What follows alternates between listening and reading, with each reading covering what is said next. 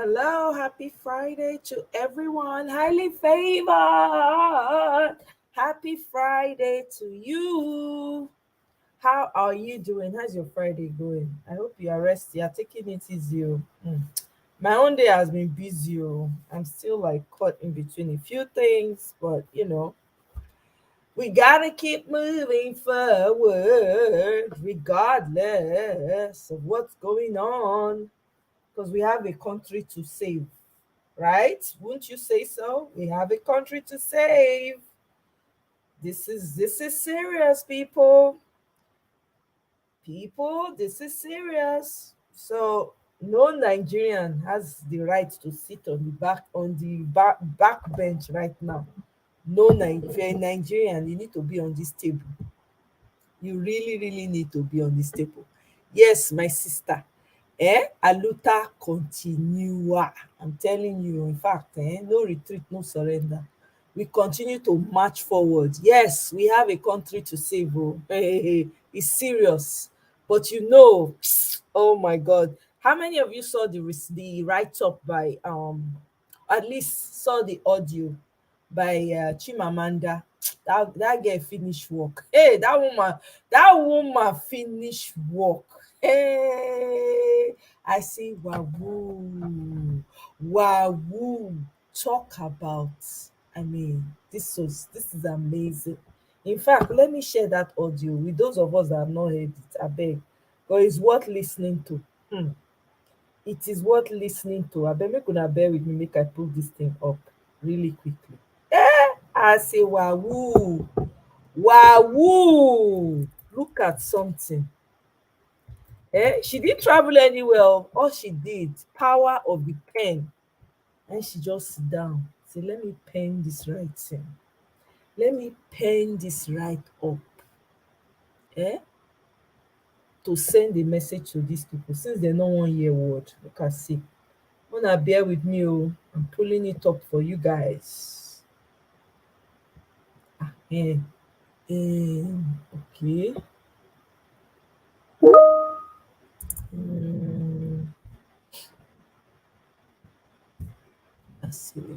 we can see. Maybe. Two. Yo, wow, we got it. Let me share this with you guys because, man, Omo, you got to, you gotta hear this. I think this is a part one. Let me see. Yeah, it's a part one. So I think it's broken down into various parts. Let me go into this actually. Let me go into the thread so that way I can play for you guys as we go along. So this is a part one. Um, February 25th, the day of the night. Dear President Biden, something remarkable happened on the morning of February 25th, the day of the Nigerian presidential election. Many Nigerians went out to vote holding in their hearts a new sense of trust. Cautious trust, but still trust. Since the end of military rule in 1999, Nigerians have had little confidence in elections. To vote in a presidential election was to brace yourself for the inevitable aftermath: fraud. Elections would be rigged because elections were always rigged. The question was how badly. Sometimes voting felt like an inconsequential gesture as predetermined winners were announced. A law passed last year, the 2022 Electoral Act, changed everything. It gave legal backing to the electronic accreditation of voters and the electronic transmission of results in a process determined by the Independent National Electoral Commission, INEC. The chair of the commission, Professor Mahmoud Yakubu, assured Nigerians that votes would be counted in the presence of voters and recorded in a results sheet, and that a photo of the signed sheet would immediately be uploaded to a secure server. When rumors circulated about the commission not keeping its word, Yakubu firmly rebutted them. Nigerians applauded him. If results were uploaded right after voting was concluded, then the ruling party, the All Progressives Congress, APC, which has been in power since 2015, would have no opportunity for manipulation. Technology would redeem Nigerian democracy. Results would no longer feature more votes than voters. Nigerians would no longer have their leaders chosen for them. Elections would finally capture the true voice of the people. And so trust and hope were born. By the evening of February 25th, 2023, that trust had dissipated. Election workers had arrived hours late or without basic election materials. There were reports of violence, of a shooting at a polling unit, and of political operatives stealing or destroying ballot boxes. Some law enforcement officers seem to have colluded in voter intimidation. In Lagos, a policeman stood idly by as an APC spokesperson threatened members of a particular ethnic group who he believed would vote for the opposition. Most egregious of all, the Electoral Commission reneged on its assurance to Nigerians. The presidential results were not uploaded in real time. Voters, understandably suspicious, reacted. Videos from polling stations show voters shouting that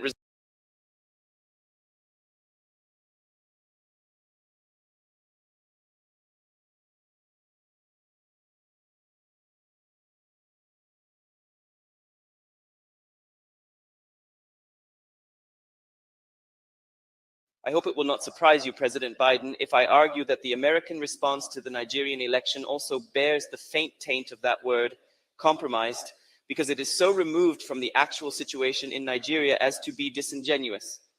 Has the United States once again decided that what matters in Africa is not democracy, but stability? Perhaps you could tell British Prime Minister Rishi Sunak, who quickly congratulated Tinubu, that an illegitimate government in a country full of frustrated young people does not portend stability.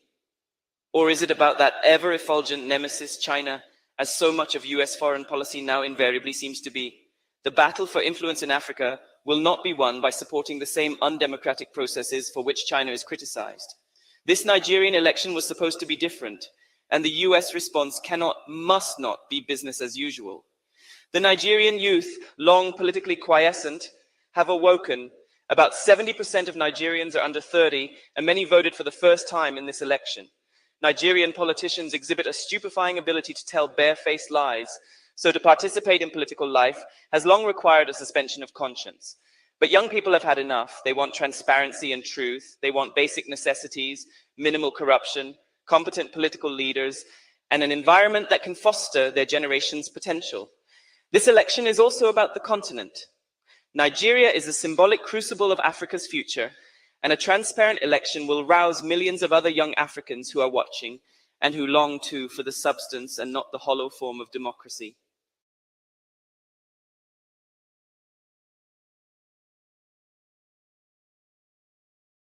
Right. Part three. Oh, actually, this is. Dear President Biden, Wait, hold on. something remarkable happened on the morning of February. So this is one.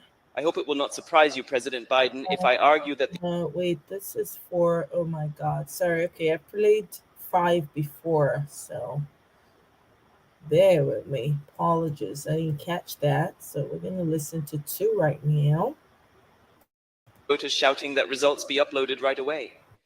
Many took cell phone photos of the result sheets. Curiously, many polling units were able to upload the results of the House and Senate elections, but not the presidential election. A relative who voted in Lagos told me, "We refused to leave the polling unit until the INX staff uploaded the presidential result. The poor guy kept trying and kept getting an error message. There was no network problem. I had internet on my phone. My bank app was working. The Senate and House results were easily uploaded. So why couldn't the presidential results be uploaded on the same system?" Some electoral workers in polling units claimed that they could not upload results because they didn't have a password, an excuse that voters understood to be subterfuge. By the end of the day, it had become obvious that something was terribly amiss. No one was surprised when, by the morning of the 26th, social media became flooded with evidence of irregularities. Result sheets were now slowly being uploaded on the INEC portal and could be viewed by the public. Voters compared their cell phone photos with the uploaded photos and saw alterations, numbers crossed out and rewritten.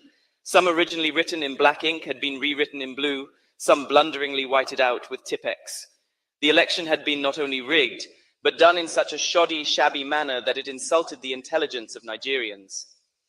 Nigerian democracy had long been a two-party structure, power alternating between the APC and the People's Democratic Party, until this year, when the Labour Party, led by Peter Obi, became a third force. Obi was different. He seemed honest and accessible, and his vision of anti-corruption and self-sufficiency gave rise to a movement of supporters who called themselves Obidients. Unusually large, enthusiastic crowds turned up for his rallies. The APC considered him an upstart who could not win, because his small party lacked traditional structures.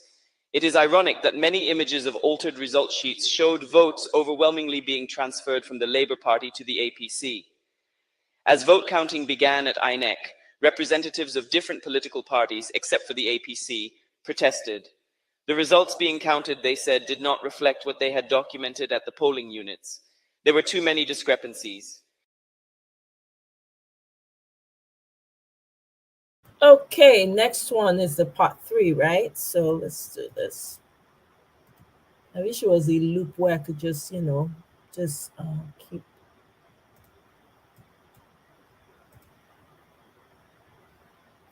There is no point progressing in error, Mr. Chairman. We are racing to nowhere, one party spokesperson said to Yakubu. Let us get it right before we proceed with the collation. But the INEC chair, opaque-faced and lordly, refused. The counting continued swiftly until, at 4:10 a.m. on March 1st, the ruling party's candidate, Bola Tinubu, was announced as president-elect. A subterranean silence reigned across the country. Few people celebrated. Many Nigerians were in shock. Why, my young cousin asked me, did INEC not do what it said it would do? It seemed truly perplexing that in the context of a closely contested election in a low-trust society, the Electoral Commission would ignore so many glaring red flags in its rush to announce a winner. It had the power to pause vote counting, to investigate irregularities, as it would do in the governorship elections 2 weeks later. Rage is brewing, especially among young people. The discontent, the despair, the tension in the air have not been this palpable in years. How surprising then to see the US State Department congratulate Tinubu on March 1st. We understand that many Nigerians and some of the parties have expressed frustration about the manner in which the process was conducted and the shortcomings of technical elements that were used for the first time in a presidential election cycle, the spokesperson said. And yet the process was described as a competitive election that represents a new period for Nigerian politics and democracy. American intelligence surely cannot be so inept. A little homework, and they would know what is manifestly obvious to me and so many others. The process was imperiled not by technical shortcomings, but by deliberate manipulation. An editorial in the Washington Post echoed the State Department in intent, if not in affect. In an oddly infantilizing tone, as though intended to mollify the simple-minded, we are told that officials have asserted that technical glitches, not sabotage, were the issue, that much good came from the Nigerian elections, which are worth celebrating because, among other things, no one has blocked highways, as happened in Brazil after Jair Bolsonaro lost his re-election bid. We are also told that it is encouraging, first, that the losing candidates are pursuing their claims through the courts, though any casual observer of Nigerian politics would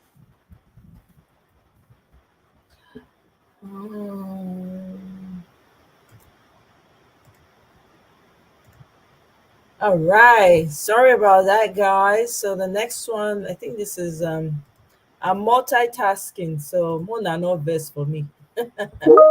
Oh my god, busy day, but I have to do this. This is a sacrifice one has to make. Oh my people, Nigeria must work. Oh, I beg, it must work whether they like them or not. Okay, this is part 4. of Nigerian politics would know that courts are the usual recourse after any election. The editorial has the imaginative poverty so characteristic of international coverage of African issues, no reading of the country's mood, no nuance or texture, but its intellectual laziness, unusual in such a rigorous newspaper, is astonishing. Since when does a respected paper unequivocally ascribe to benign malfunction something that may very well be malignant, just because government officials say so? There is a kind of cordial condescension in both the State Department's and the Washington Post's responses to the election, that the bar for what is acceptable has been so lowered can only be read as contempt. I hope, President Biden, that you do not personally share this cordial condescension.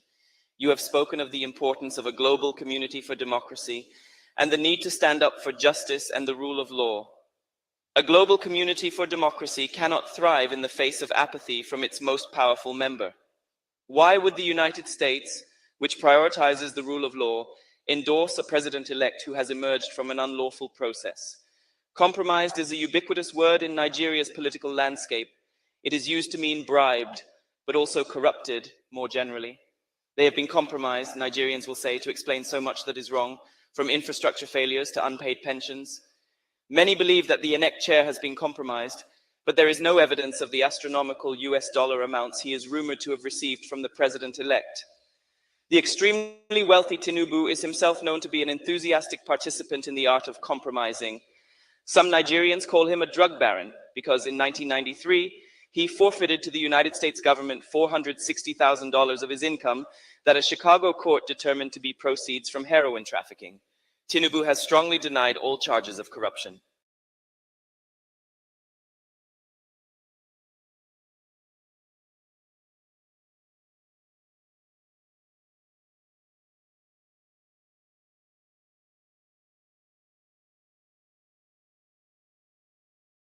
I hope it will not surprise you, President Biden, if I argue that the American response to the Nigerian election also bears the faint taint of that word, compromised, because it is so removed from the actual situation in Nigeria as to be disingenuous. Has the United States once again decided that what matters in Africa is not democracy, but stability? Perhaps you could tell British Prime Minister Rishi Sunak, who quickly congratulated Tinubu, that an illegitimate government in a country full of frustrated young people does not portend stability. Or is it about that ever-effulgent nemesis, China, as so much of US foreign policy now invariably seems to be? The battle for influence in Africa will not be won by supporting the same undemocratic processes for which China is criticized. This Nigerian election was supposed to be different, and the US response must not be business as usual. The Nigerian youth, long politically quiescent, have awoken. About 70% of Nigerians are under 30, and many voted for the first time in this election. Nigerian politicians exhibit a stupefying ability to tell barefaced lies, so to participate in political life has long required a suspension of conscience. But young people have had enough. They want transparency and truth. They want basic necessities, minimal corruption, competent political leaders, and an environment that can foster their generation's potential. This election is also about the continent. Nigeria is a symbolic crucible of Africa's future, and a transparent election will rouse millions of other young Africans who are watching and who long too for the substance and not the hollow form of democracy. Una hear? Mr. Kel, right?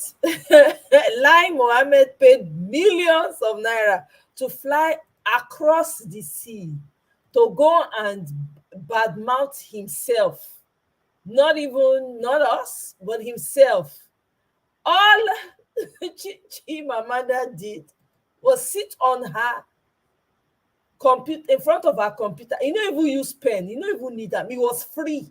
All she did was just, yeah, maybe she wrote a pen or maybe she typed, computer. Just type, put her thoughts together. Bam, send. Just press send. Or maybe in a letter. Maybe it may come print them out, come mail am. Finito. When you see as these people, they say now they want use analog take fight technology children. Biko make una like ẹjọ ẹ ṣàánú ajé, make una give super chat for water. I never eat since morning. Work no let me see road. This one I say we must continue to fight this fight. So I will be eating while we're having this conversation. Yeah. Hey, my goodness. In fact, I watched that. I listened to it like what 3 times. I was like, this is brilliant.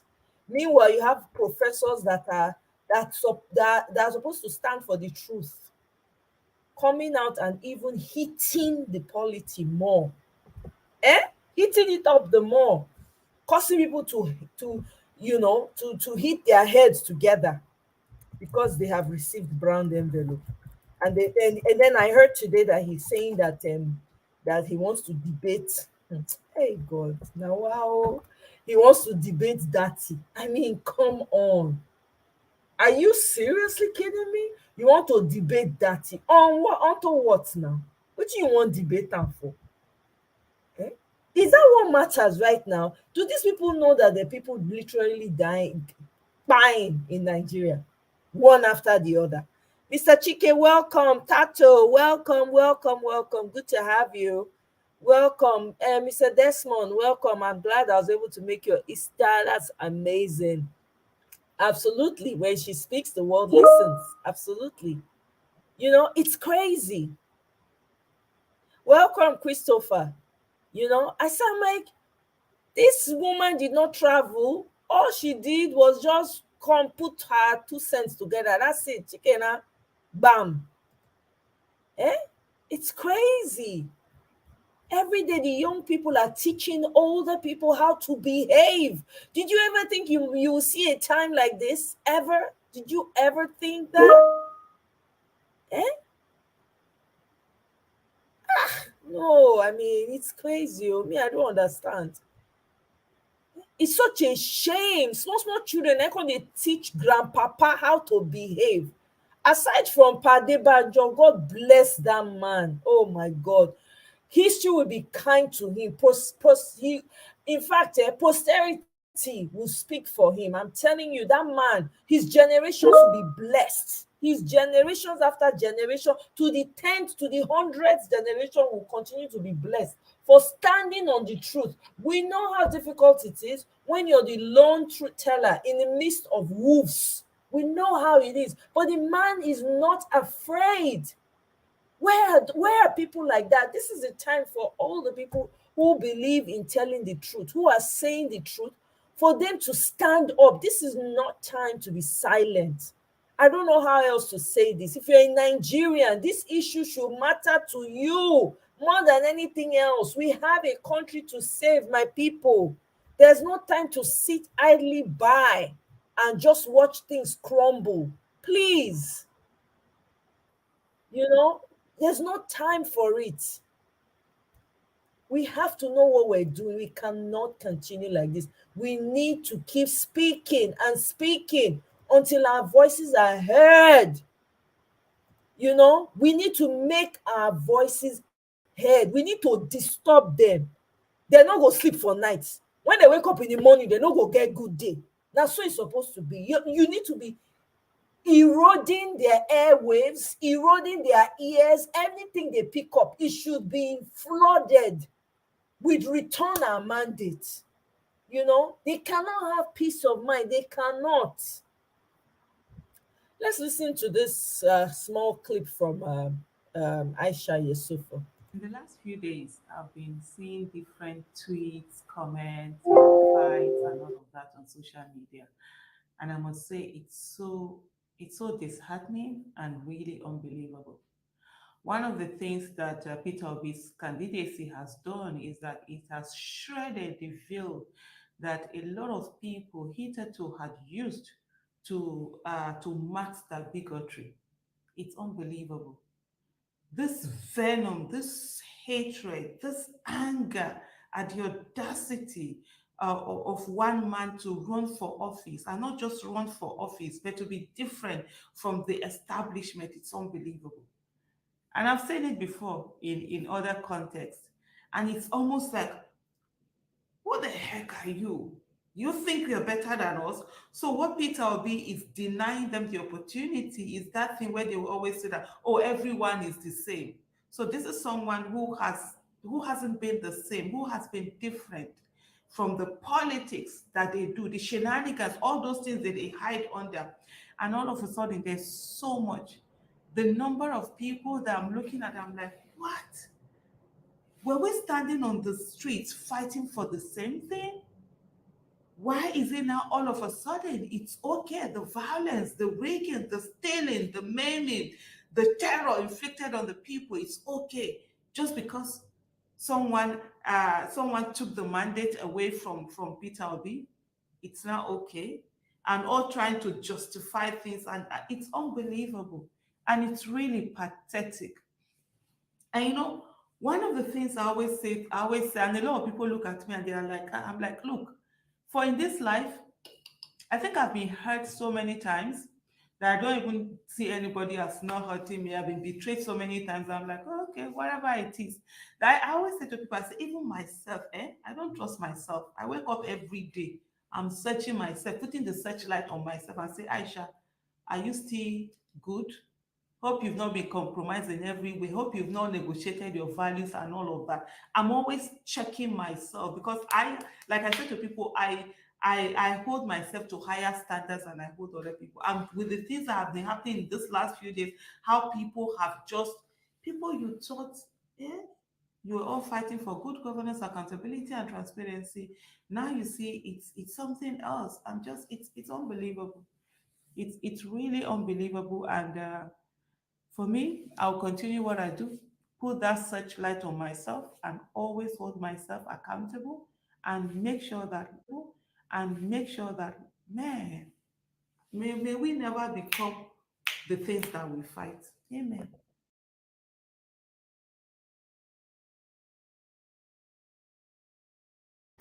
He said, "Oh, that a heavy prayer. Oh, may we never, never become the things that we fight." That's a huge prayer.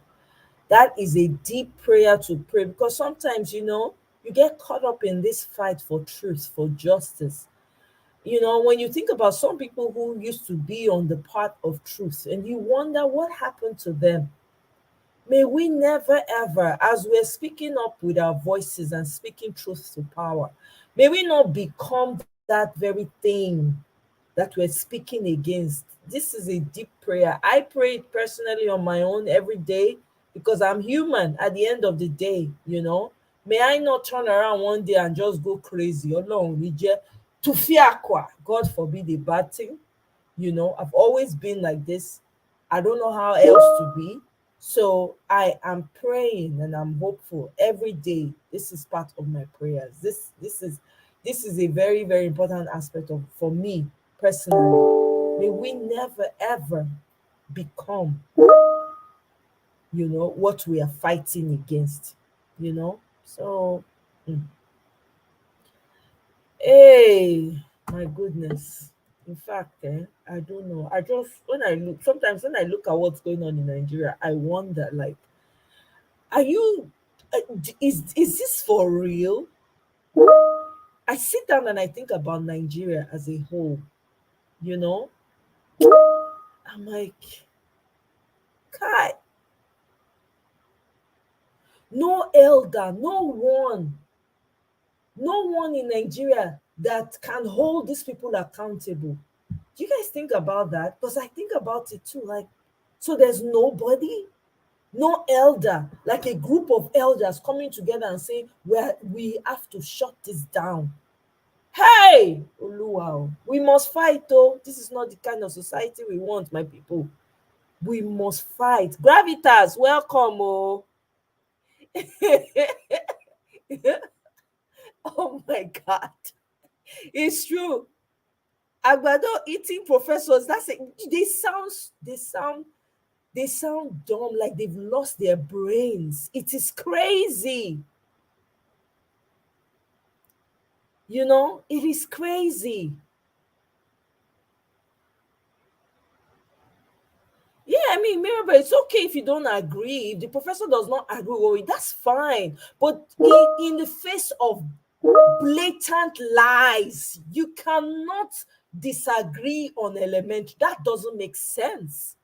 At least stand for the truth. Maybe the way you see the truth may be different.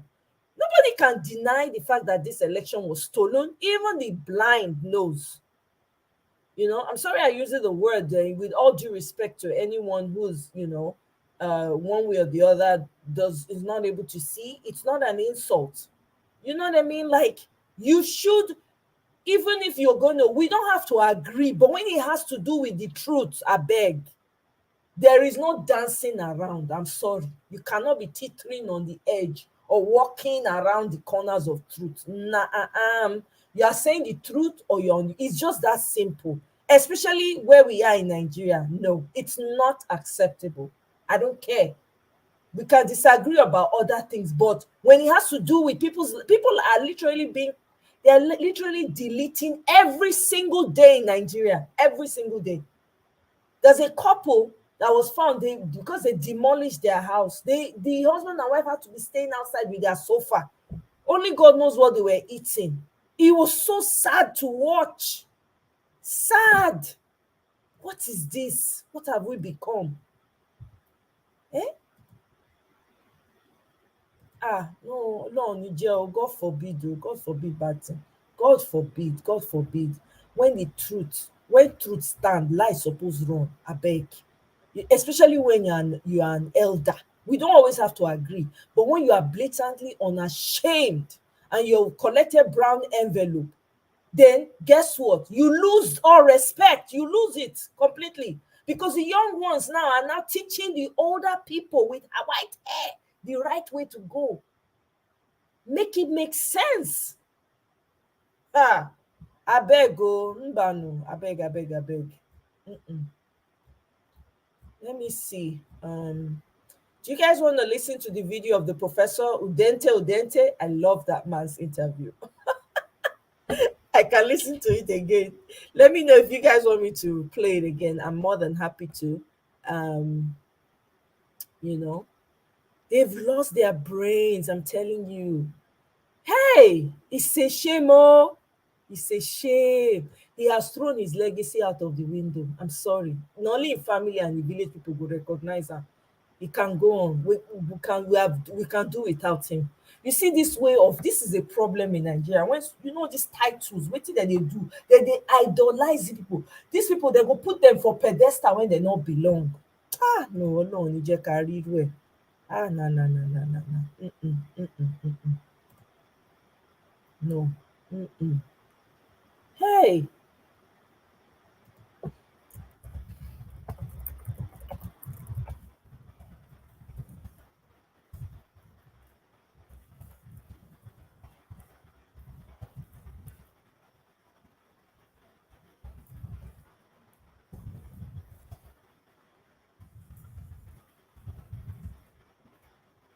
Ah. Mm-mm. No. Let me know if you guys want to listen. Okay, that's awesome. Yep. It's a shame that Professor is trying to. Yep, he is. I mean, hey, he is. Eh? It's crazy. What are you afraid of at that age? What are you at any stage in life? Let me just, to be honest, at any stage in life, let's talk about death. Fine. Nobody knows when or how anybody's going to get out of this world. You have to deal with fear of pain. You have to deal with it. To live completely free, you need to deal with it first and say, you know what, hey, whatever happens, because nobody has control. You talk lie, oh, you buy. You talk true, oh, you buy. Which way you want? Which way? Nobody know how anybody go buy. That's the truth. When you lose the fear of deletion, that's when you truly start to live.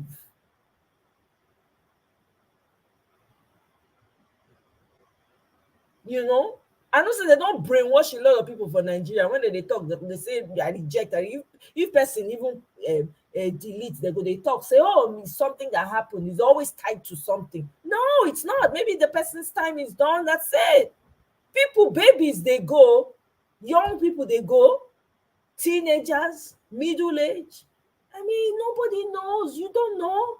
You didn't create yourself, so you don't know. Wow. No. Just stand for justice and equity. Simple. Simple. I'm telling you, it really has. It has really exposed a lot of things. I didn't know how morally bankrupt we have become in Nigeria. It is horrible.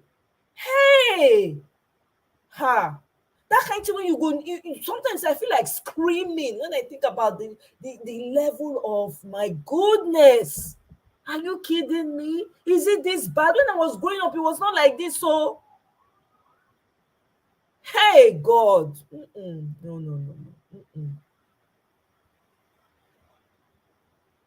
No, I don't have higher standard for the professor. Get it correct, Mirabel. That's not what I'm talking about. It's not about having a higher standard. This is a man that your society in Nigeria has put on a pedestal. They call him the Nobel Prize winner, the one who knows how to speak grammar more than everybody. People who respect titles, they gave you an icon, literally. That's what they do in Nigeria. I'm beginning to suspect all the heroes past. Are they really heroes past? Let's begin to dig and find out. Are they really heroes past? Because I'm beginning to doubt a lot of it. So it's not about having higher standard. High standard, speak the truth. That's not a high standard. That's life. That's okay. Let me tell the truth. So I should not have high standard of truth for a professor. I don't have a higher standard for him than regular people. That's not the point. Please, I beg.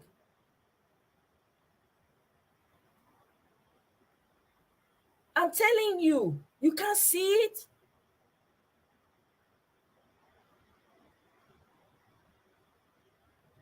Well, make I play the video. Make I play the video, I beg.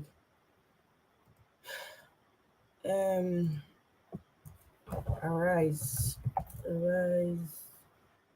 New Jersey. Let's see. Okay, there we go. Sorry, waiting for the commercial.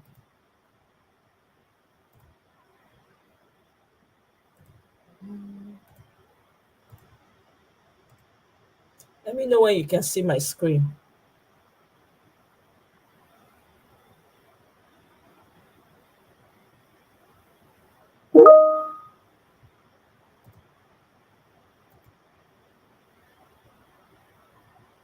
Now, as the legal challenges to the president. Can you guys see my screen? I need to know before I start to play it. Can I get a yes?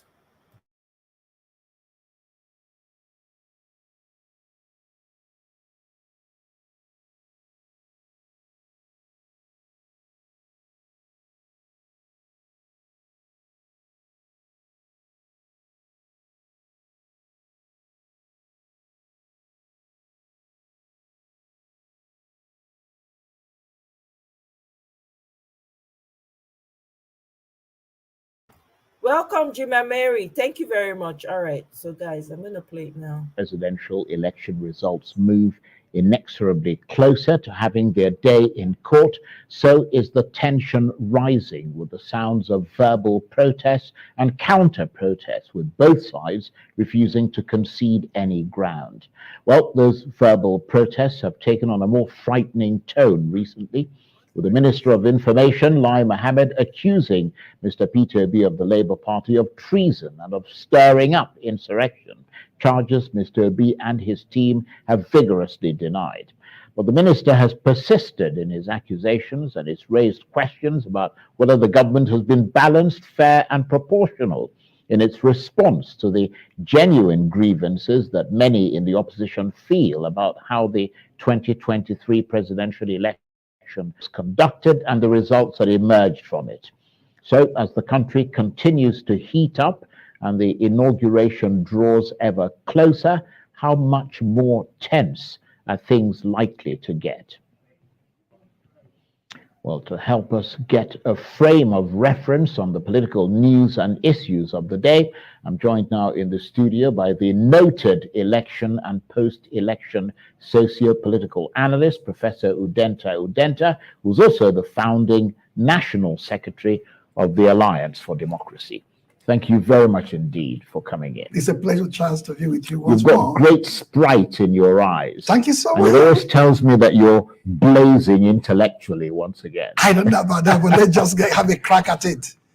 How alive would you say Nigerian politics is right now? I mean, you've got the world waiting to hear from the judiciary and hoping that the judges will deliver justice. We've got the country on tenterhooks amid accusations of treason and religious and ethnic incitement, threats of arrest, etc. Is this a momentous political moment for Nigeria? A momentous political moment means that our democratic practice is alive. I don't know whether it is heady, because to live doesn't mean to be in a heady form. You talked about momentous events. You talked about narratives and counter-narrative, protests and counter-protests, accusations and counter-accusations. These are signs of the vibrancy of a tradition. But whether it is signs of a vibrant decay of that tradition, or even vibrant decomposition of the post-colony, only time will tell. What I can say for sure is that there's always a noted tension between constitutional governance and democratic practice. What do I mean by this? The Constitution is a text that guides virtually everything we do in an organized system like ours. The practice is what is derived from the text. The first arm is the assembly, the parliament that makes the law. The second is the executive that implements, and the judiciary that adjudicates, and then civil society, the media, and the rest of us that actually live our life in a democratic system. When the life we lead conflicts with the constitutional provisions, tension is noted. For example, what do I mean? If an election is organized in a fraudulent manner and result declared not in concert with the expectations of the people, there's a wide gulf between constitutional order and practice. This is what happened with the Arab Spring. Virtually all the countries of the Arab Spring had constitutions, had parliament, that make laws. But when there is a gulf between the laws you make and the way the laws are implemented, and that gulf becomes wide by the day, people could decide to seek self-help. We wish that this democratic process does not end up at the level of self-help. For now, the key gladiators have been measured and restrained, those who feel hurt and injured by the result INEC declared after the 25th February presidential election. Atiku Abubakar of PDP is well restrained. He's gone to court. His deputy Governor Kowa is well restrained. He's gone to court. Peter Obi is well restrained. With that, I'm well restrained. In spite of that, is very tough words. That's why they're seeking the judicial process for adjudication. So for anybody, either in government or out of government, to talk about fascism or fascistic behavior or insurrectional behavior or treasonable behavior is sorely unbecoming and completely irresponsible at this stage. The country is hurting and people are hurting. What it needs is an assurance from the powers that be, the government of the day, that justice will be secured. That's why the courts are there. What they need from INEC is to pick itself up from the tattered dignity, of its broken life, and they begin to think about what could have happened if we had done things in a different form. When you cast aspersions on people, you do not know the consequences of those aspersions they cast on them. I speak with a sense of responsibility. In 2011, Lai Mohammed is part of APC. 2011, our dear president, and I respect the institution of the presidency, and I respect the person of the president, they didn't behave properly. The dogs and baboons were caught up in blood. Hundreds of core members, youth corpers, young, vibrant boys and girls serving this country were cut down in the prime of their life. Thousands of houses were razed across the north because they felt injured by the result of that 2011 election. And millions poured out in the street. Atiku hasn't done so, and neither has Obi done so. So for a government functionary like Lai Mohammed to speak about treason in faraway America is irresponsible. And for a revered Wole Soyinka, the Nobel laureate, we all respect him as a sage, as Kongi, to descend into the fray, having lost his moral compass in this particular circumstance, is equally very shocking for people like us who hold him in high esteem.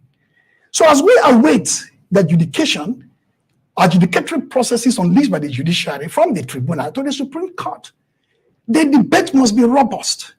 The engagement must be keen. Look at Paris. That's a doyen of European civilization. For months caught up in only cycles of violence and petitions and protests and marches. That's the beauty of democracy. You can't shut down conversation. You can't tell Atiku not to litigate or not to ask his supporters to protest peacefully. Absolutely. The Labour Party, though, suggests that all these apparent threats are aimed at trying to focus attention away from the strength of their legal challenge against the president-elect. I wonder what your assessment is of how strong a case they've got and also that the PDP have. I'm not a lawyer. Let me deposit that right up front. But I'm a thinking being. That's a sense of having been in school and having read well to the degree that no human being can bamboozle me with thoughts and opinions. So I know my way around the system. Atiku Abubakar's case, I have the document. B's case, I have the document. But I carefully put out documents by well-selected legal minds. The two things that stand out of both documents from the PDP and the Labour Party is the depth of the data harnessed, the degree of the technical details devoted in mounting a robust legal challenge, and the mountain of evidence that we cumulatively, I believe, persuade the justices at the end of the day that the right thing must be done. What is the moral dimension of this catastrophe that befell the country in the form of this last presidential election? The moral contours of the nation is under threat, and Labour captured it well with the case of the president-elect in faraway America on drug-related matters. That has further been mainstreamed in the judicial conversation, no longer as a tangential or peripheral element to be dismissed outrightly by media guys or strategic communications of that formation. But now the judges will litigate at the lower level, and the Supreme Court justices will litigate this matter. The foundations of the moral order, together with the powerful, data-driven position which the PDP article together constructed, may well drive this into a conclusion beyond what I can speculate now. But that is strong enough. And for me, if the Bola Tinubu wing and the government of the day supporting it understand the robustness of this challenge, they should better focus their energy on it. If they try to throw, shade at people in terms of banning very strong works from the DSS about people trying to form interim government, issue of treason, issue of insurrection, unpack these three elements. Interim government is an arrangement only the government of the day can arrange. The government of Muhammad Buhari, in concert with the military, have the capacity to arrange an interim government scenario or infrastructure. Nobody in the street can do it. With your brooms, or your call girls, or your banner, or your t-shirts, or flyers, you decide on interim government. It's only the government that can. And treason is a potent word they don't wave around. If someone is accused of treason, you must pick the person up and begin to interrogate to find out the conspirators, co-conspirators of that treasonable something. That people walk around free because they're Democrats who have persuaded themselves that they have to go through the judicial apparatus to seek for redress. And yet, as a minister, you're banning West treason and insurrection. That is meaningless. Now, let's turn to the elections tribunal and the legal challenges. You touched on it briefly that are coming up. I mean, some very well-respected lawyers, and no lesser person than the former president of the Nigerian Bar Association, Olisa Abakoba, senior advocate of Nigeria, have urged the tribunal to try and conclude the petitions against Bola Tinubu's victory before the swearing in of a new president on May the 29th, given how politically charged things are currently in Nigeria. Do you agree that the hearings should be accelerated? Because part of the reason why all these agitations are going on is simply, as Olisa pointed out, because the issue of the presidential election remains unresolved. Okay, the issues are very much unresolved, up in the air. Indo Anek has spoken, and he's been derided for speaking the way Mani did. Look at this basic issue of the contradiction of the INEC apparatus, the chairman and the spokespersons. They're talking about the glitches and the difficulty they have to upload this result, which means in spite of their best effort, a transcendent moment occurred, something beyond their control. And in Lai Mohammed, as if he's the chairman of INEC, with information the rest of us do not have. Oh no, it was a deliberate, intentional act to pause it in order to avoid the back end or the backbone infrastructure being compromised by hackers. That is very alarming, to say the least. That is number one. If INEC knows what is before Nigeria and the rest of the world over this particular matter, INEC should be well bordered, comprehensively, the way and manner you put it out there. The legal challenges are constrained by constitutional provisions and enactments of the Electoral Act. I wish to align myself providentially and theoretically with the position for this Abakaba, my good friend. But I do understand the nuances and the dynamics of this kind of power play. I think we do everything humanly possible to drag this matter out. And APC will probably do the same.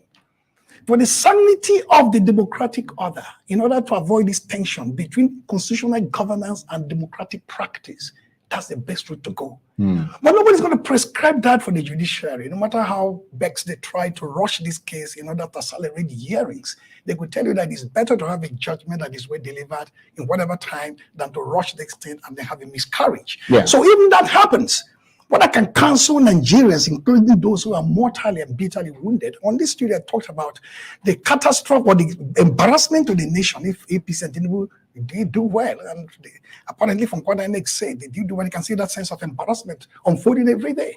This is the most dramatic of the moments for us. And a lot of people, including the Sabagaba, feel that this thing could push this country to a precipice, and the post-colonial could become institutionally and structurally decomposing. But my counsel to Nigerians, it may not be the best advice out there, is May 29 will come, even if the cases are not concluded. A president-elect will be sworn in. That's what the law says. Yeah. But then it continues. And then protest marches, robust petition, canvassing positions, as well as the legal processes going on must continue at pace. Well, the argument that Olisa makes, given his own legal experience, which is extensive, is that he reckons that at least 3 issues can be quickly resolved.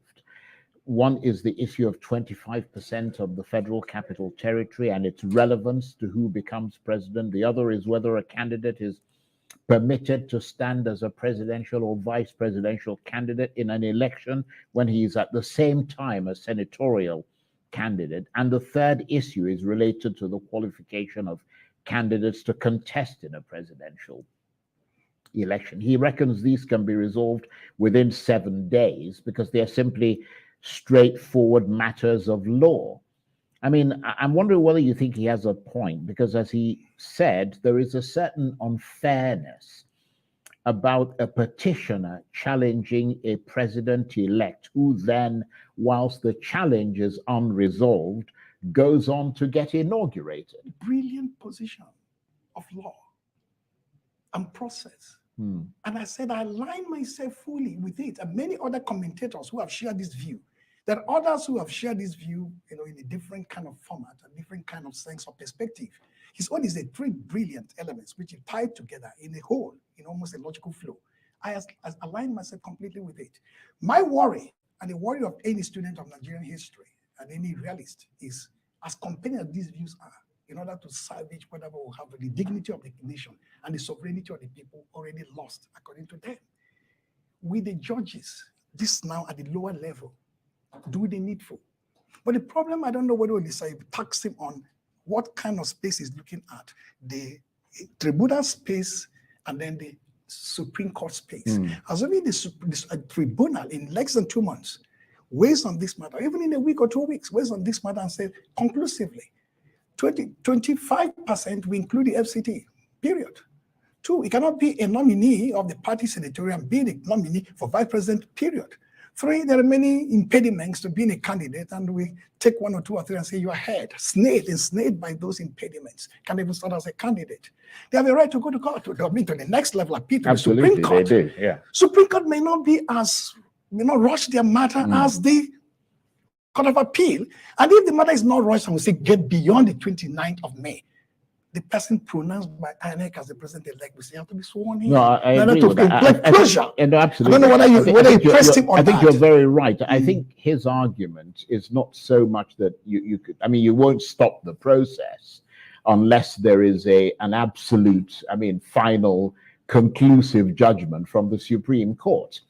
But what he's saying is that it reduces, first of all, the tension in society, because now you're making decisions on certain things and clearing those out of the way. And then you leave the other issues, bigger issues, which could go on and on. I understand, but it kind of levels the playing field a little bit. It does that, and I'm sure the most either gives confidence or takes away confidence. The most important lesson, this could be upturned or not. The most important lesson, Charles, we learn from this is we still have to tinker with either the constitutional parameters or in terms of time frame or even the electoral act specifying.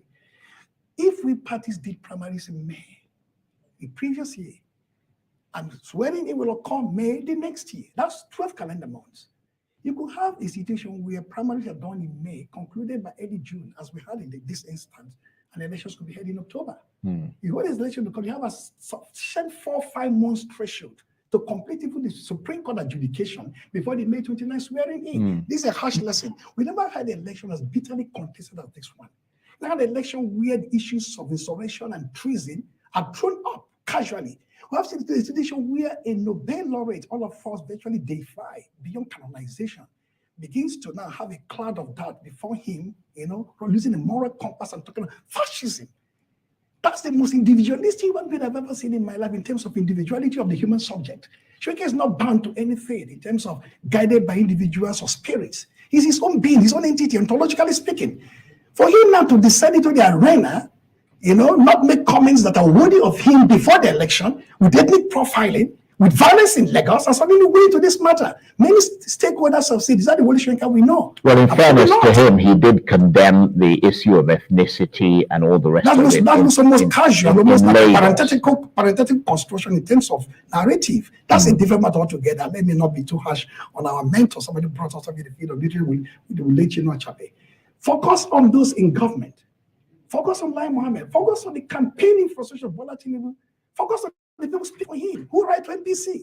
Who asked journalists to be sanctioned? We did not even taking power. Nigerians should be allowed about what is coming before them. That's the real fascism Chirika should be talking about.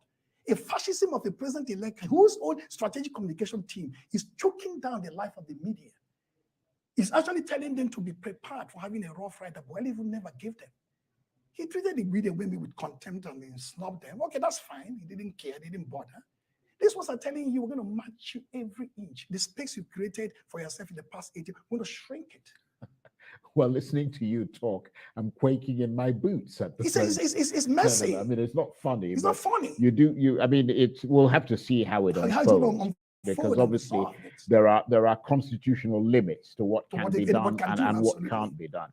But you, of course, let's kind of change direction slightly. You supported the PDP and its candidate Atiku Abubakar in that election. Even though I've affiliated to the campaign. You made it clear that you were not affiliated. I mean, you're perfectly entitled to support whoever you want.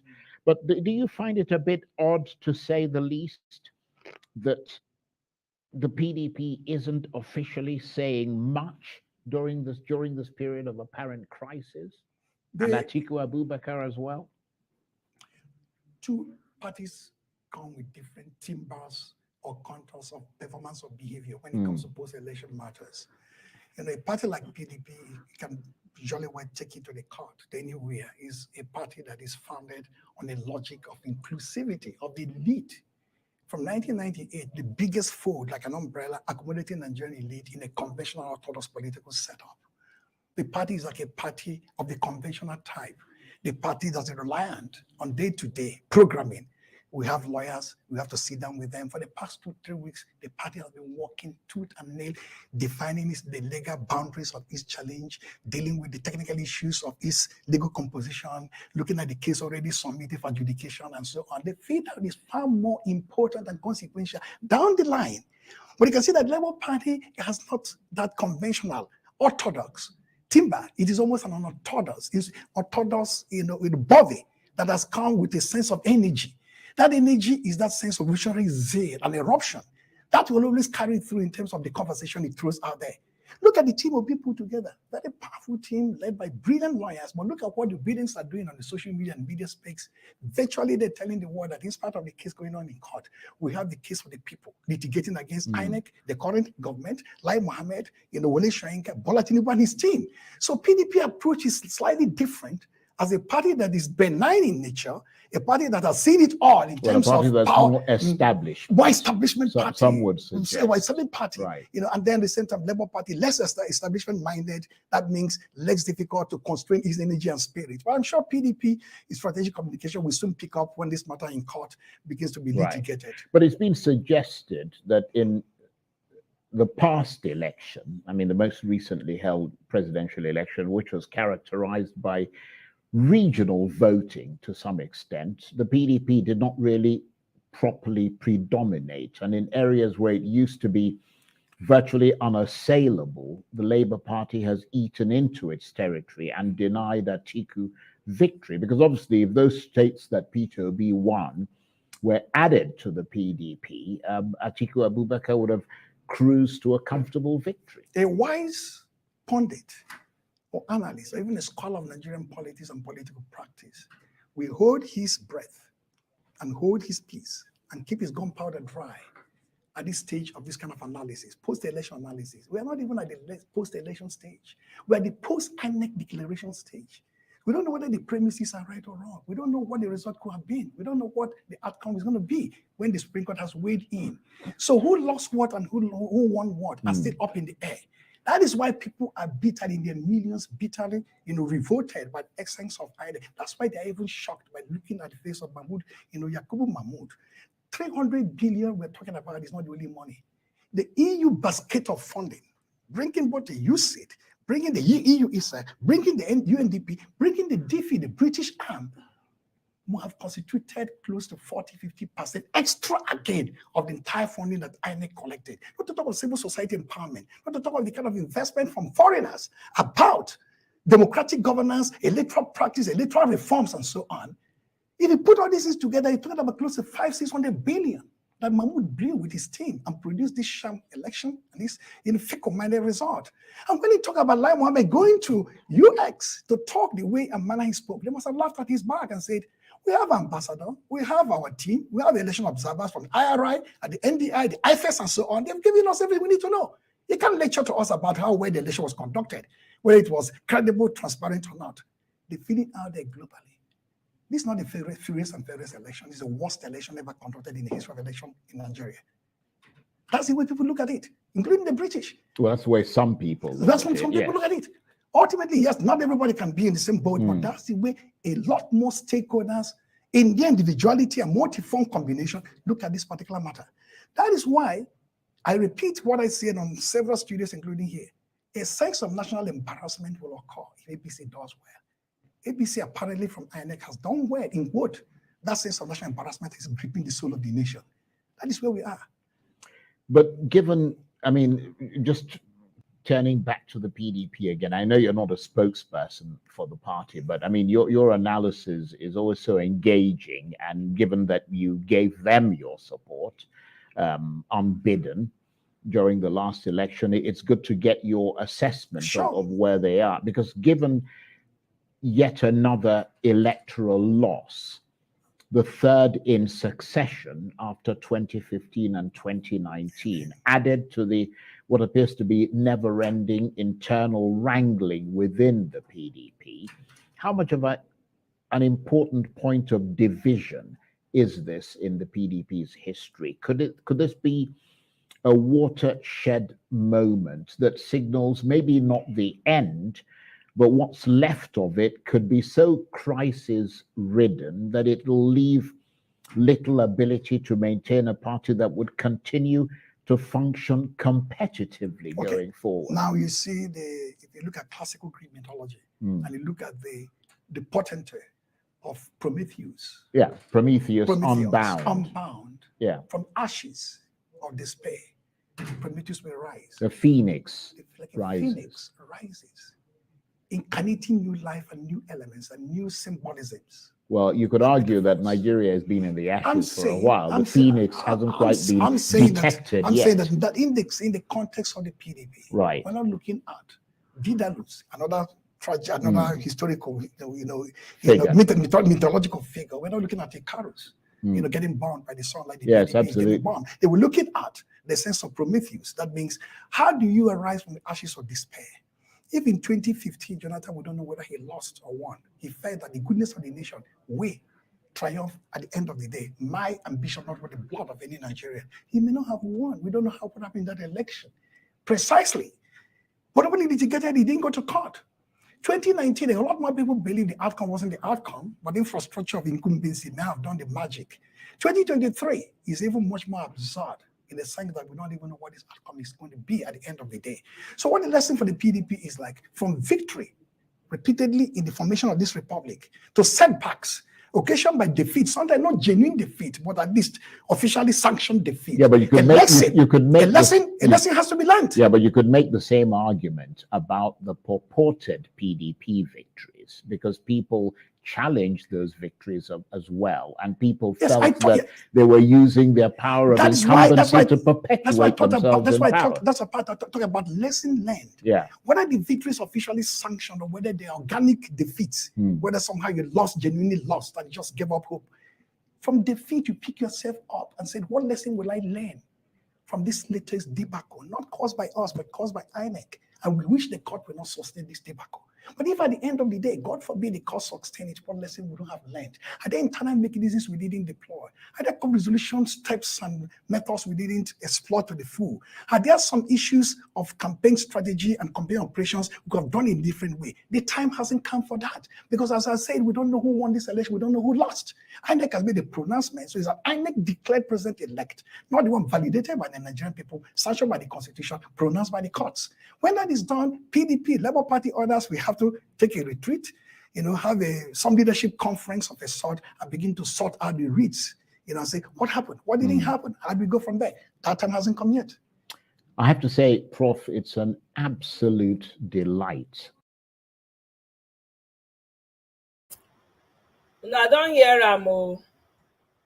For all those that wanted to listen, you've heard the professor speak. It was quite fiery today, I must admit. I thoroughly enjoyed the interview because we need more people. So I say, I'm using it as a point of contact. We need more people, more truth, people that are standing on the truth. This is not the time to be quiet. We have a country to save. Don't think that you're safe where you are. Don't think that everything is all hung, hey, yeah, I'm enjoying myself. Life is good. You never know what tomorrow holds. You need to be speaking truth to power. All those people that have been silenced all this time in Nigeria, that haven't been given a voice, this is your time to stand up and speak your truth to power. This is the time for all those people, all those truth tellers they silenced. All those truth tellers they have silenced for decades, for centuries. Now you have a voice to speak. You're not alone anymore. You're no longer alone. Speak your truth. We have a country to fix. We have a country to fix. The professor's name is Professor Udenta. Udenta, I believe. That's his name. Mirabel. So it was quite, I thoroughly enjoyed it. Christopher, exactly. These are the kind of elders we listen to. I'm telling you, the likes of Padebanjo, the likes of Professor Udenta. These are the kind of people we need in our country right now. Not the ones that have collected brown envelope, that are not thinking about their children, the welfare of their generations to come. We need people like this, more people like this. Welcome, Mama Echo. Happy Friday to you. I hope you're doing good. Like say Mama Echo. Happy Friday. Oh, okay. Happy Friday. Welcome. All these useless people. That is so that business as usual. Exactly. Now the songs of treason that they sing. These treason no enter now. They don't try all those one. Enter. They don't try. Chimamanda, thank you. Thank you for your letter. And MC Chooks of Voice of the People and Walkie Talkie of Voice of the People. I won't send you a warning now. The owner of the Voice of the People. Now Rufa will send you. I need to speak the truth. If they born una where, when I call una, one are there for duty, una can't cut me off again because una no wan hear the truth. I go invoke the power of the universe against two of una, and I go send the spirit of the innocent and their blood to haunt you people. Because at the second time one are they do am, because APC they terrorize una come dey fear because if they talk to una go lose una job. So my stomach if a structure very important pass the blood of innocent Nigeria when they kill every day. Abi, I dey warn una for the last time. if I come for una program, make I come contribute my own, una come cut me off and refuse to pick my call. When I dey call in again, I go show una shege this year. Me, I no dey joke o. This nonsense and impunity, one and one make it dey rain for Nigeria. The end has come. The end has come. When I ask a big question, I no fear am. Now when be riffraff, now I go fear. Make una try am next time. Make una cut and go show them.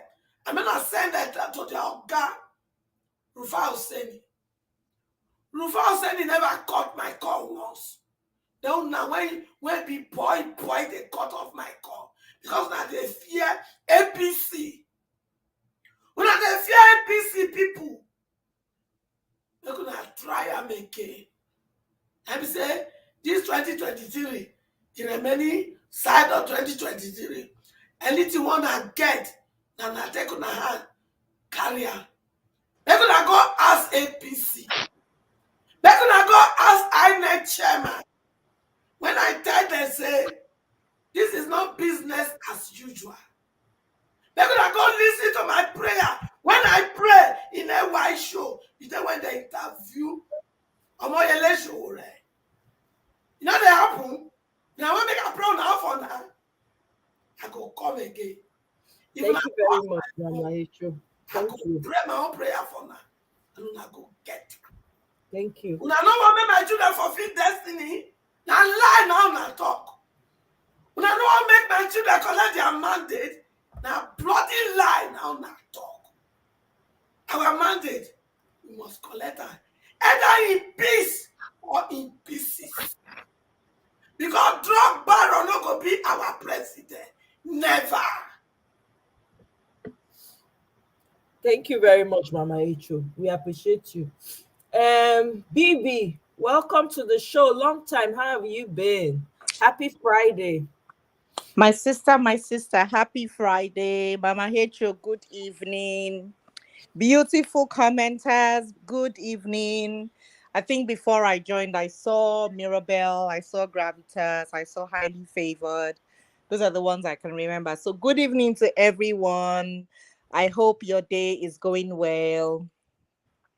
When I go soon see me for TV because I want drag one big boy go court. Then they call his name AT&T. Biko, drag them. We did behind. So if you see me for case for court, my own go big past Donald Trump own. That is the reason why. Because as I day here, so they want me to show my African skillings. I go soon show them. Now then they show me water plus water. These people. Drag them, you get my blessing, Piki. Yes, Mama, I go drag them. They drag them. So everywhere where they drive, go now. If I see them anywhere they walk, I go just write the time, the day. So that the day where I go sit down, face them well. They know they forget me in a hurry. They once they repeat, I go soon try them again. Because they are such a bad God. Let me not even go there. Maybe that's what they worry me. This matter, I think it is such a laughable thing. Laughable in the sense that, growing up, you see people that you thought were credible. You saw their names in books and you feel, oh, you know what? I want to be like that person. I want to be like that person. But then you grow up and you really see that first and foremost, that person you really were looking so high is actually human like you. Number two, whatever they achieved, based on their lifestyle can just be just like that. And I say that with reference to Wole Soyinka. As someone that is a big Magalu don't join today. Then they line up. He be like person where they nursery school. All of them they line up one by one. Number one, number two. So, to We to don't see. know the people wey dey behind our calamity. Yes, yes. It's really sad. It's really, really sad because he is not just a household name, he's an international name. So for you to, I don't care how much you were given, but for you to tarnish your image so low, I mean, because once upon a time, Tinubu's story was just within the people that knew him and the American government. But thanks to his greed, the whole world now know what he's all about and what he stands for. And I encourage anybody here, if you haven't seen that documentary on YouTube, I beg you, take your time. It's long, but it's worth it. Because what this guy is today, he started from a very young age. In fact, as it is right now, I can confidently say that man is non-existent. Why do I say that? Because he himself does not even know who he is. He has lied so much as himself that, you know how when someone has hair, you dye your hair so much to the point that you can't even see the trace of your original color. That's the kind of person he is. He has reinvented himself into thuggery so much that he doesn't even know who he is. He's just going by some name given to him, some status attributed to him because of his waka waka. But now to see people that are supposed to be intelligent, aligned with him, now that's a cause for real concern. Because if I am reading about you and I have had this aspiration about you for a long time, and then all of a sudden you are showing to me who you really are on the inside, that's scary because it's not one person, it's not two people, it's a lot of people, and God knows how many more. I mean, I was seeing names like the name of Kadoso, Edun, Durotoye, so many names attached to this individual, and I'm wondering who else is left in Nigeria. Well, we have Peter Obi, and I'm sure there'll be so many names attached to him. So this is not a case of presidents now. This is now a case of character. You can buy everything in this life, but you cannot buy character because character is inbuilt from your foundation. And Tinubu certainly has none of that. So if he doesn't have it as old as he is to be a great grandfather, I don't expect anything, not anybody now, but anything around him to have character, which is why this is so laughable. Because when the world looks at Nigeria, Nigeria has the most number of expatriates all around the world with intelligence. I don't have my numbers, but I do have certain numbers for certain things. And all around the world, you will see Nigerians. They are hardworking, they are hospitable, and they are super intelligent and industrious. So you now have this. So it's not like the world looking at us that out of all your intelligent people, you guys want to showcase this drug lord as your leader? Seriously? Whose head got rewired? Let's see the person. Can we help you unwire it so that you can see truth? Because that is what it is.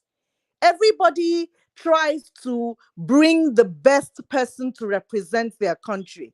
And this is all that we have out of all the neurosurgeons, all the computer scientists, the engineers, the world known. I mean, little tiny truth I will tell you. When Tesla was being put in the works, a Nigerian was on the committee in the designing.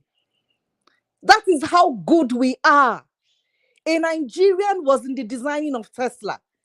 And in the whole of the 36 states and the more that are, representing us, whether by proxy or directly, this is who we want to showcase as our leader. It is seriously laughable. And then to know that grandfathers and fathers that are supposed to be of substance in their own clique and caliber are aligning with this drug baron. Wow. That is all I can say. Just wow. So this has gone beyond presidency.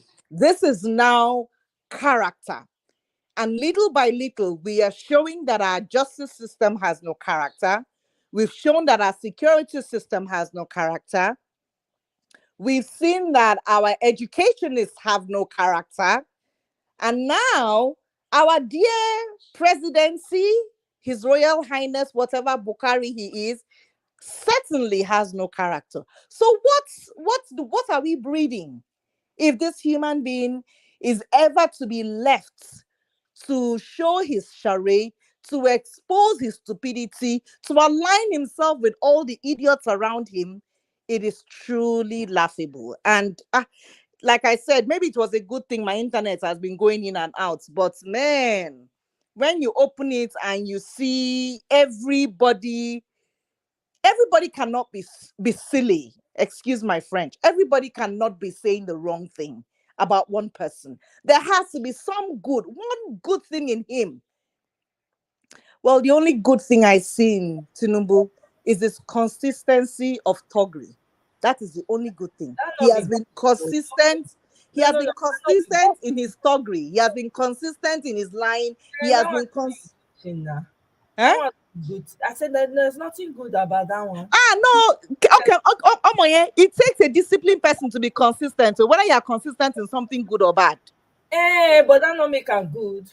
That means talking that the consistency ain't good for him body, that he keeps us with his good. Because I listen to a lot of the companies he's affiliated with. I know one or two things about them, and I'm like, my goodness, as it is now, I they tell anybody where cares to listen. If you get help for Lagos, not be you get them. Now you and Tinubu get them. Because every penny that you pay for tenement rate in Lagos, a chunk of it goes to Tinubu. That is one. Every law that is made in Lagos, if Tinubu does not sign for it, it is not a law.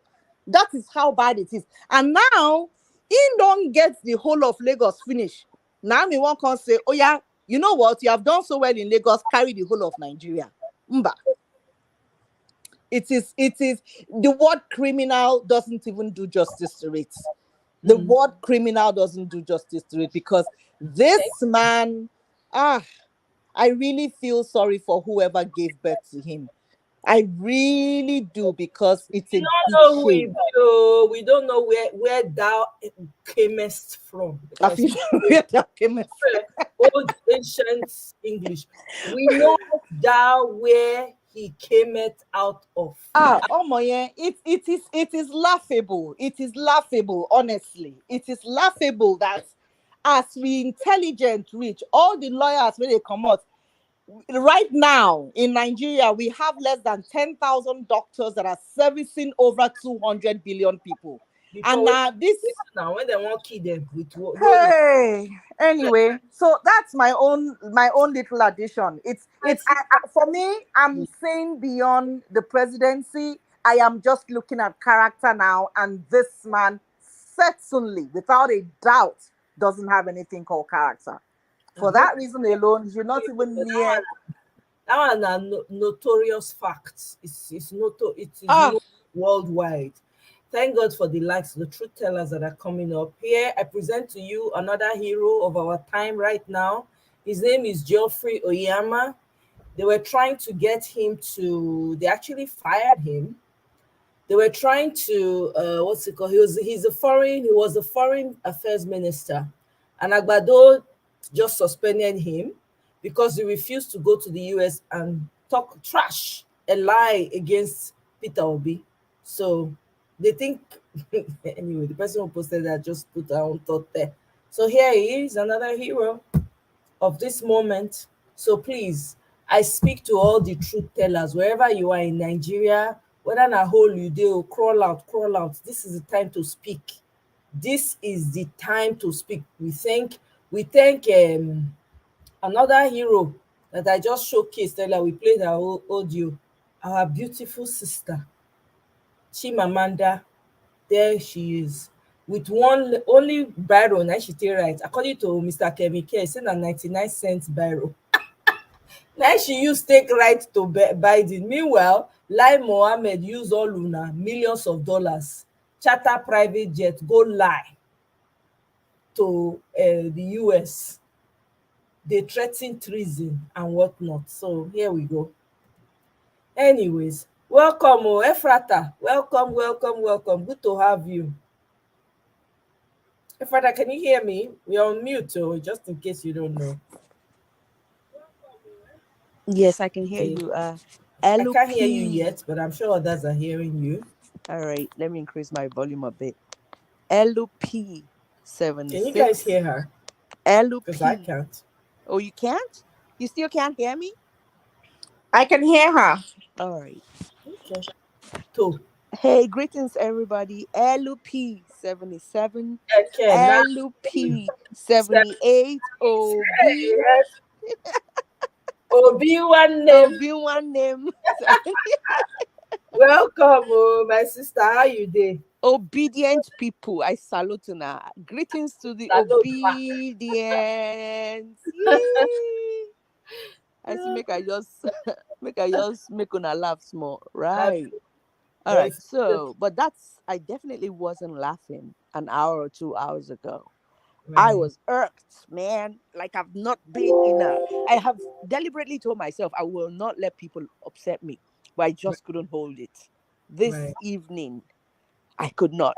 So somebody made a post on Facebook, one of my Facebook friends, and he's an APC, I believe, chieftain, talking about how, what Baba called us, a bunch of the names he called us and everything.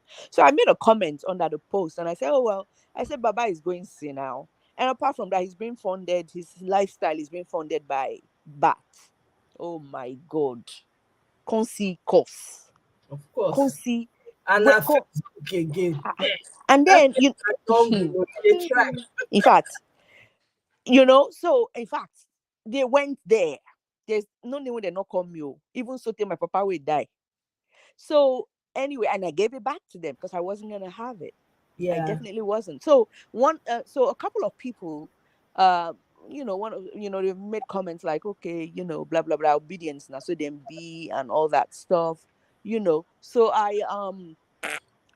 it got me. So I made a comment to one or two of them, and he said, oh well, that in Papa generation, they are successful as the old guy and generations to come. I say, well, hey, you can say that. I mean, fine, I wouldn't dispute that. I don't know, but all I have to say is your own generation. You want me to continue for poverty? Exactly. Forget about mine now.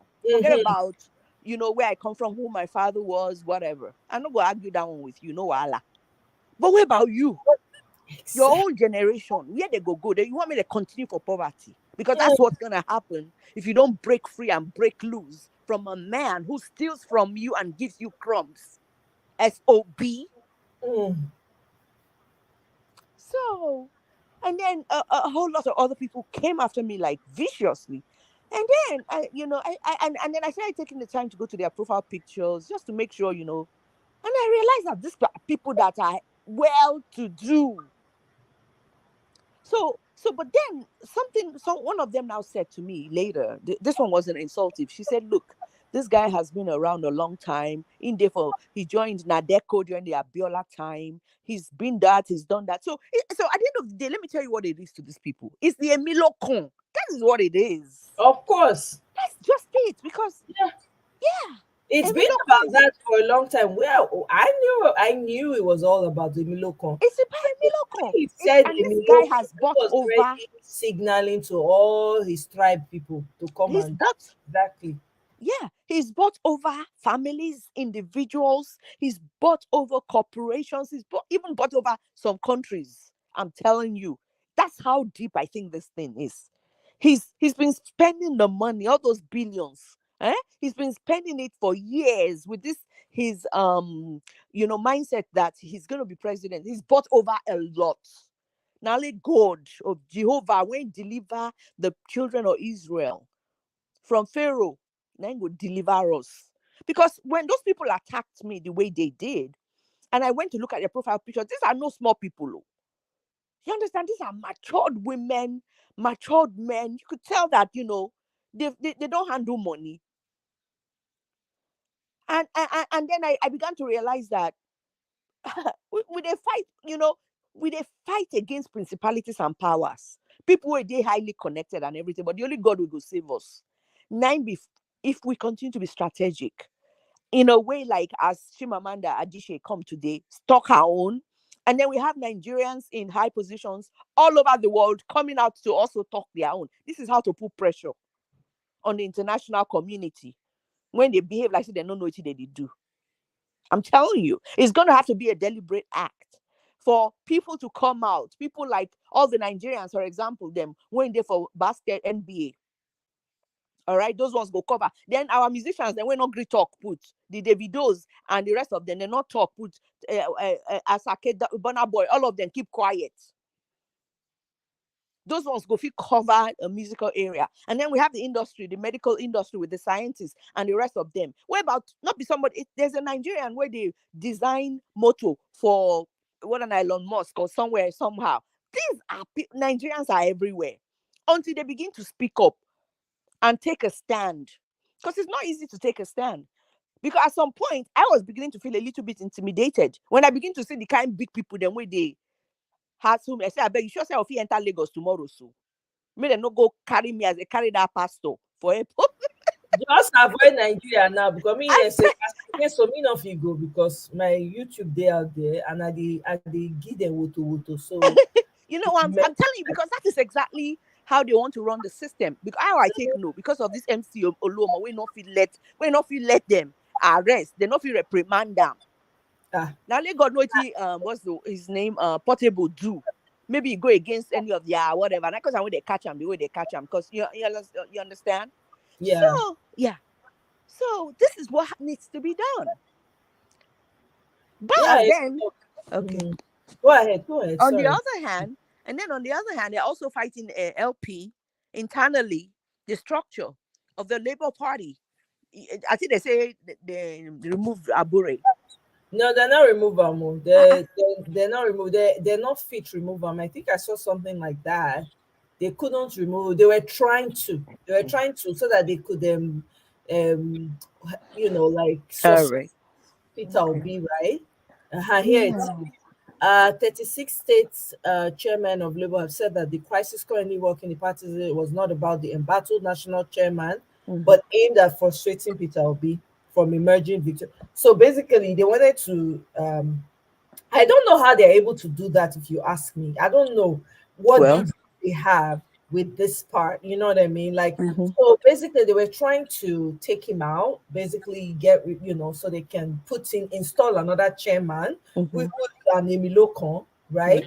And then suspend Peter Obi, and then withdraw that case at the Yeah. tribunal. Hey.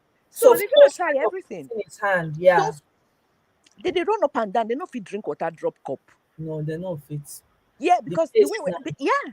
Mm-hmm. So one of them called, how do I know? How can I just, she asked me, she said, I'll just bring up a lie, like just make up a lie is what she said, by saying that he's being funded by BAT. Do I have any evidence? Of course, I know say those kind of things that, those kind of closed-ended, that be open-ended question that will trap somebody and all. But then I remember what I said here a couple of days ago about how a couple of months ago, just from nowhere, somebody when they take your farm. But that's why that young man that came out a month ago, saying that, obedience should, they get staff, they get maids, they get driver, they get chauffeurs. Then every people are surround these people who know all the things what they do, their lifestyle and all the things they do to expose them. So yeah, not be person I know say they live for Dubai, not be person I know say see who they pay for where they live. Exactly. And this has been going on for years. So of course he feels indebted. But of course, you know what I'm saying? When the woman asks me, I don't just answer her. I tell her and say, look, you're gonna deny it regardless, because that's the same way you guys denied that BAT forfeited almost $500,000. When I deny that one, how much more to say another one? I better carry your wahala go for this. So it's so messy. Messy. It's amazing because a lot of the so-called, influential, Yeah. called money, they claim that they have money though. They say, oh, they are very wealthy and all of that. They're the people who surround what's his name? Agbado. Look Of at the man course. wanted Of to put course. in Labour Party as Of, chairman. Joe, of course. I help me mean, look. See the man wey dem wan the replace. day after, Why yeah, use take the day replace after they swore, the day after they gave him the certificate of return, when they do like thief in the middle of the night while we were still am? sleeping at 4 Nigerians were still sleeping at 4 a.m. You don't hear that kind of thing before. 4 a.m. where they go give him certificate of return. Who does that? The It's next morning, the owner of His Royal Majesty, the owner of Ife, he was interviewed on TVC. And what did he say? He said, look, the people who surround them, make God let them, assuming, say, he wins, and then make those people who surround him, make them let him walk. Because the people who surround him, they fear. That's what he said. Go to TVC. The next morning after that, Oni himself came and was interviewed for about 45 minutes. Those people just there like hawk. They look for there be himself na hawk now, not being trained them. Him be the barber okay. of the hawks now. Okay. So now he train them. So And they it go, trickles down. but the whole fight they say he no go fit enter. That's not the whole reason why we dey here. Thank you very much, Sister All right. Ifa. Not let anybody disturb you. I don't even know what they do for Facebook. That place na jungle. We now come on Tete Sha. It's been decades Oh now. no, we be old school. Now there be our playground. More that they do now. More that they do na party for that side. Now, not be All na right. Facebook, I beg. We old school. Hey, thank you so All much, right, Sister. thank I you. appreciate it. Let me quickly come to Jay. Mr. J, good evening. Happy Friday. Welcome. Hey, good good evening, Mr. Maya. How are you? I'm fine, thank you. How are you? Uh, we thank God. Everything's. I mean, it's just sad, with the way things are going. It's not sad though. Well, Don't bring that okay. energy. Well, let me say. Let me Emma say. Okay. Let me Somo, say. Let me say. sad. Let me say. Let me be optimistic. Okay. Let me be optimistic. I heard your Mr. John the other day. your your He's my party brother, your party of life. my party of life. My brother Joe. No, he Yes, did make he made a lot of great points, what is right? called, yeah, great point. I see where it's coming from, but we can't be Yeah. thinking that way. We need to have a different mindset. So I want to make a couple of points that I kind of it's been going on. So I heard Mama Echo talk about Mogalu earlier, and we're talking about Soyinka. So we just have to look at this set of people. They're not the only ones out there. There are multiple people that are in this camp, right? There are multiple people that are thinking like Mogalu, Soyinka, that we think we know them, but we really don't know them. Now, I mean, for someone like Mogalu, you have to sort of look at it from a different perspective. He's in line with kind of Soludo. That is the kind of place he's coming from. He's a jealous person. I mean, you have to look at him back when they were all competing with Showere back in 2019, and you could see the kind of a lot of people respected him. I was like, oh, this guy has a lot of fire. But at the end of the day, look at where he's coming from. Look at who is sitting behind. That tells you the real person he is. I mean, it is sad that someone like that we expect so much from, will just jump and follow someone like Soyinka. And if you want to talk like Soyinka, I mean, you got to look at a lot of people don't know the history, but you can see what he did in 1965. He went and took over a radio station. I don't want to say what he used, but he did have something he shouldn't be having. And he went there and took over the station. And he was a wanted man back then. So you're talking of fascism. Who are you? What did Dati say that really warrant him to say that I want to have a debate with you? I mean, I Baba want to to have it. ka envelope ẹ fi yẹn lẹ̀. The guy But, is but how taking much? But let's even analyze this. envelope. How much do they give people like him? Or that he's almost on his, I mean, 88 years old. Looking at, I mean, come on, how much would they give him? But I can also imagine that. Look, He doesn't you can want never. to deviate from his lifestyle. He has a lifestyle That's to true. it. That he has the lifestyle to live. You're right. But at the end of the day, we also have to realize that Agbado will raise a bunch of people to go and do the media campaign for him, and that's basically where they're right now. Now, and Exactly. that takes me, and that's where that takes me to where my next point is the case in court. Right now, we need to realize that, and I want everybody to take a step back and look at it. That look, the original, the what INEC did wasn't just it was deliberate. It wasn't like oh, we just and then they knew that this day was coming. They knew that things will be challenged. They knew who they're going against. Do they know? They know him. So the first part of the action was to do what INEC did. But as we speak right now, do we really think that all the lawyers, I mean, the judges out there, the Supreme Court or Appeal Court, they don't know the fact of the case? They know the fact of the case, the same way that we all are sitting around here talking about this case. All of them know exactly what the right thing is. But the question is, what are we bringing to the court? And they already know what was brought to in front of them. They know the evidence that was brought in front of them. They know. They can even vote tomorrow, and this case will be over. But also look at all the facts. All the LP, I mean, OB brought the case in for the drug money, whatever. He brought all these things. So wherever they go, one is gonna catch it. You can't. It's like you put a hook in the you want to catch a fish. One way or the other, you will catch one by the time you bring the hook out of the river. And that's where this thing is. So these judges know exactly the outcome of this case, but the background issue is what they're dealing with. It's almost like they are waiting for an order. What should we do? How should we go about this? It's not like they can't make it like the lawyer Agbakoba said, you can decide this thing. Okay, to 25% in Abuja can be decided right now.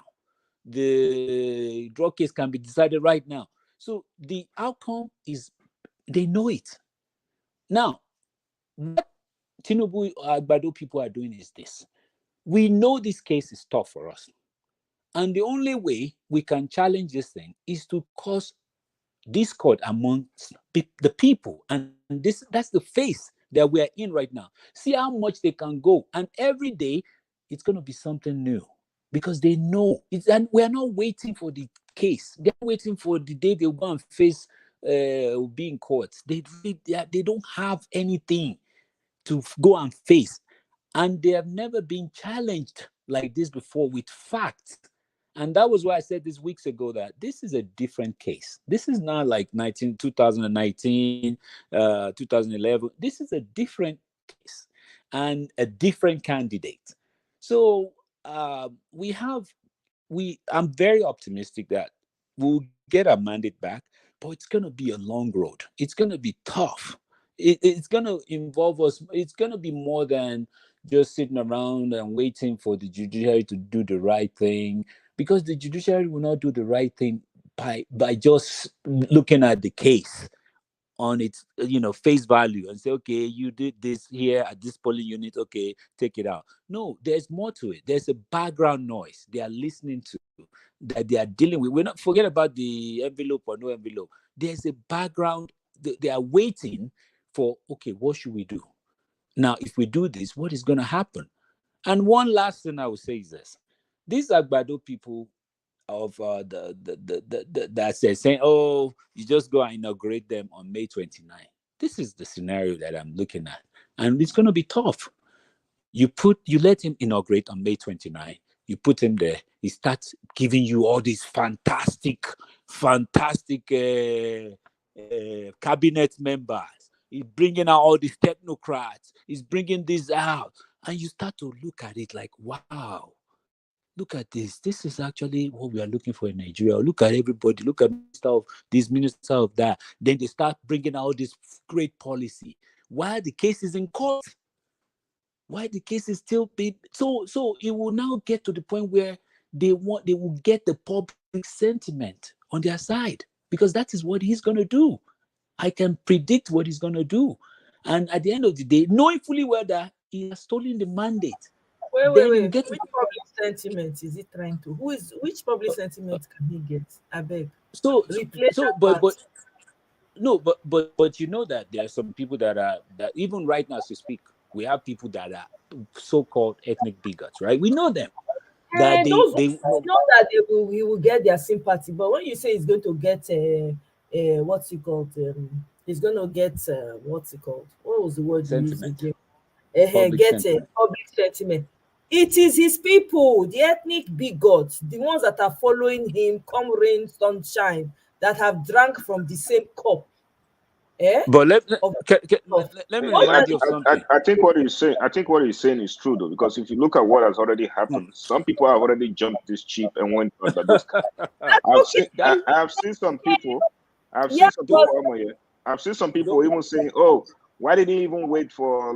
Why did he even follow 2027. Atiku and become vice but president? Why guess didn't what? he You have to for understand that those people 2027?" were not for Peter Obi from the jump, though. You guys know that we have Oh a little holes. You It's guys know very that, right? painful. Yeah. It's no, not no, you painful. It's not something I expected any less of. They were moles already. I knew that. You hear them when they speak. There's certain words you already. They were moles, of course. They were planted in there to kind of ride the wave, and then when they see which direction it goes, they jump. Who cares about those people? well, Our voices are louder than theirs. Simple. As mm. that's just what it is. Well, Yes, I mean, I do. I'm just saying this is my personal opinion, because I No, I know think the I think actually I agree with what he's saying in a way. Madam Victoria, 1 second. Let him finish his thoughts. We'll come to you. so Because I'll conclude this now. Like I said, so you don't want. It's almost like you don't want. He wants to. He's gonna show us flashes, right? He's gonna be bringing out, because look, right now he already knows. Like, look, the May 29th is sacrosanct, right? Now, what people are saying is, look, you don't want to start. You don't want to be inaugurating a president and you're removing him 2 weeks later, a month later. Knowing fully well the number of days, right, that we have, that okay, 180 days, it's a long time to start to change people's opinion. Like, see, these people, they know what to do. They know how to do.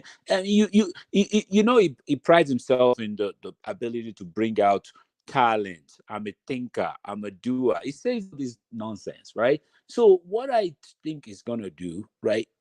No matter what, his presidency is still going to be flawed. He would not get. He knows he lacks public support. He know he didn't win. He did not win. So what he's going to do is this. It's going to be like a case of a thief that stole something. Then he started to do good things with it. That's what he's going to do. He's going to go around. He's going to go to your community. And he's a master planner. He thinks. So he's going to go to the East. He's going to bring out all these people and all these technocrats and bring them into his government. Then they will start to say, well, maybe we should just wait for 4 years. But the unfortunate thing is that would drive the decision in the court. That would drive public sentiment, because at the end of the day, all these judges we're talking about, they're also thinking about the public sentiment. What is like an opinion poll when you're running for presidency? You look at, we sample people. What are people thinking? What are people thinking? Okay, this person's gonna win. Like here in America, same thing. Now in the judicial system also thinking that way. They know this is a public case, so they are thinking here and there, and that's why they are bringing all these people up on the media to come out and support or against. So the more people are able to bring out, look at what they are trying to do. They are trying to change how we perceive our leader. They're trying to perceive how we look at Obi. They want to change so that they can douse. And one last thing, you remember, one of their plan also is that they think that the more time they're able to calm this thing down. It's almost like when you're fighting someone, they say, calm down, just calm down first. Go out and take a walk and come back. When you come back, let's talk again. So they are planning this thing that, look, if we just let this thing calm down, See if we can stop the fire before, so that we will be able to do what we need to do. So I'll let someone else speak. Thank you. Okay. Well, I understand what you're saying, Jay. I do. I get it, right? At the end of the day, we, the people, the Nigerians, now we go decide which direction it's going to go. No matter how powerful, how much of a master strategist he is, how much of a talent in hunting all the rare gems of talent he is, at the end of the day, it will determine. I don't live in Nigeria. I don't. So at the end of the day, the people in Nigeria will decide if this is the madness that they want. Me, I'm doing my part. I'm doing my part at the end of the day. So we will see if he even gets sworn in. Let's start from there. He might not get sworn in. Let's even start from there. We will see. Perhaps he won't be sworn in, but we don't know. We just have to wait and see. So I'll leave it at that. Let me come to One Love. You may happy Friday. Welcome. Happy Friday to you, Omoye. Welcome, sir. How's California? California is good. Thank you. Good to see you guys again. Thank you. Yeah, I think we are moving there slowly, and by the grace of God, we are going to reclaim our mandate. Yep. Yep. Yeah. I know the root cause of all of these problems, the root cause of all of these problems is our constitution. But I think I'll leave that topic for another day, because right now we are in the process of trying to reclaim our mandate. Because I listened to. Is that your audio? Oh, Making some strange sounds. Okay. I'm gonna come back to you while you fix that. Okay, are you fine now? is it better? Yeah, it's better now. Yeah. Oh, okay. Yeah, because I yesterday I watched. I was sort of busy, but I had some time to watch this guy on Niger Watch, Dr. Michael Zakome, and he basically went through a lot of stuff there, and I was so. I mean, it was disgusting to listen to one guy up there at the end of the show. His name is Stu Niger. Like, he was asking some stupid questions that I thought was really out of context. Like, come on, we have a problem here. There are thousands of people who don't have good drinking water. There are thousands of people who can't even access the doctor every day. There are thousands of people who can't even feed 3 times a day. You are talking about a regalia of what the judges and the lawyers put on. Man, I don't know. I have so much respect for Niger Wash and you guys. I just feel like at some point he has to take everybody as an adult and just try to wipe away people who are coming to make us look like fools, like we are kids in kindergarten discussing nonsense. Every time we come up here or to that platform, we all should be talking about something meaningful, you know. But again, they've done everything they can to try to make Obi surrender. We are not going anywhere. Um, we are not going to give up. I think we've come like from afar. I think at this point there is no way we can, give it up. The guy who they are trying to impose on LP as the chairman, I think he was in LP before, and then he went to APC, and now they are trying to bring him back to LP so he can take over everything and hopefully try to make Obi drop the case. But again, they failed. They've looked at every avenue and every way to try to bring this guy down. They haven't. I mean, the other day I saw an audio that is circulating. Out of all the audios that they could listen to, in terms of what, let's assume that audio was true. In terms of what he said, he said, out of all the audios, that's the only one they could pull out. But I also know that somebody manipulated it. Somebody went out there and doctored a fake audio and tried to make it look as if Obi was the actual person that said all of those things. You see, these guys, they went to the point of no return. At this point, they don't know what to do. They are confused. I think they have about 5 days or 4 days left now for them to respond to the petition. And we haven't even heard anything from them because they are trying to play delay tactics, trying to, stay there and trying to make sure everybody sort of forget about what is going on. But we are not going to forget what is going on. If they think what they are doing is right, Why is Tinubu running away? Why are they all running scatter and running around and lie Mohammed that is going to lie and lie to his grave until he dies? Oh, sorry that I use that word, but he's going to lie and forget about himself and his family and forget about everything. Why did he go to Washington and be talking nonsense if what we are doing is not affecting them? If you said you won, why are you trying to defend your victory through an irresponsible means? You told us to go to court. We are in court, but why are you out there trying to make it look as if what we are doing is illegal? Just let the court plays out, like you guys said, you know. So you can Right. see at the end. Can you mute yourself, Mr. King? Please mute yourself. You're echoing back. It's not time to speak yet. Your audio keeps, your Wi-Fi, I guess, kept kicking you out. So there's one more person before you, okay? Mr. Yeah, One Love, please continue. Oh yeah. Yeah, you can see they really don't know where to start from. They don't have any case. I think the judge in Benin actually reinstalled our Labour Party chairman, Mr. Aguri. So that case is closed, and they try to go through that route, and it's not working for them. I'm not going to be surprised in few days or probably in few weeks, they are going to be coming out with some useless attacks on Peter Obi to try to bring him down. But all of these things are going to make them weak because they don't have a case. That's why they are running all over the place. They are running, try to avoid this case. In the first place, they delayed our petition because they only let us access to the voting materials. And then secondly, we could not serve Tinubu the petition because it's running all over the place. They have to go through the APC headquarters in Abuja to do that. And now they are trying to delay everything by not responding.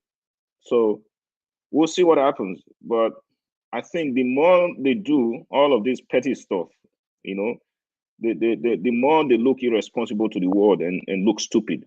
And it's not working for them. It's never going to work for them because they stole our mandate.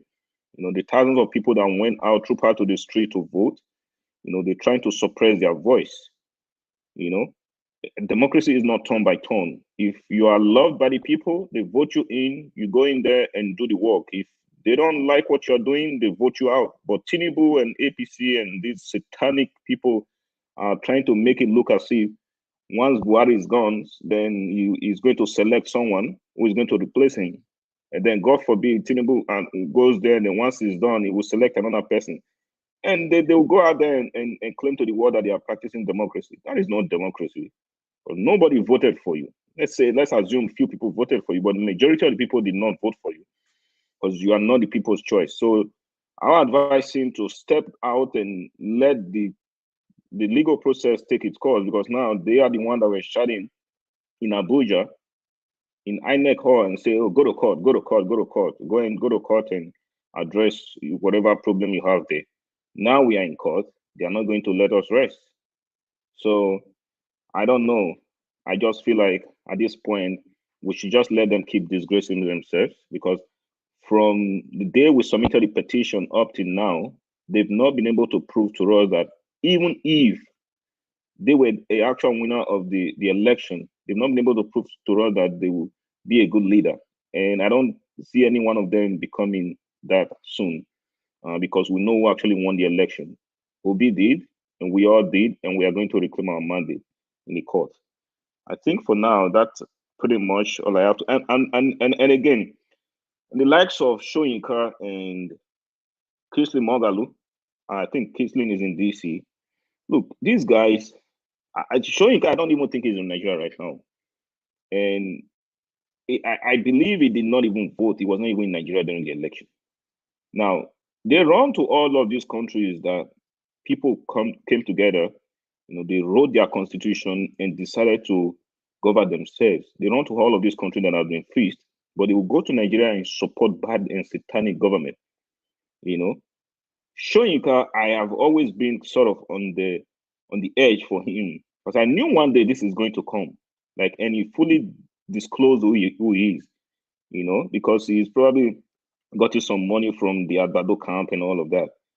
So I just think we should pay total disregard to these guys because they are irrelevant And then when I didn't even watch the interview that he had on Arise News, because I know, looking at what everyone was saying, I think the guy went there to disgrace himself.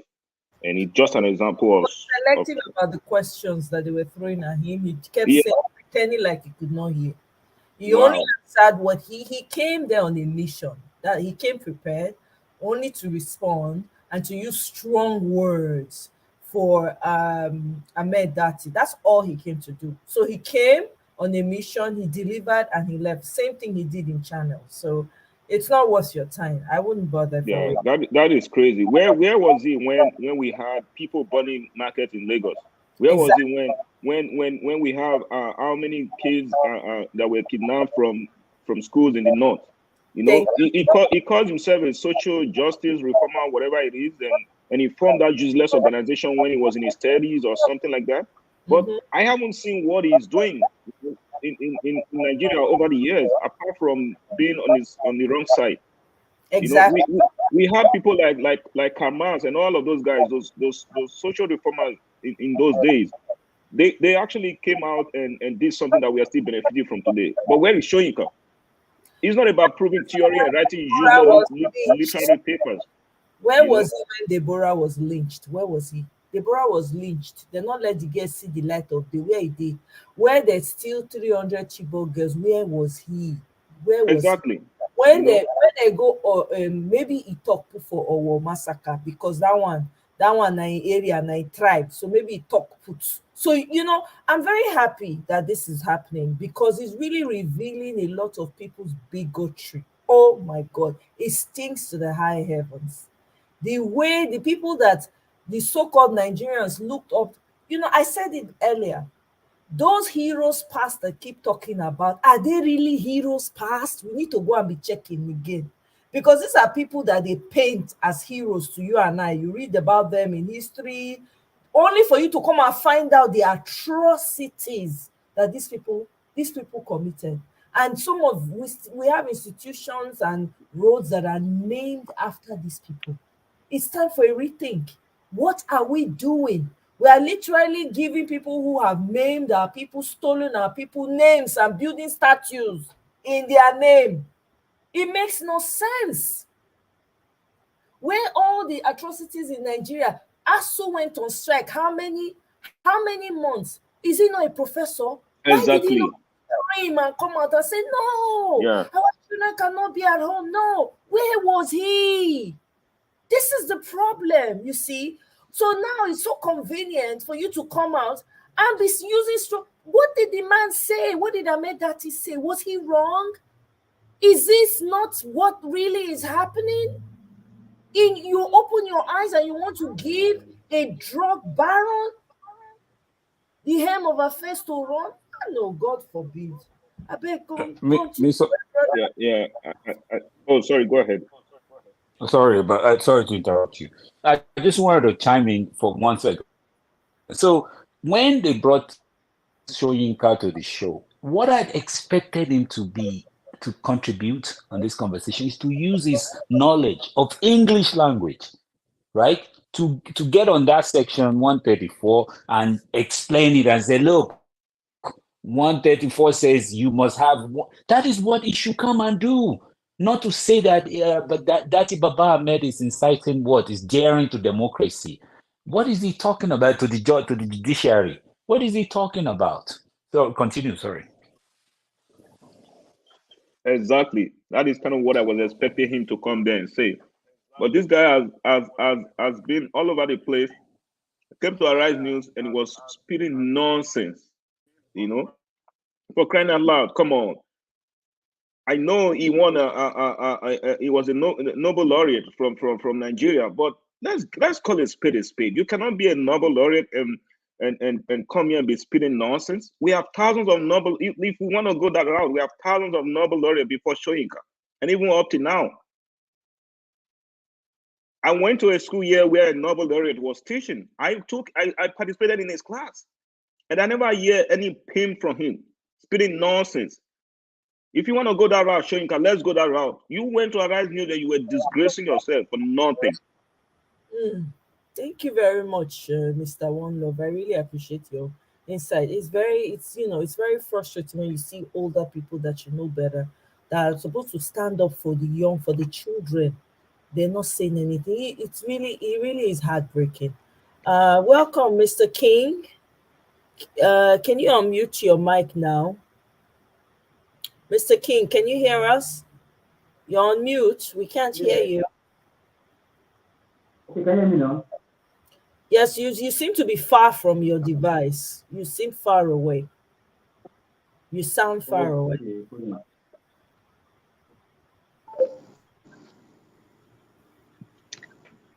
Hello, can you hear me now? Yes, we can hear you. Welcome. Happy Friday. How you doing? Okay, he's gone again. Um, anyways, it really is pathetic. Oh. Thank God that he's not the only professor we have. We need to go and be looking at all the heroes past too. You read about Gowon, you go shock. You say, see this Gowon when they paint with white. So now like this it be. It's so crazy to me. No, My sister, do you recall back in Rome, people like Galileo Galilei, they stood before the Catholic Church and they prophesied and said, hey, the earth is round. Even though the Catholic Church did not believe it. Exactly. But even at the end of their death, they still stood by what they believe, what they saw. These are people that took on authority. I expect people like Shoyinka to come up here and say the truth and stop being a fool. Instead, he's trying out to become. He's been. We're just seeing it now, but he's clearly being an ethnic bigot and selfish, only about what he wants. Mr. King, welcome back. You can unmute yourself now. You got kicked out. Your Wi-Fi, I guess. All right, no problem. All right. Can you hear me now? Yeah, we can hear you. All right, all right. Yeah. Thank you very much. Yes. Thanks for the opportunity. And there's something I want to say. We've already made a lot of mistakes in this election because we, the youths and Nigerians, we always move by sentiment, we always move by emotion and all those things, which it doesn't help. Politics is a game. Politics is a game. You need to strategize and you need to negotiate. I enjoy what Peter B did. That is obedient. He came out to express our anger and our unsatisfaction in this government. So in that aspect, I expected Peter B, Labour Party, to have alliance with other parties, PDP, ACC, and all those ones to join together and win this election. Labour Party no single party in Nigeria can win a sitting president. Before APC take over PDP, all the party came together to take over PDP. But let me tell you something. Even when from my own observation, even if PDP supports Labour Party, and Labour Party get like 20 million votes, and APC get 10 million votes, that 20 million votes will not be show in any office. You rig it. In America, where you are, some people are in America. In 2016, they rig election. Hillary Clinton and Trump. This 2019, same America that we look up to. Excuse me, sir. Excuse me. I'm going somewhere. I'm one second. You just said something that's not accurate. No. Wait, sir. I cannot allow you to continue. That has to be taken care of. You said 2016 they rigged. Who rigged the election in the US? Being shown and this person Hillary Clinton. Yes. Hillary Clinton. How? No, I disagree with you. I disagree with you. It was Russia that rigged the election for Trump. That's what we heard. Okay, no. Fine. Let's do that. We need to stop this. That is not correct. Remove America. American politics from the I conversation. understand. I'm going somewhere. I know what I'm Wait, doing. Mr. King, Okay. remove America, the United States, from your conversation because you don't know what you're talking about. Please keep it within Nigeria. You were going somewhere with Nigeria. Let's go there. Leave the US out of it. Go No, no, ahead. okay. No, wait. Please, I want to just ask you one question. In 2019, did they rig election? Trump went. Trump. Okay, we're starting Trump- again with this. I'm going to keep Mr. Moye, can I say something to Mr. King? okay. Can I just say something to you, Mr. King? Go Look, ahead. let's not see this. Don't use America and Nigeria to compare in terms of what you are where you are going with that. You know why? On top of all those things that we're talking about in 2019, it was all speculation in America. It was not founded. Go and bring your evidence. There's none. This is not Nigeria. You provide evidence here, you are gone. What are you? There's none. So let's take it. This is a system. Nigeria compared to America in terms of election is like America is heaven. Okay, so let's not go there. So let's just remove that out of the picture. My brother is comparing a 15th century society with a 21st century society. Thank you. You think this is a country where you can rig election and you just go free like Nigeria, the way they did in Nigeria? Where in America did you see them stealing ballot boxes, my brother? Let's be straight with the facts, my Talking brother. of 0.00001 something. To the polling booths to vote in Minnesota. I did not see where anybody put something in my head and say, "Give me the ballot box." Did Trump protect the election? They used the mail box to win. Away from US politics. So No. let's leave you. Go back to Nigeria. And I have something to say about the Nigerian one. You are going with that too. I will counter that. Let him finish. But don't speak about Nigeria. No, I'm bringing a point. No, I don't want to bring Let's leave America. Let's leave America. Okay, good. Go ahead now. Now we should know that we are in Africa. We are especially in Nigeria. And I'm trying to say that if PDP supports Peter Obi, Labour Party, they will not give him the election.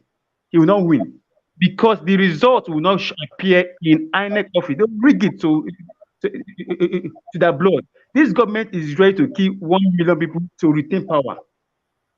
That is what I'm trying to say. Okay, so you are saying when Atiku run, Mr. King, let me ask you a question before you proceed. So you are saying that a Labour Party, right? If I'm understanding you, your Labour Party should have joined with PDP. Abi? Yes, alliance. They should join with party of fraudulent people in order for them to win an election. That's what you are saying. So okay, man. No. You mentioned something. You said they should join with the fraudulent people. Where did Peter Obi came from? It's not the same fraud people that came from. It came from PDP. Where did that came from? The vibe.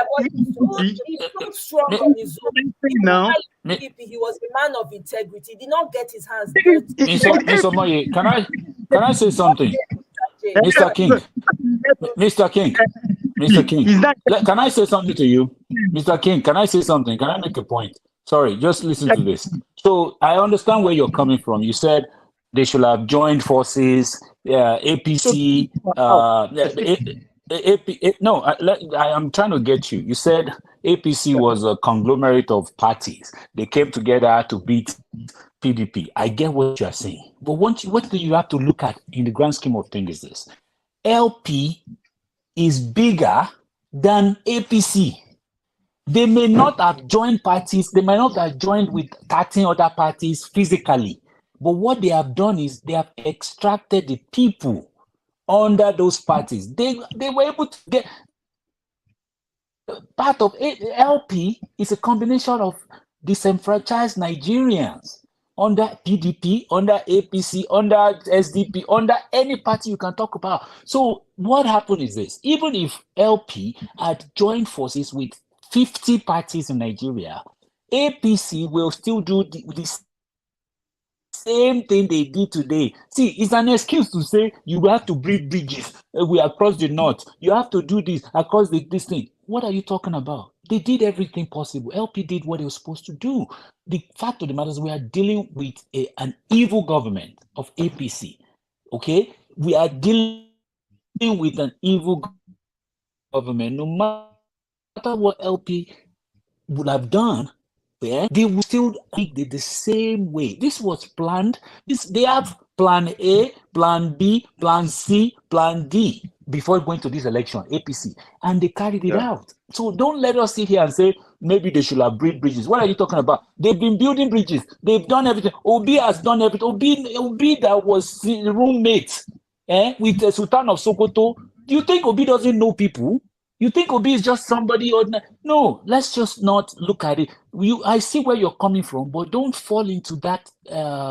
Don't let them confuse you with they should have done it differently. No, the LP is bigger than APC back. If you want to compare APC when they took over power in 2015, but what is different is that AP symbolically, they were able to get all these big men that have stolen Nigeria's money to use it. But LP had the base. That's what you call it. They had the base. And the reason why LP was able to galvanize the base was because of the Electoral Act. A lot of people are potentially waiting. The only reason why in the past we have not been successful is because we already look at the structure. We say the structure says, and you have to have this, you have to have money, you have to have party agent. But once the Electoral Act came out, we realized that, okay, so they are going to transmit from polling units. So more and more people started becoming more independent minded and say, well, if they say that if we vote at our polling unit, our vote will count. So people now started joining. That's what happened. You can continue, sir. Okay, you were able to clear a lot of parts, of which I accept. But now the way forward is very difficult for any party to win this APC because they will do everything possible. Tinubu will become the president, no matter what. So what me I'm trying to say is, even when they are going for court, because PDP is going to court, this one is going to court, this one is going to court. So it brings a lot of it's too complex. So why can't they just join together and fight this court issue? Because already the first mistake has been made for alliance. Alliance. I know Labour Party is a new There's party. no mistake. There's no mistake. There's no mistake, sir. There's no mistake. We didn't make a mistake. Can I say something? Can I say something, please? I don't know who just spoke last night. Was that Mr. King? Yes, that was him. Okay, so Mr. King, you know, you sound like a realist, and I'm a realist as well. But you know, sometimes being realist doesn't, if you're not the flexible type, it makes you get stuck. It makes you sound like someone that is always negative when you enter any room, because you're being realistic. And there's nothing wrong with that. But you see, a lot of times, it doesn't really help, because as I listen to you, and I want to understand what you're saying, but at the same time, the crazy me doesn't like to hear what you're saying, because it is not singing the song everybody wants to hear right now. Number one, Peter Obi has been in politics for the time he has been in politics.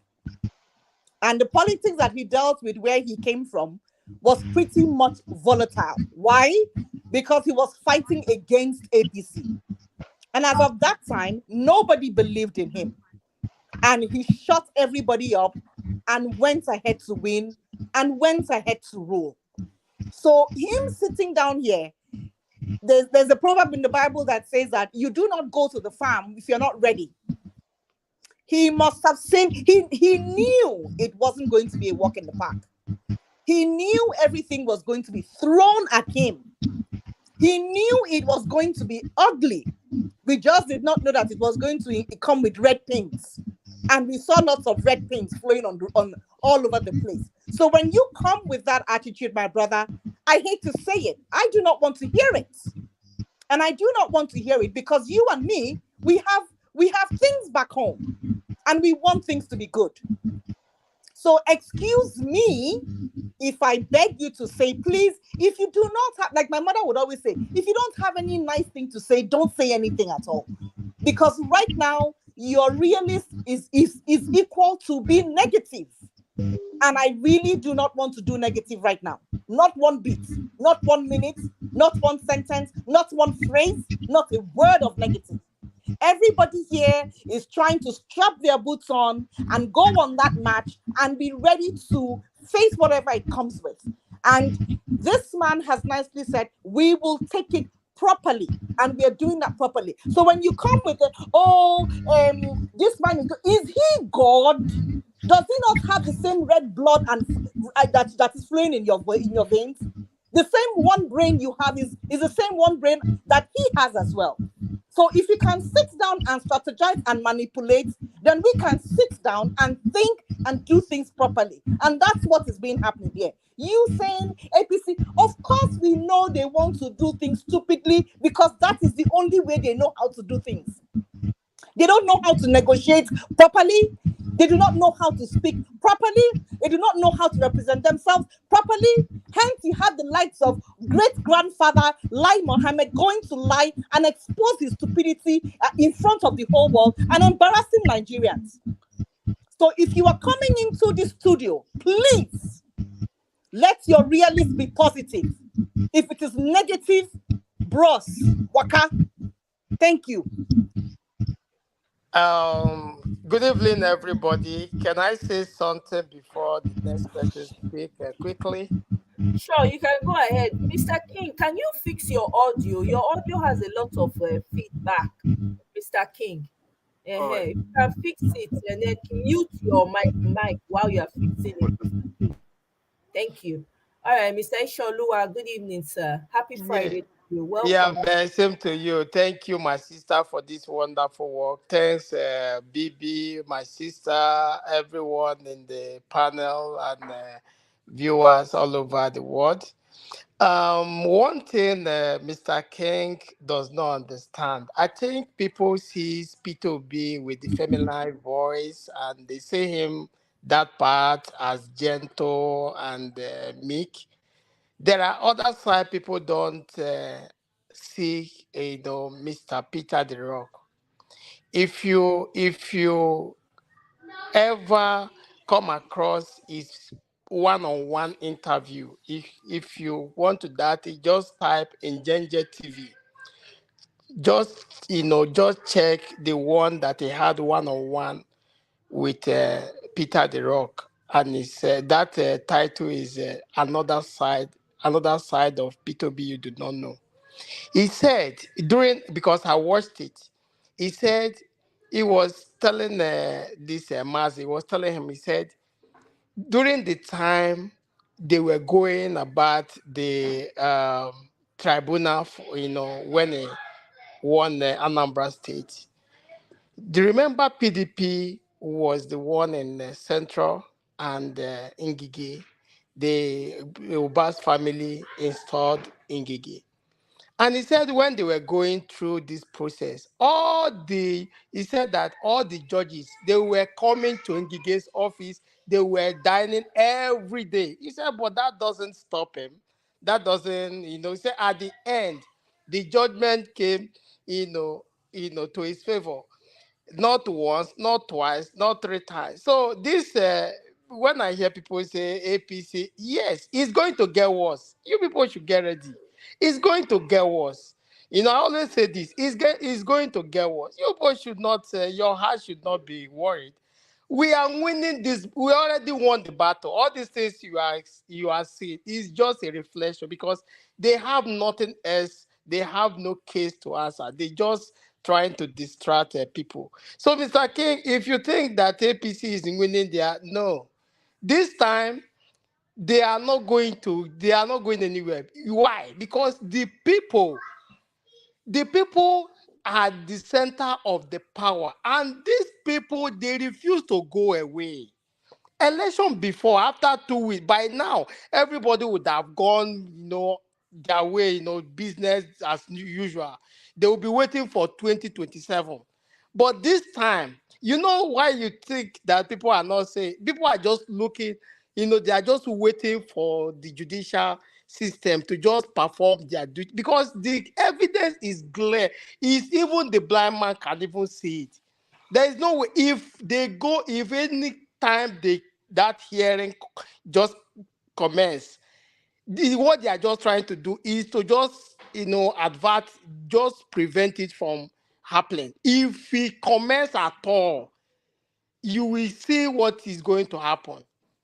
Though we still have those judicial, systems that are still, bad, but in the recent, the conscience of those that we do the right thing will be greater. You will see it now when this case starts. There will be a tussle, there will be a battle, but don't be distracted. We are already on that goal. So don't come here and tell us that APC, if B2B has joined PDP, it wouldn't have even gone far. You know why? Is where he is today? Because the people chose to just deviate from PDAPC. They don't want APC, they don't want PDP. So now the people are spoken. So even if, okay, let me give you another one. Remember when the case was still going on? Even ABGA, they pull up. Like what people were saying now, like this one, APC is using, the insiders to install their people so that they can pull up. ABGA, during that process, go and read the history. They pull up from that case. But P2B continued. And at the end, he won. So even if APC is making a mistake, because if you go through the petition, the number one petitioner is P2B. So what they are just trying to do is to divide the house so that there will be confusion and people will be divided and people will be distracted. But it's too late now, because everybody is aware and everybody is awoken. So nothing they can do this time. It's too late for them, because they never saw this coming. If they saw this in the first time, they wouldn't have even allowed this to happen. But they didn't see it coming. But it's too late now. So to tell you that there is nothing to worry about, forget about PDP. Do you hear anybody talking about PDP? PDP is dead and is long dead. Once we reclaim this mandate, you will see that the so-called APC you are hearing, they will be dismantled completely. Then that structure of criminality that people have been anchoring on, you will see that they will be dismantled forever. Once this judiciary, if the judiciary should do the right thing, you will see that this new Nigeria we are talking about, it will come so easy, because the system would have been sanitized.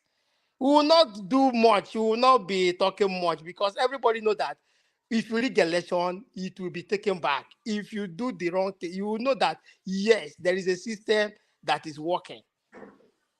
So don't come with your negative, and you think P2B does not know what he's doing. That man is very, very smart. His calmness, his quietness, his being calm doesn't mean that he doesn't know what he's doing. He knows what he has been. He's the master of this game. He knows he has been this process severally. He said all the process that brought him into power is through the judiciary. So no matter what APC, do now, no matter what they do now, it's too late, because now the people is standing with the rock. Before it's just only him, fighting, but now the people are fighting with him. That is why this time is very, very difficult for APC to do anything. You will still see more prominent men will come as the day goes by. You will see now, people are speaking. You will still see as the day goes by, as the inauguration come near. You will see more people, more prominent people will still come out and speak something, because people are hungry. There is tension everywhere. If you don't know, there is tension everywhere. there is tension everywhere. If you listen to what Obasanjo said yesterday, and you see people know that yes, there is tension, and this is the only thing that is going to determine if Nigeria is going to make or mark, if it's going to destroy. So that is the thing. Let me just yield for now so that other people will speak. I just want to quickly say something. In terms of collapsing structure, collapsing parties for each other to fight whoever is in power, like what Mr. John said and Mr. King, APC did that, PDP did that, but give me statistics of how many children are out of school in Nigeria today. Give me statistics of how many people still die from asthma.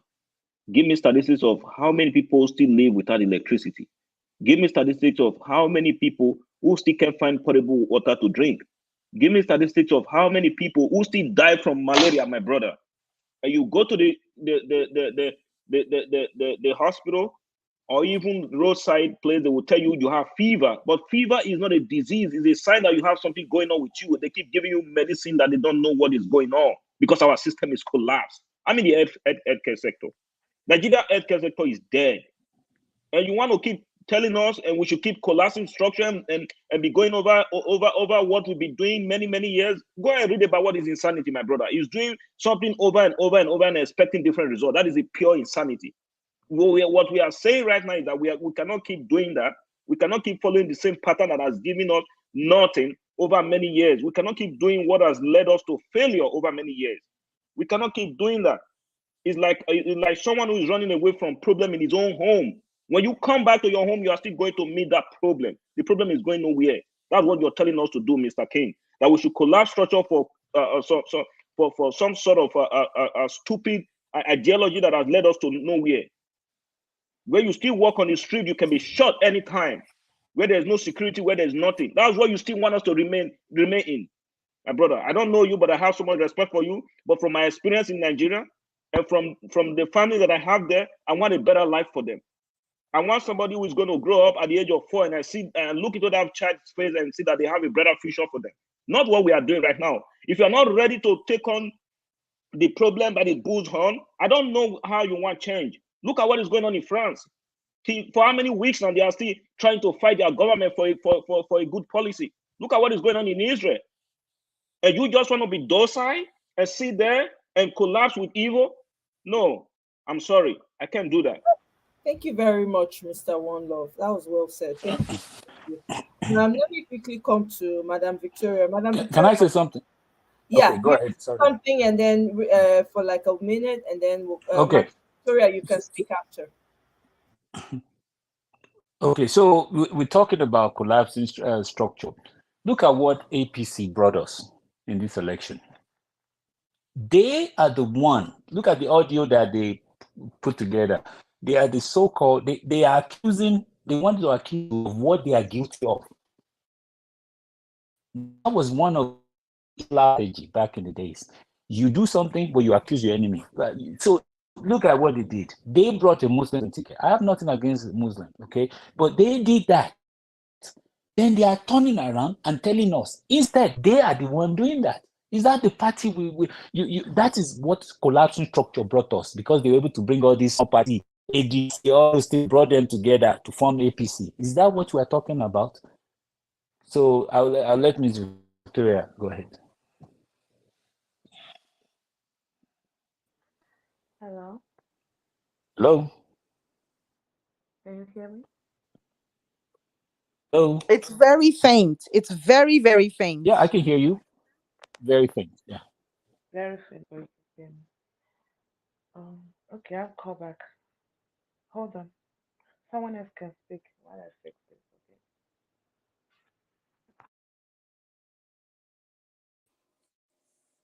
Okay. Hello, Madam Victoria.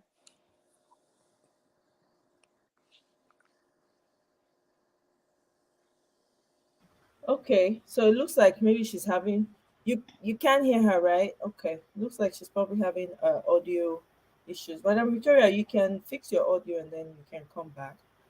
In the meantime, Mr. King, did you want to respond or talk to Mr. One Love, Mr. Yeah, James had response I, to you. I heard what everybody was saying. I'm sure they were attacking me or Hello? He was attacking you. Don't, no. Were you Hello? listening? no You were problem. not. No Okay. problem. Go My ahead. my my issue here, my issue I Your, have right now. Eh? I'm sorry, Mr. King, your audio has too much feedback. Can you fix it? Can you Ah, mute and then fix it and then come back? Because can you hear me now? Hello? now fix your audio, Mr. King. We'll come back to you. Madam Victoria, we can hear you now. You can speak now. Oh, okay. Hi, everyone. I've been listening. Um, I think we are at a very good position right now. Even according to what Buhari said, Mr. Bubu, he said election will be very difficult to be won these days. To me, I see that as a positive comment that rigging is not going to be as easy as they've been doing it with what is going on now. So that to me is a positive thing, and it's also it gave me a positive vibes knowing that there's chances of the possibility of winning the court case is more um, apparent now, even more than before, because from even what Buhari said, it's never going to be the same again. Even when you're thinking of rigging election, when our principle will be when it come into power, I think this era of rigging election will be completely eradicated. So what Mr. King was saying is not even going to come to play anymore because it's going to be purely on, competency and what you bring in. It's not going to be um, who knows who or who has money or who you can buy over, because I think that era is ending with this. Obi is bringing that to end. So that will not be necessary anymore. What Mr. King was saying. Initially, when this first started, I thought maybe Showore will parley with LP, we join together, but we've passed that stage now to form alliance. We've passed the stage. LP is so solid and strong right now that APC is running etasketa. Nobody is even talking about PDP. Nobody is talking about any other party.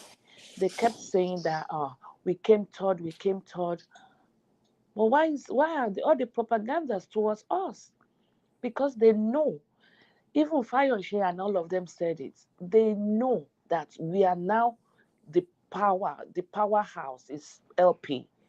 The people that is reigning now, the people, the real government is with the people and LP is the people. So APC is running helter skelter. And I've been saying this many, many times that APC will just continue. Part of their propaganda is trying to change the chairman of LP just to have to nullify and have someone, someone they've been able to butt over, probably withdraw the petition and, probably suspend or obey and stuff like that. More propagandas are going to come. But we shall overcome. We will overcome. And we will get the mandate back. So I don't think right now forming alliance right now it will be regressing. That will be going back. We can't go back anymore. We have come too far to go back to form alliance with any party at this point. Yeah. So that is that on that. So I don't think that is doable or that is even a consideration at this time. So that is just what I want to put into that one. And regarding, I think they have 4 more days to go, 4 more business days to go. So hopefully by this time next week, we should be able to hear something. Yes, APC is playing delay tactics, and they don't even know how to approach the courts. They don't even know what angle to come from. So, because even if the drug baron thing does not nail him, which I am suspecting is not going to nail him. And this is the reason he was not convicted in the United States. Yes, he was indicted, and Tifnumbu ran away from the United States when, here you will say, when alarm blew that, the FBI, they've caught everything. He ran away. He ran back to Nigeria, and he was there for 7 years before he came back. And all this forfeiture that he did is just like if your car was impounded and you don't even want to go claim it. You can just let it go. He just allowed the money to go. He never appeared in court. So he was truly not convicted. And what the SANS in Nigerians, what they are saying is that, well, the Constitution said conviction, not indicted. So how many people are indicted? How many people go to court? But then you're not convicted. Then that does not equate to being a criminal.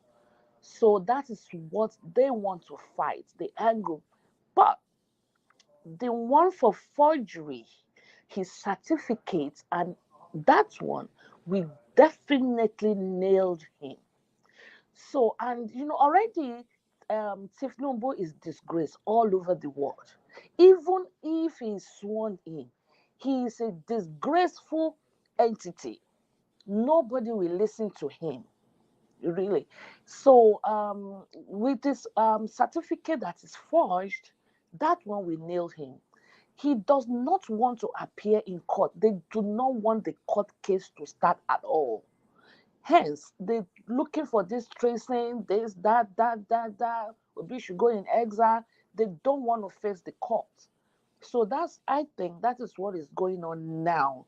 Plus, of course, the 25% and the rest of the likes. And that is why they're bringing up all this, that DUI of white hair. Wale Soyinka that was talking jazz. When he was talking, I actually Googled his age. I was like, okay, he doesn't have his hearing aid, but he looked like he was doing select. He had his mind prepared on what he wanted to talk about. And he wanted to deliver that just to further confuse people or distract people. But unfortunately, he didn't succeed either. I think everybody is giving him woto right now.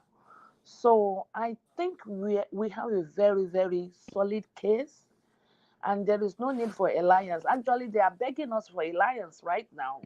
LP is not even the one. Everybody is coming to us now trying to form, but we don't need them anymore at this point. We're doing okay. We're doing very, very well on our own as is. So I think that's my little contribution so far. Thank you very much. I really appreciate those your contributions. I think we need to focus on the days ahead, and let's celebrate our small wins along the way, and also look forward to the days, especially the court case. I don't know how many days left that these people have to respond to the petition, because everybody. On the 11th, on Tuesday next week. Tuesday. Oh wow. Okay. And did we not hear? I think it was Inibehe Ekong, the one that came, the lawyer that came on Aisha, that said if they don't respond. I forget what his response was. Oh. Yeah, he said if they did not respond, that means everything on the petition will go through. Okay. Okay. So to be taken as maybe acquiesce, as the person was silent, so they'll just go through it. Okay. Well, that's. I think they will respond. They will respond. No, they will respond at the last minute now. You know that. They will respond. The only thing that I can save them. Yeah. Go ahead. Sorry, Mr. One Love. Go ahead. No, I was just going to ask Madam Victoria real quick, because if you read through that document, Tinubu took a plea deal by forfeiting $460,000. So taking a plea deal for me, it's as if you're guilty. So I don't know how the court is going to explain that. That's the reason why he ran away. He wasn't even in the country. Can I say He wasn't something? even in the country.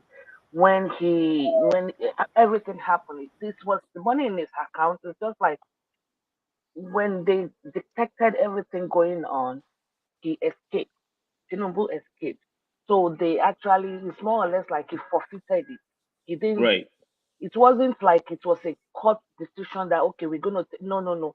It wasn't even a plea bargain. He just let go. It's more or less like, you know what? Let it go. Let it go. Just let it go. He just let it go, and he escaped.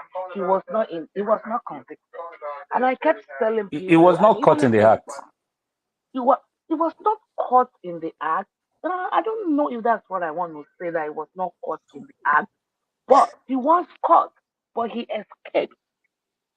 He But escaped. No, I it think was it's trail. he was Why did convicted he No, why now. did he That forfeit the forfeiture four was hundred and sixty convict. thousand dollars? Why did he forfeit it? no, this If, I if agree with Miss Victoria.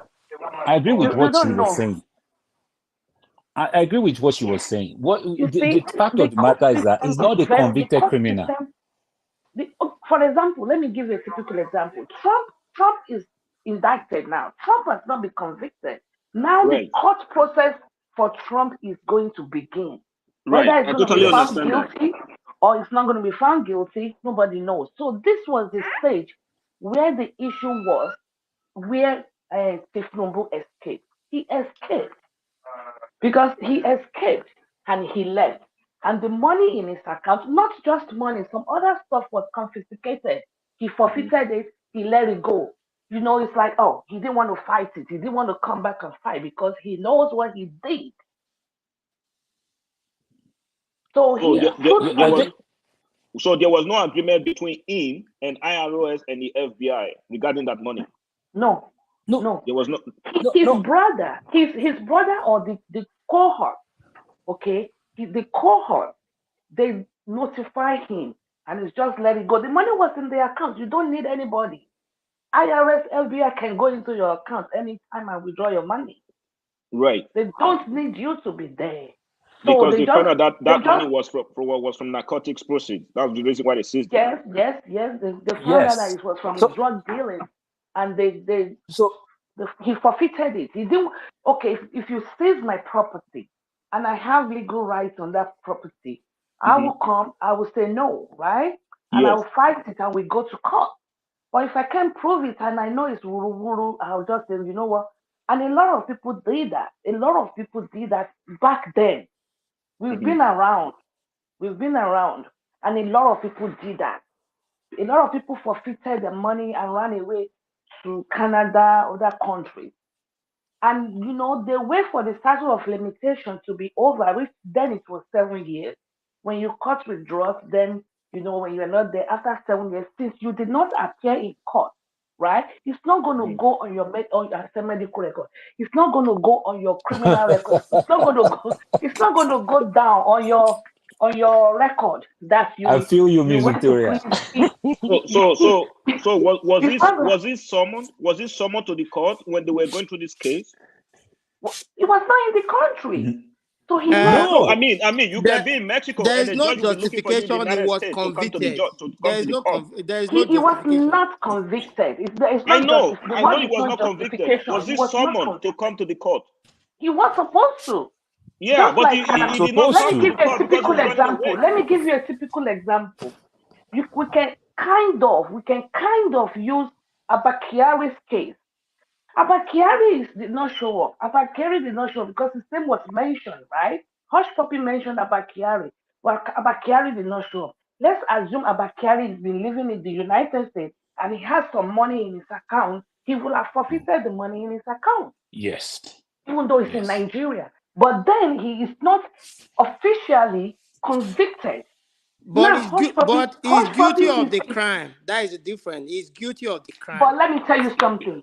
I kept saying it on every profile I go at, every platform. You are never guilty of any crime Until you are found guilty by until the you are jury. convicted, Yes, until you I are understand that. proven guilty. So we all know in the public opinion that you are guilty, but you have to be officially be guilty in the court of So law. So right so now, I think the Abakiari is not guilty. He's innocent. He has to come and prove he has to appear in court. But since he's running away from appearing, assuming he had money in his account in America right now, they would have confiscated the money and it would have been recorded as forfeited. You got it? Okay, And can Madam I say Victoria, something real quick? was he? Sorry, let me just follow up with her real quick. Yeah, go ahead. Before he forfeited that money, was he a wanted man regarding in relationship to that No, case? he was not wanted because before you can, he was. They were, when FBI are doing investigation, just like Hush Puppy, when they are doing investigation, you are living your life. You are not wanted. Nobody is really wanted in America. They know where you are.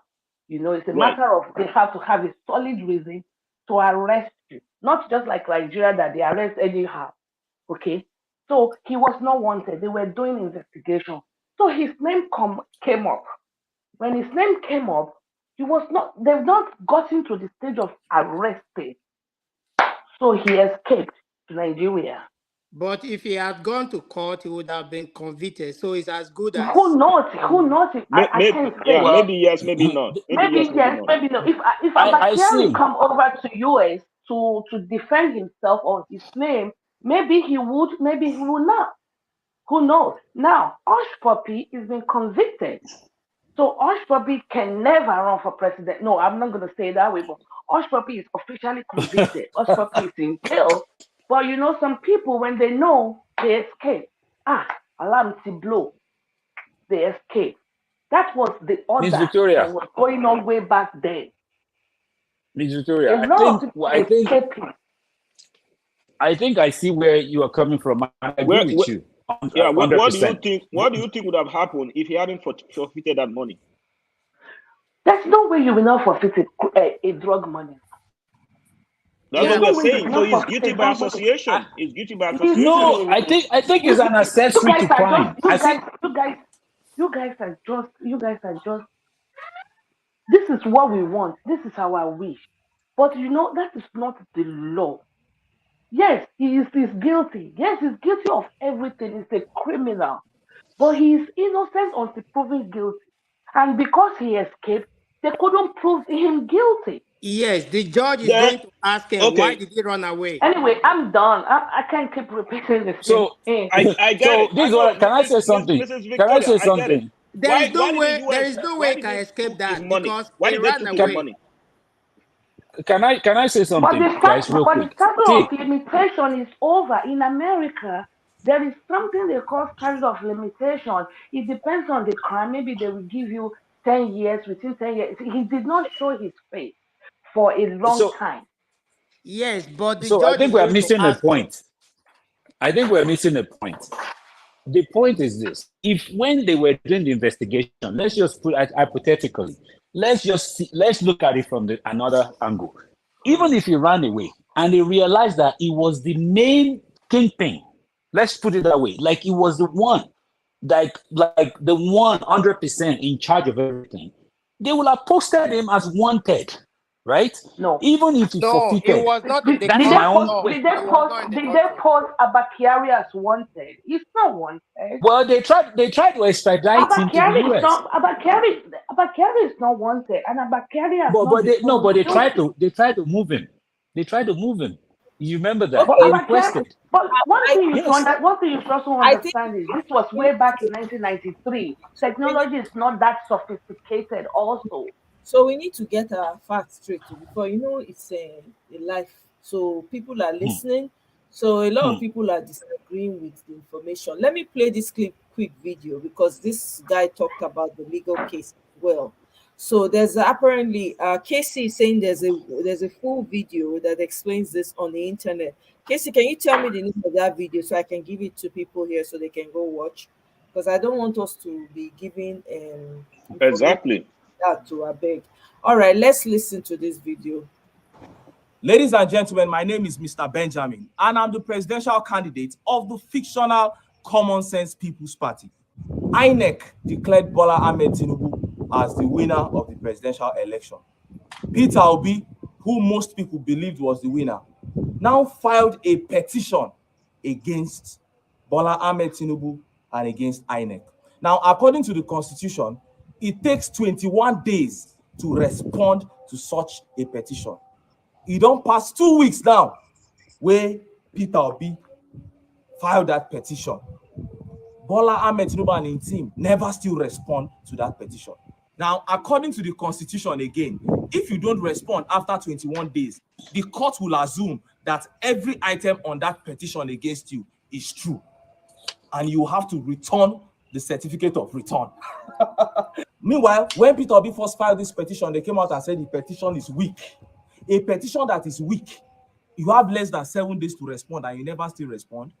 Then you will recall that many SANs, senior advocate of Nigeria, were approached by the APC, Tinubu's team, and they refused. We had senior advocate of Nigeria, San Okutepa, he refused.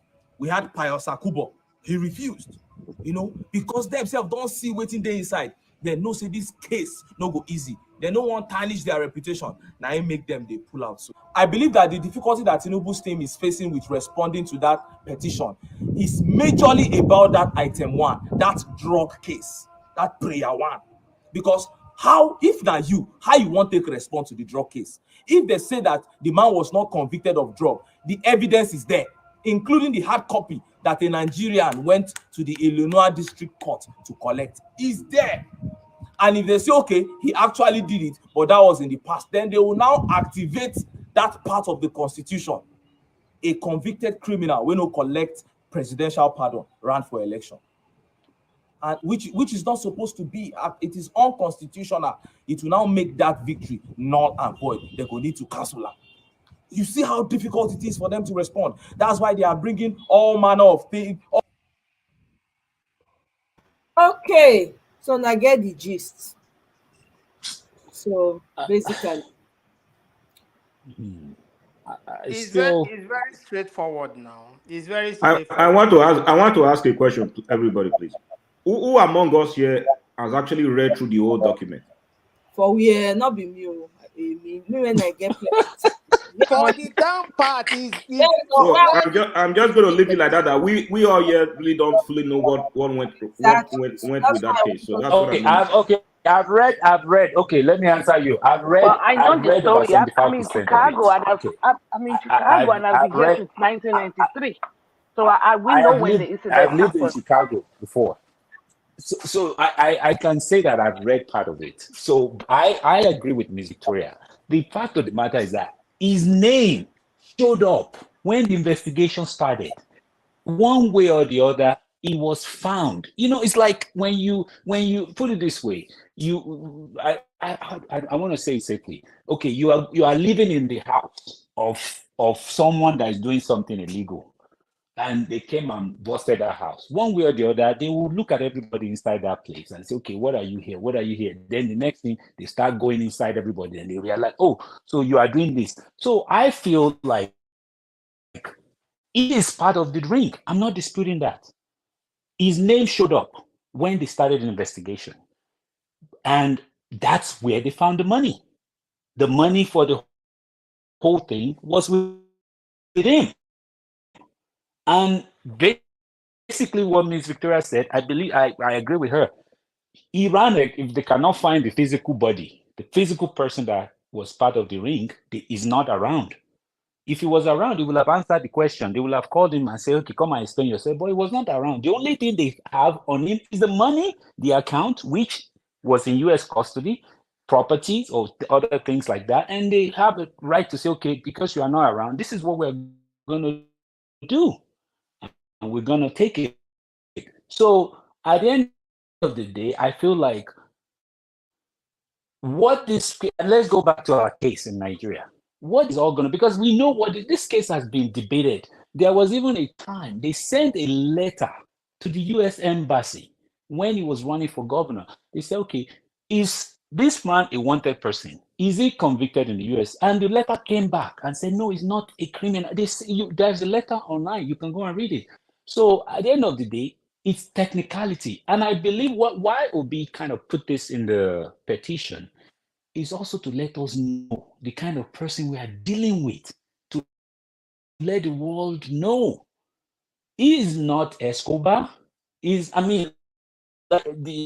say that it's Escobar, right? We say it. But I'm saying that in the grand scheme of things, is he Escobar like what we know today? No, he's not that kind of ring that we know. But at the end of the day, is he part of it? Yes, he is. So we want to shape the opinion of the public by he has done worse criminal acts in Nigeria, but we don't have evidence of them. We don't have the clear documented Your over that audio is land. It took over this. All these things are there. Can you hear me? Can you hear me now? we Can you can hear me hear you now? now, but your Oh, yeah, we can hear you. okay, I'm sorry. I'm sorry. So I'm saying that he has done more criminal acts in Nigeria. He has done worse things in Nigeria. But the one that we know that has been documented in the US is this forfeiture case. And that's what we're going to use and say, okay, he's a criminal. This is what we know. This man is riding private jet all over the place. This man is donating $100 million here and there. He's donating here, donating there. He's giving people $200 million. Where did he get the money? Of course, we know these are all criminal proceeds. But at the end of the day, the only thing we can look back and say documented in the US was this forfeiture, and we need to hone on it. So I see where Ms. Victoria is coming from. We're not going to be able to use that and say, oh, this is it, strike it down. He's not supposed to contest. They will fight that one. They already have an answer to that. And they've been doing this on the media. We've seen them explain. They think everybody's a fool, but we're not. So I'll let someone else speak. Can I say something, See, please? okay, when you finish, okay. Can I say something? Yeah, go ahead, BB. And everybody is speaking so accurately and properly, but I have just these two things to say. First and foremost, when things didn't go the way they thought it would go, because they thought it was going to be okay, we'll tell them we won and everybody will say goodbye and continue their life. When they saw that it wasn't going to go that way, they immediately made the noise, go to court. And their mindset of go to court was, you know what, all our boys are in place. We have everything checked out. He has no story. It's going to be a done deal. This is not going to be for a long ride. Unfortunately for him, Peter Obi and his team decided, you know what, the brain is not for decoration. We can think and we will use it. Because you cannot tell somebody something so confidently and then start looking at your legs, your knees are knocking and shaking, which is what is happening to them now. If at any point in time it dawned on them that, man, this guy might just go and dig out things that the world is not aware of, I can assure you they would have not been so confidently and so fast to say go to court. So that is point one. They did not expect it to be this bad, and it is getting out of hand. Number two, please, I say it again, go back and look at the documentary. This man we are dealing with did not start today. He has been dodging for years. He has been hitting heads together and bringing people to do things for him, and you never catch him because he always puts all his pawns in place. And that is the main reason why he got away. Because all the while, you did not even do 1% of campaigning like Peter Obi did. Yes, we can say that age difference would have made him not so agile. But why was it at that point you decided you needed to go for a break? Break of what? So him running away was to think, okay, let me leave everybody guessing and not to face the shame of what was going to come out, hence the court case. Because now the congratulatory message he was expecting to get from the whole world, he is not getting it. That is a slap on the face. Do you know what it means to be a president and nobody calls you to say well done? Or nobody calls you to say, good job. Do you know what that means? Only the Make una no carry small eye take look Nigeria. We dey OPEC o. only the country when they deal in drugs, now congratulate them. Exactly. Do you know what that means? Say when people they sit down, they discuss oil markets, crude oil markets, and the money, we follow they there.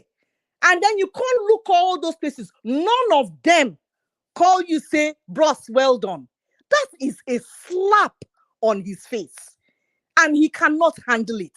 Hence him hiding. So this matter of the drug thing is one big slap, because for so many years, when did it happen? Nobody said anything. And even when David brought it out, since November, for heaven's sake, none of the network houses wanted to bring it up because they were all scared until they pushed the narrative and it came out. Of course, Peter Obi's team must have done their own homework. So that guy cannot stand the shame. In the same country, he has to back up all his weight. Please, I say it again. You will not understand the depth of this man's greed and wickedness until you watch that documentary. It's on YouTube.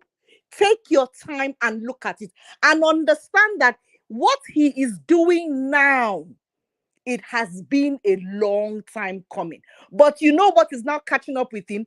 Every day for the thief, one day for the owner of the house. 9 they worry Tinubu so. In time, don't reach.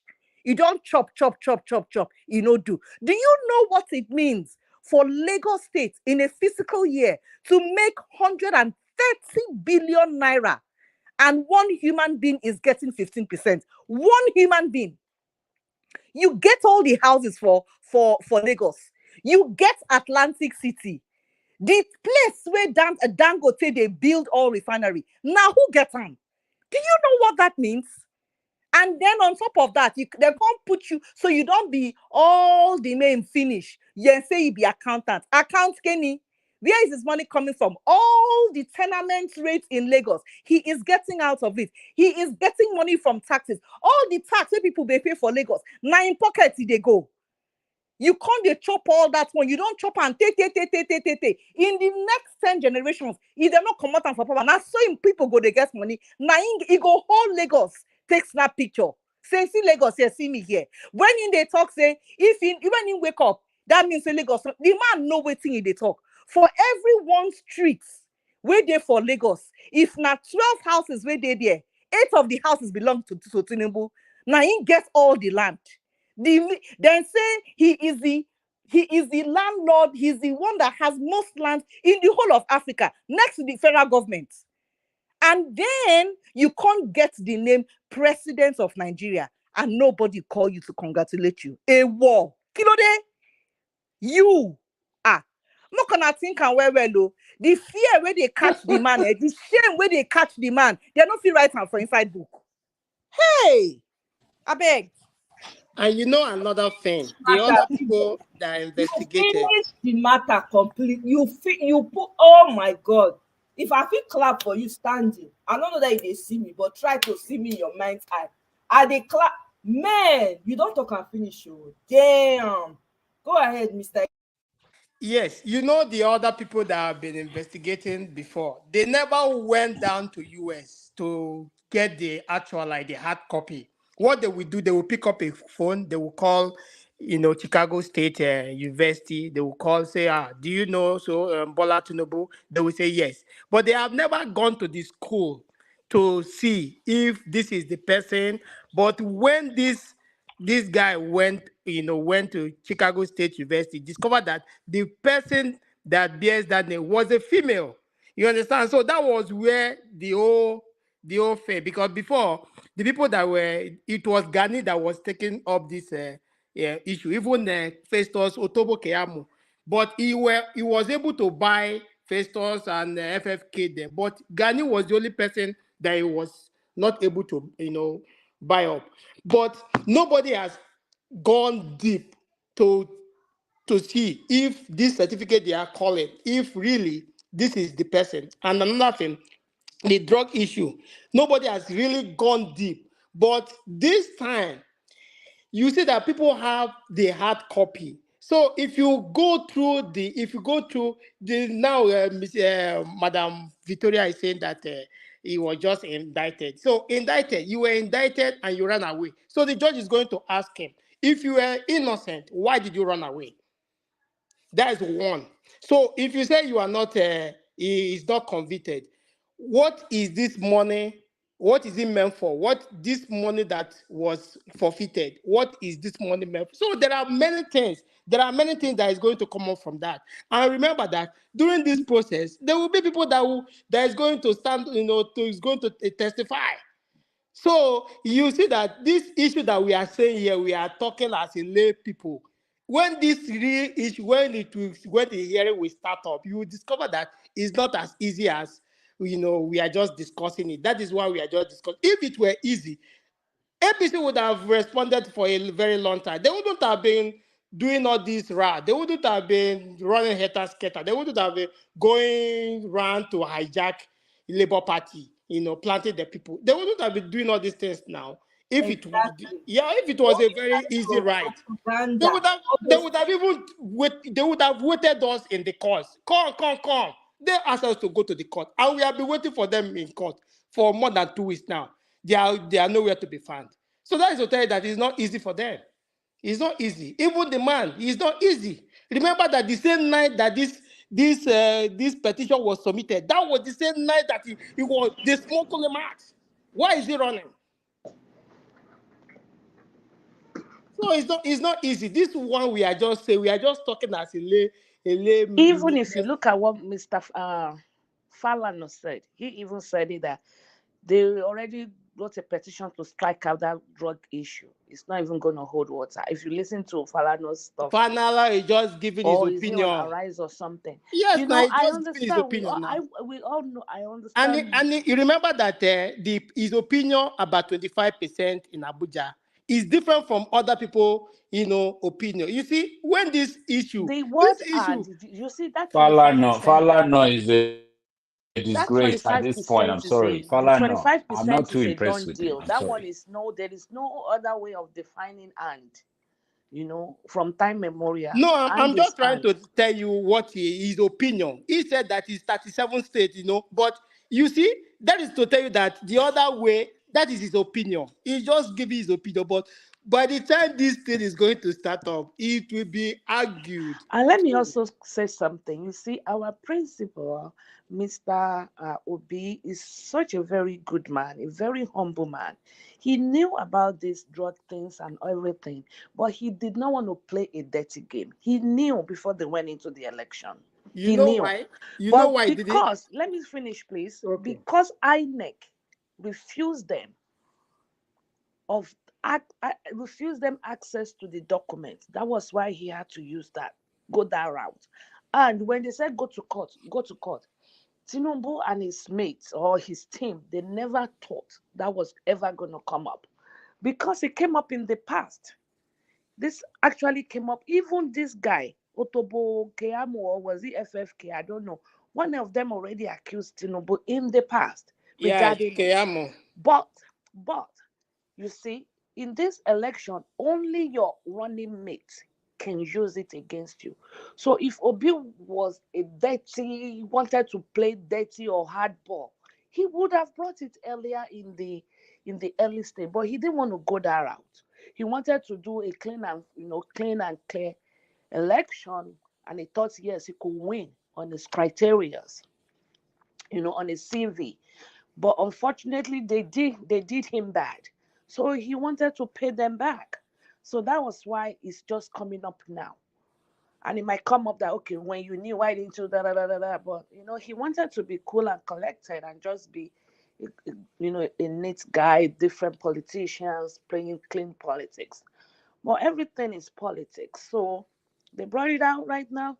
And Tinubu, of course, did. Let me tell you, the drug aspect of it is not even the one that is scaring Tinubu. Mind you, Remy, the wife, too, is involved in this. It's not just him. Remy's name also came up because they also deposited some money in Remy's account. Because sometimes back then, when the people do drugs, they look for people that has accounts to deposit money because they are the dealers. They can't really put it in their account. Money, Remy's account has some money. Her name also came up. But that aside, the forgery is going to nail him for sure, for sure. That is going to nail him really, really bad. And that's why he's been running. I mean, it's like, I don't know who spoke. The lady that just spoke not so long ago. It's very disgraceful. He has global disgrace. Global disgrace. And we've not even seen the end of it. Even if he's ever sworn in, they're gonna be using these things against him all over the world. He's not gonna be a reputable, God forbid, president if he ever becomes one. It's never gonna be reputable. It's like proving a criminal, of course. Everybody's just gonna look at him like rubbish. So I don't Exactly. know. But the thing is that it's very interesting that um, um, um, we're having this conversation because this is what we need to be talking about, because we need to pay attention to the 'cause this is why they've been trying to all this propaganda and everything that they keep their propaganda machine, all the things that they're busy doing behind the scenes. This is why, to distract so that the news gets buried. But the fact is, the case, we're going to go to court. We will watch it. Since they're going to tell you it's going to be live. Oh my god, I'd already buy popcorn. I can't wait. I will sit down, watch everything from beginning to end. I want to see. We want to see him in court. Let him get his behind in court. Hopefully we get to see that. Um because it will be interesting what's going to unfold and what we're going to even continue to learn. All this is what you're talking of peripera. By the time lawyers start to dig, they ask questions. We go come dey know things wey we no know before. The eye wey we take dey look am na layman's eyes. Things will start to come out. Then you begin to wonder, how come? Wow, it'll be interesting. I'm actually so looking forward to it. Somebody wanted to say something. Sorry. Auntie Moye. Omoye, Oh, Auntie Omoye. See, yes. make I no bust your bubble. Oh. Well, Whoever handle court case for Nigeria no go say as e be. And I am speaking like as one that has encountered it. Once the person you are having the case with is not in court, then go adjourn am. And that is what reigns in Nigeria. but you know what I know if you happen for this one. There's a lot at stake. No, that's not going to happen. It's not going to happen. Okay, This are is you not. ready This is to? not the same case. It's No, not the this is same not the same. You see, as the this is court what I want to say. process. Sorry. And the reason why I This said that this is, remember the name that Oga Peter put, na him first name. So did he sue APC or did he sue Bola Ahmed Tinubu? He sued all of them. is APC, sue all of INEC, Oh, them. all of them. oh, All of them. So let me. Okay. Can I say one thing real quick to your question? See, this is the thing. The only thing that can save Tinubu, the only thing that can save APC, is for this case not to be heard in court. That's it. Once this case starts, they are going to lose. There's no way they are going to lose because the facts are there, the evidence are there. It's just not, there's no way around. That's why I like what Mr. Lewis said. That's why they are doing all this LP, change the chairman, change this thing. If you have a case, go and answer it now. Don't be leaking audio tapes. Don't do that. Just go. Let's go to court. So, but in terms of him not appearing, he's going to lose if he doesn't appear because there's a timeline for this petition. This is a court case that has an end. This is not like you are disputing a land case whereby you say, "Oh, I bought the land, I gave money, left money. Okay, this thing can drag for the next 20 years." No, wheelchair, whether he's on a bed, it doesn't matter. He will have to answer this case one way or the other. So that's it. okay. Somebody said define Motown. Welcome, Motown. Says, has anyone looked up the definition of forfeiture? Here's the definition. I quickly pulled it up.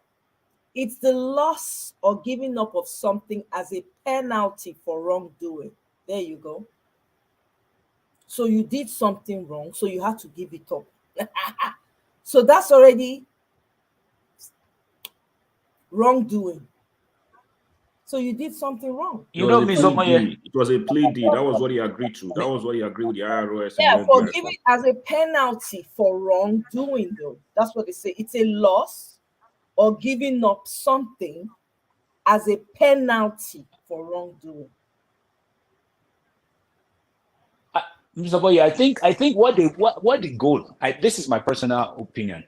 They want him to come to court Me, I want and to see in say court. that Yes, yes, I was part of this ring. yes, Yeah, I was. You do you want to say yes or no? You remember? Keyamo, the liar, has been saying, he's a taxes. He for he's a Tax. tax thing. Is this? He's lying to us. Let him come. See, that's the thing. We know, like Miss Victoria said, we know. Okay, fine. He was not convicted. Let's say he was not he was not a convicted criminal.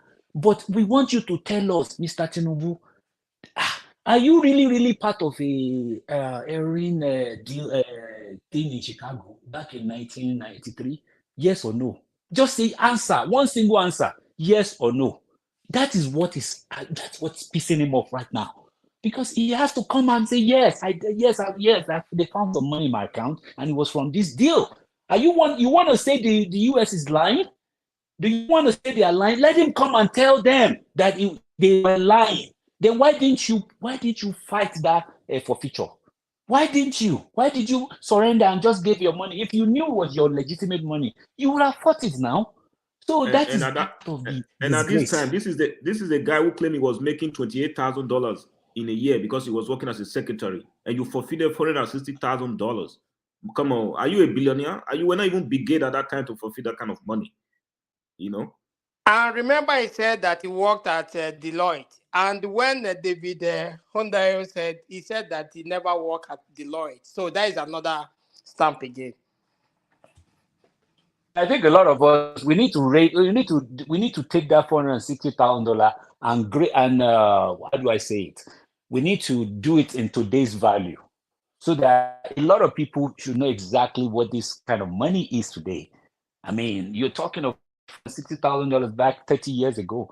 That is like at least 1.5 million today dollars. If you want to do in today's, I mean, maybe I'm wrong, but at least it's not a small money back then. $460,000 is a lot of money back then, even now. But we need to just put it in today's perspective. What did he really forfeit? It's at least if it was in today's money, it's like at least over $1 million.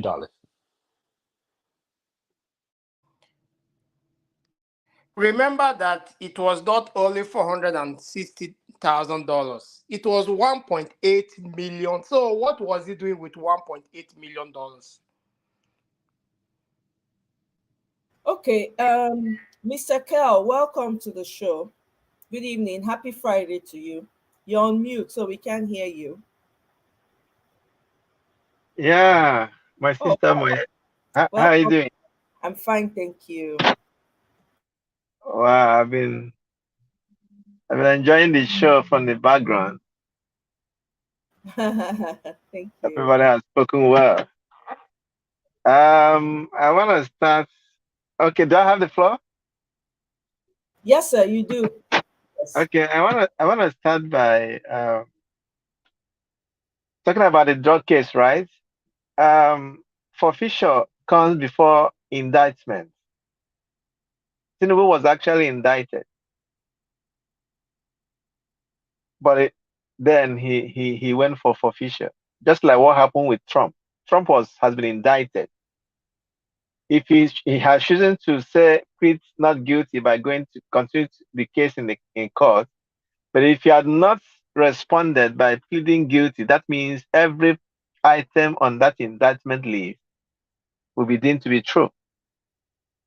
So, and when you go, I don't know if you have taken time to look at that document. If you go through that document, there were back and forth conversation between Tinubu and the Agent Moss and Tinubu's attorney that has to do with, there was a statement of how much, where he was working, how much he earned from his so-called day job of $2,500.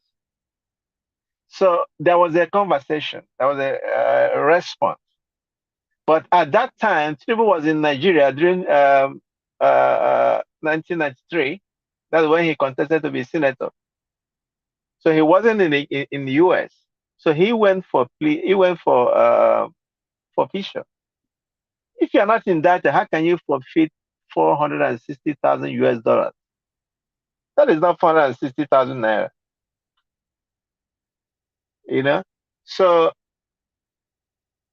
he was indicted, and that forfeiture is a crime.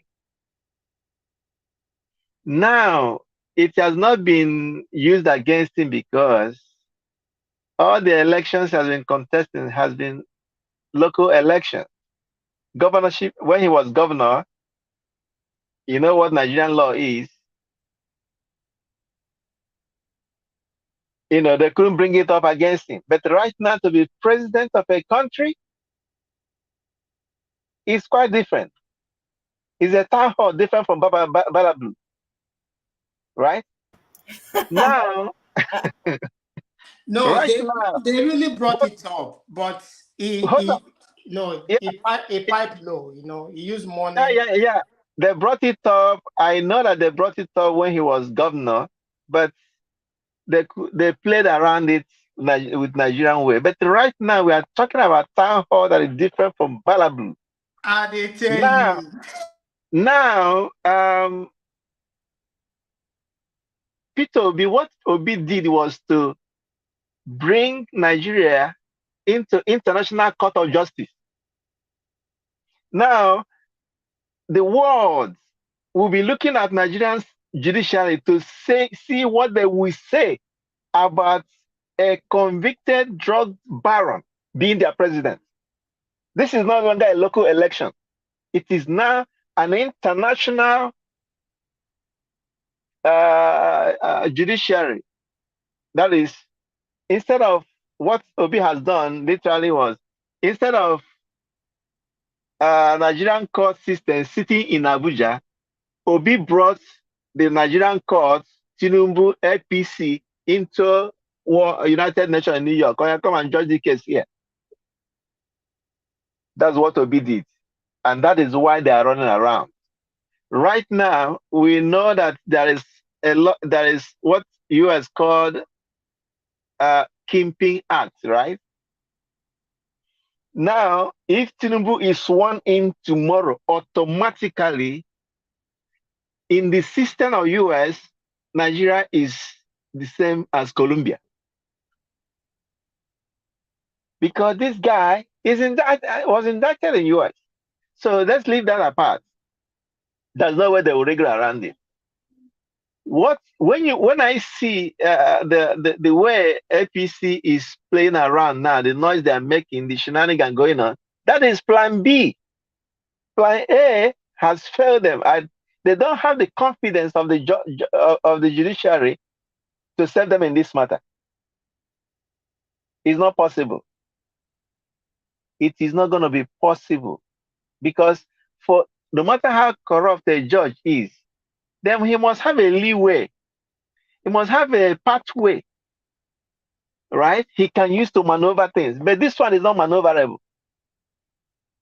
If he turns left, Obi is there on 25% of Abuja. He turns right, he's there on drug case. He turns front, Shetima is having double nominee. He turns back, INEC, you know, Forgery. my practice was all there. So when you look, all of them up with one rope, my God. He tied them up on this rope. Before you come to IRF. You don't corner them. You don't corner them. Corner them. So, yeah, so they can't escape it. They can't escape it. You know? So what they are doing is a way they will see to infiltrate Labour Party so that this native doctor they brought as chairman of the new chairman. Native doctor. The man is supposed to be an Ofa priest. The man will come in. Who tell you they know you'll be one? And the man will come in and say, okay, we have reviewed the case. we want the interest of the country at heart. Okay, we are withdrawing our petition. Yeah, that's But what they that will didn't say. work. You come out and say that. Every action Even every step they take. if they withdraw it, Obi is #1 petitioner. They Yes. can't withdraw it. You know that these guys are illiterate. Let me tell you the truth. The truth is this: if APC want to get out of this trouble, Obi, out of this trap, Obi has said for them, they should go to Anambra State and ask Chris Ngige and Dr. Andy Uba for advice. I said they pull out from the case when they were handling the case. They pull out. But Obi insisted and they gave him back. So what are we talking about? That's why I'm saying if they're meeting Ngige would tell them, my people, we not get matter for this case, so go and withdraw this case. I mean, hand over power to Obi. So any angle they look at this thing, Obi will defeat them. And it goes more to show how landslide Obi won this election. And another thing that is working for him, this guy is upright. His hand, is not soiled in iniquity as far as this election is concerned. Had they been the Atiku is the person that they did this thing to, I tell you, Tinubu will defeat Atiku. Straight up with Atiku's own dirty laundry. Yeah. Because, so I'm sorry for Tinubu. There's no way they will wriggle themselves out of this quagmire. We have to put them. That's why you see all these shenanigans you're seeing all around. So what I would advise Nigerian youth, obedience, go and take your register with Labour Party, become card carrying members. Inside this wala. Another thing they are trying to do is to form factions, create factional leadership in Labour Party, so that to affect Imo State election, to affect Bayelsa State election, to affect Edo State election, to affect all these elections that are coming this year and next year. When Don't we worry, my brother. No, that's what is going on now. That is the game they're playing right now. Yeah, but before that time, we must have regained our mandate now. That is not a problem. No, let me hear what you said. Mr. Kel, say that again. That which game, please? I want to hear again. When politicians are playing their game, don't analyze their game in the now. Analyze their game for tomorrow. Where are they going? Imo State election is coming November, and the primary will come any moment from this month and next month. Right. So they create this factional leadership in Labour Party now. What will happen is that you end up seeing two Labour Party candidates in all these states that our election will be coming up, and that will create confusion, right? So if obedience become card-carrying members of the party, they will influence what happened in the elementary section stage of the candidate, getting a candidate. They will be the ones to select the delegates. They will be the one to vote, and they will be the one to, So that is what I advise every obedient in Nigeria now. Go and be card-carrying members. By the time we regain our mandate, Obi will decide whether he will restructure the Labour Party or whether he will go and form his own party. But right now, let's do everything we need to do to outsmart these criminal politicians and their game. That's what I have to say for now. Thank you very much. Thank you very much, Mr. Kel. Really, really appreciate your contributions. Absolutely. Everything you say makes sense, man. This is what we need to be focusing on, the court case and what it, in our own way. That's what we need to be paying attention to, because all these people, They think say na as we dey take dey run the election na so e go just dey go titi lai. Abeg, we are tired. This is too much. Imagine the amount of money that they are borrowing, even with how many days left for them to leave office. It doesn't it boggle you people? We dey hear one something billion, we hear say they wan do census billion, everything na billion. Why be say everything for Nigeria na billion? They no dey see, Mr. nobody Moye, cutting costs. I no understand. Every time I hear this, in my heart dey cut. Go ahead, Mr. J. see, I have a theory about this money they are borrowing, but it goes in line with what Mr. John was saying the other day, about saying doesn't believe in Nigeria and all that kind of stuff. You see, the thing is, I feel like they are just taking the money and they are going to take the name of Nigeria with the eventual goal of we'll all go our separate ways. And that's basically what I think they are doing. They're taking it. Because at the end of the day, it's Nigeria that got the money.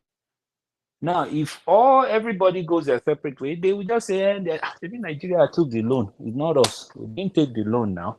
So that's my own theory on that, because it just doesn't make any sense. If you value your country, you won't be taking this loan like that. It's just not. You want to get $22 billion from China on top the 109 billion that we already hold right now. Buhari has taken is over 70 billion dollar loan since he became president. And what do we have to show for it? And all this money we're talking about, they are not even in Nigeria. They have been taken out of Nigeria. They have been siphoned out. Sad.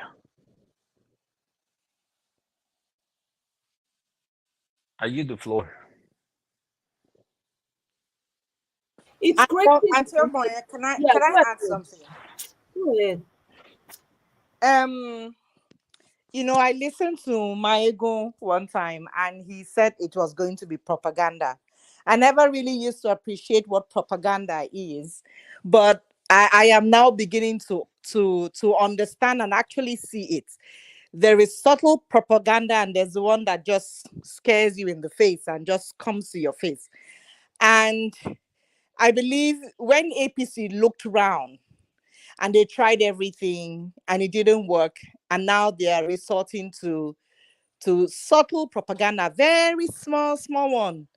Make one person just go, parade all the different channels, just chook small thing, shake their body. So I think everybody needs to be resolute in their individual stand. And I say that because I'm a deep Christian, and I always have the mindset that Satan is not going to come to your face and dance in front of you and tell you, today I'm going to tempt you.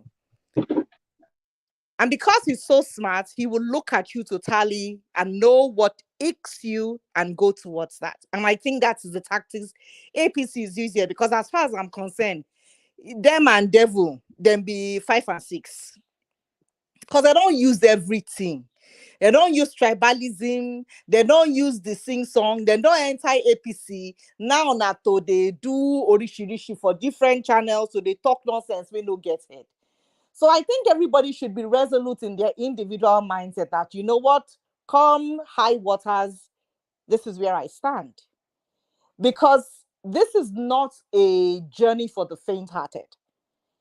And people will be knocking heads. I have seen a case where this situation is pulling families apart because of their different ideologies and the things they don't stand for. At the bottom line, what keeps me sane is I want a human being with at least 70% good character. Because one of the things that made the Orange Man very unpopular was because of his character. And not because of his character of when he got to where he was ruling, but because of his character before he got to ruling. And that is why he was so unpopular, hence why they are dealing with him now. Everybody keeps saying, oh, they are going to indict him. Why they are indicting him now is to make sure that he does not ever think of coming back to try to run, period. Let us just spoil his name. In this situation, this thing has already soiled this man's name. And I think the way we can go about it is to keep on preaching that bad name, so that whether they are hearing it or not, whether they send people or not, everywhere across board on the internet, they are just singing of soiling his name. We don't know who listens to this, our channel. We don't know what information goes back to them. But one thing I do know for certain, whenever his name comes up, it is not good news. It is not something nice. He is tied with bad references. He is a bad example. Nobody speaks nice about him. All he's attributed to is drug. And that is the song we are going to continue to sing. Which is why the likes of Dirty Keyamo, FFK, they come out and say rubbish and say rubbish.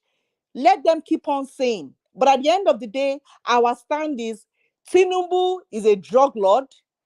He bribes people. He does not have any factory, yet he makes money. He steals all the taxes of the individual people. He sends his boys out to drive people out of their lands and buys up the land and builds his hotel and his offices. He is sending boys out to sell drugs on the street. He's the godfather of Agberu. When we continue to sing that song in every discussion that we have, that is a distaste. And nobody wants to hear that about their leader. So when they are coming with their propaganda of trying to, well, you don't know. No, we know. He's a thief. He's a drug lord. He does not have a heart. His hands are not clean. When we continue to sing that, that should be the new anthem in every discussion that we have. He does not have a good name. His name should not be in any way clean with any cloth. There's no amount of cloth and omo can wash it. His name don't dirty, don't dirty. Then write on, they don't even write on for sand. For inside stone, then cover and put. Now bad man he be. He's a bad omen. He's a bad. I don't even want to think of him. Make I not forget bad day. When I wake up for morning, I don't want to think of Tinubu so that my day will be good. That is the song we should be singing, because the propaganda they are coming up with, they will come with all sorts. But we should maintain that theme. He cannot be in charge of a country because his hands are beyond dirty. It's not possible. Period. His character is totally trash. He doesn't even have any, let alone to understand what character is. That is what we should be preaching all the time. And when we keep on doing that, and all other forums keep on doing that, then the whole world will hear. How can everybody be talking about one bad man for months and days and days and hours? There must be something wrong with him. That is how we should go. I yield. Do you know that their Mic propaganda does drop. not... Another mic drop moment. BB. Hey, hey. BB is dropping mic tonight. Oh, I am Mr. Isho. I don't praise praise her. Yes. Another thing that is giving this APC sleepless nights, all their propaganda, obedience doesn't take obedience under 1 hour to debunk them. Wait till be 1 hour. 1 hour. Ticket you. No, what I mean, at 1 hour, like internet could not catch fire now. So yes, because before this APC, what they used to defeat Jonathan was this propaganda, But when Obedient came, Obedient took, they took over the internet, they took over everything. So that is why these people are having it. They are not having it easy.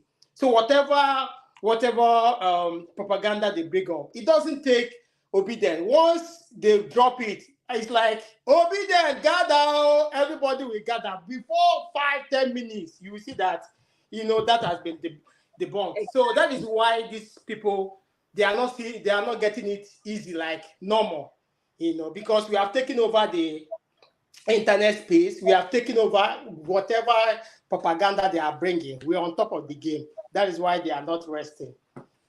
Exactly.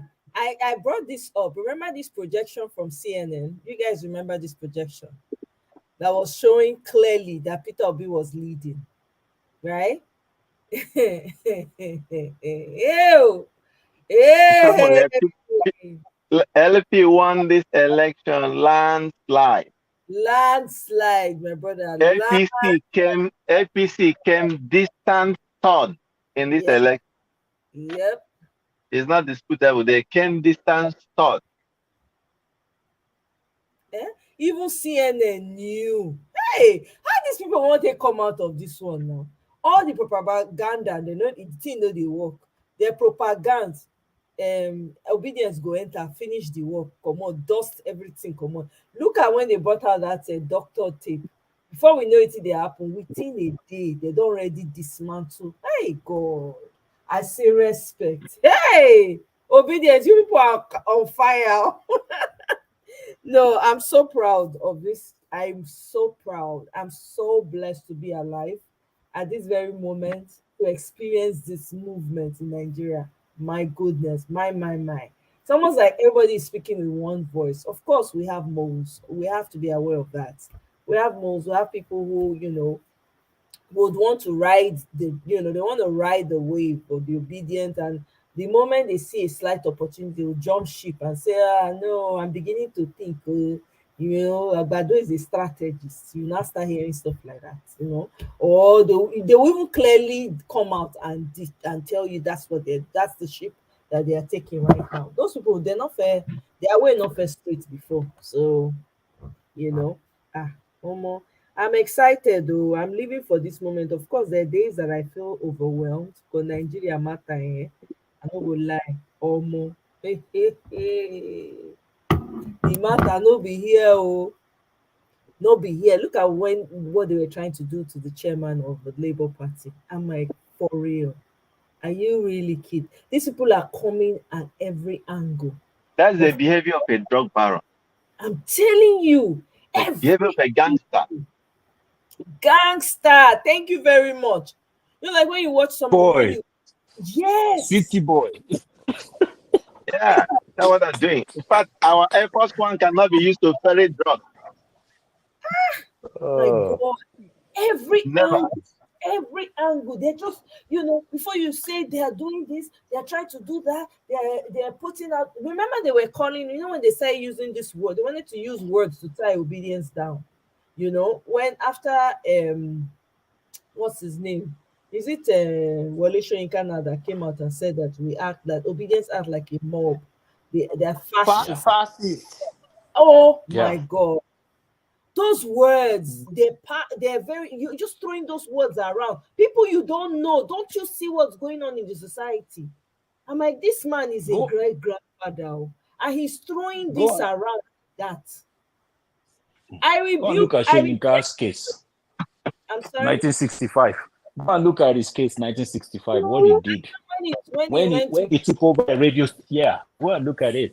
He's done worse things. So I don't know where it's coming from. They need to bring that. They need to ask him to explain himself. That time is too far. Let's go back to 2015 when they said they were going to form a parallel government. He was there now. Where was he? He was in the meeting. I was there now. I was in that hall now when they said it now.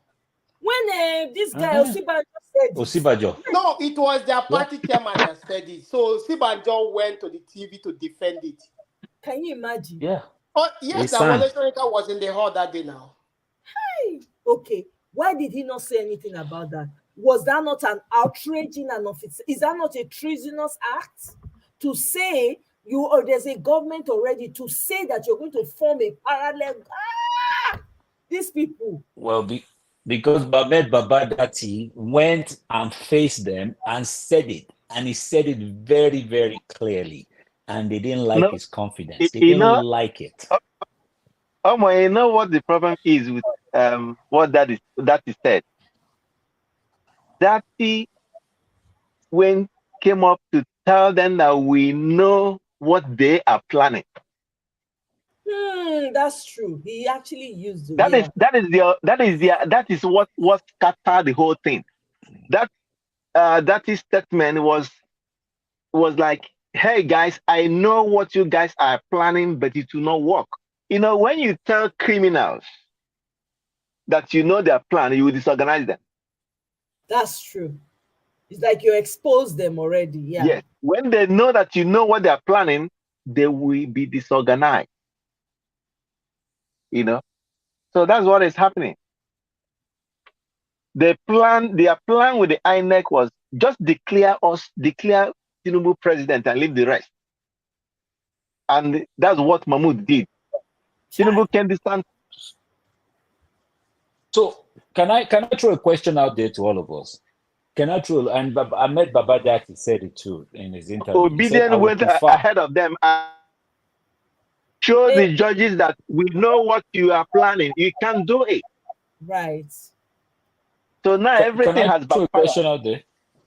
Yes, sir. Can we kind of look at it from this angle? But Ahmed Babadaki said it too. He said, I would have preferred if they had manufactured a number to the Abuja number.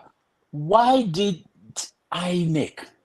INEC had power all over the other state. They did whatever they want to do in other states. They added numbers here and there. Why didn't they do that in Abuja to clear this 25% issue? Exactly. If they knew this 25% was hanging, it was a low-hanging fruit on everybody's head. So why didn't they do that? Why did they forget to do it? Was it deliberate? No, it wasn't deliberate. You know what happened? They didn't have the machinery to rig in Abuja. Remember, Obi won them in Aso Rock, even in Aso Rock. Yes, they did not have the machinery to rig in Abuja. It wasn't intentional. If they had the machinery, they would have even rigged everywhere, even in Anambra State. They rigged Imo because of hope. They didn't have the machinery to rig in Abuja. That was what happened. So they planned. So Abuja's result is probably one of the most cleanest results out there.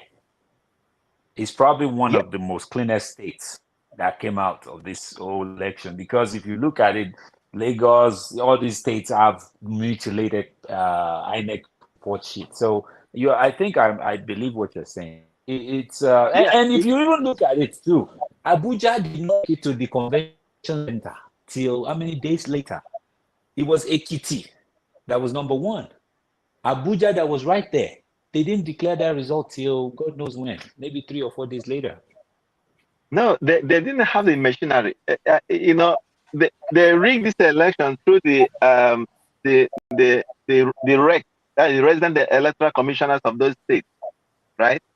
So when if, for example, if you see what's happening in Abia State, that tells you that there are some. If other recs were to be like that lady in Abia State, it would have been difficult for them.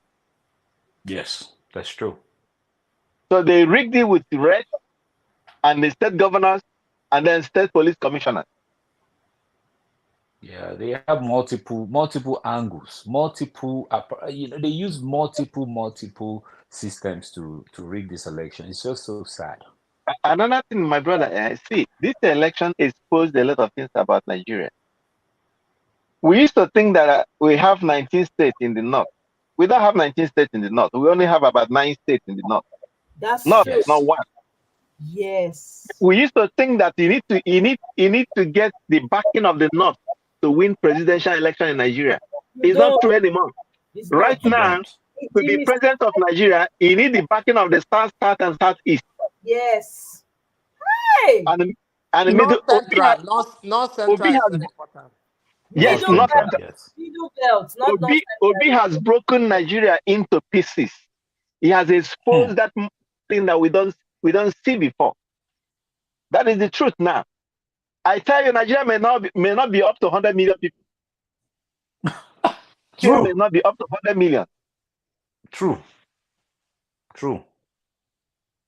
Because this election, we see that Lagos used to have about 7 million registered voters, right? Kano, either 7 million or 6 million. Rivers said 5 million. In this election, that people came out, Lagos did not record more than 1.2 million. So all these things in the past has been they've been padding votes. I know voter suppression was there, But this election exposed a lot of things. Do you realize that Obi, in the real result, when the real result comes out, Obi had 25% in most of those northern states. In Obi had Katsina, 25% in the core north. Bauchi, And Borno, all if those the real places, result come, Gombe. Did you yes, see what now, they gave him? Gombe and even Bauchi. Even look at the result of Gombe and Bauchi alone. That's enough to even dispute this election. It's just too much. It's just you can't dispute. You cannot. Like I said earlier. The only thing that can stop Obi is for them not to hear this case. If this case starts, they will start. That's where they are going to mobilize their mob in Abuja. You're going to see different people are going to get on the street. They will have their own people that they import from other states. They pay them, then you're going to see them, because what they will do is they will try to disrupt this case. They will try. They are trying now to make sure that we don't even have a day in court. They want to send him out of the country. They want to send him on exile so that they will say, okay, well, there's no case anymore. They are taking over the LP, the secretariat. They did this to Showore, even though it doesn't really matter. Years ago, they did this where they took over his party that he formed. They went ahead and took over. So same thing, same strategy. So they will try all these things. But at the end of the day, when the case starts, they will still start to want, they will not want this thing to be, you know they will why not want to Showore? be held.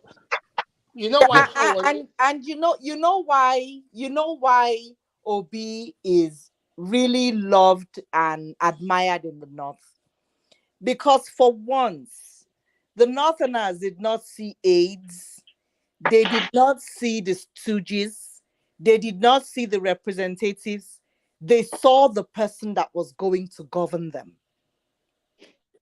People have sense. So yeah, and this is the only reason why I quarrel with the Nigerian leaders, because they think that everybody is as dumb and as gullible as the people that run around them. People actually have intelligence, people actually have feelings. And Obi showed that, look, I'm not interested in numbers. I want to see the faces of the people in this locality. I want to see what pains them. I always remember what Kamala Harris said when she was campaigning. I want to take care of the problems of what wakes people at 3 a.m. in the morning. Because now when Kasala hook you well, now you no go sleep. That 3 a.m. sleep where they bring out all the snore, all the wahala where they your body. Now that one you won't sleep. But when Kasala boss, your body no go eat. Wait till be sleep. Your eye go shine, twinkle like twinkle little star.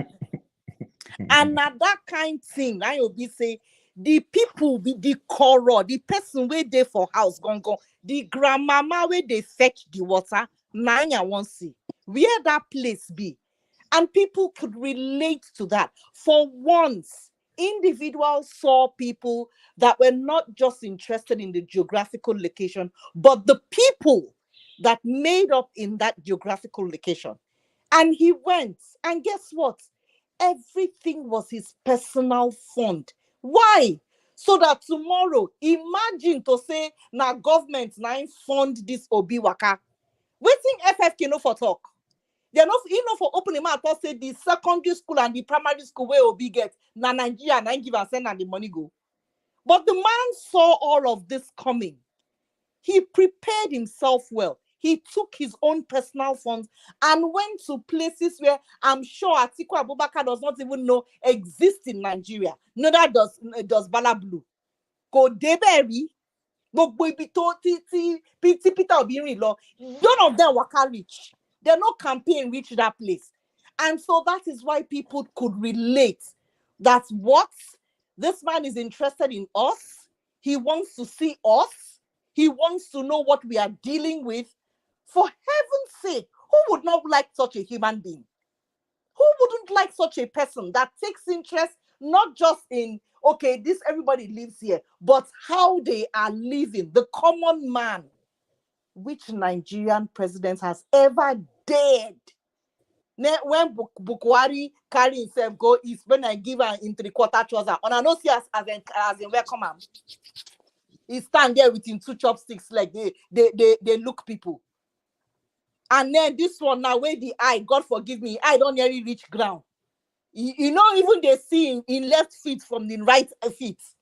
He won't come rule people. Nobody is interested in that anymore. Everybody now wants to know that, look, yes, I am a somebody.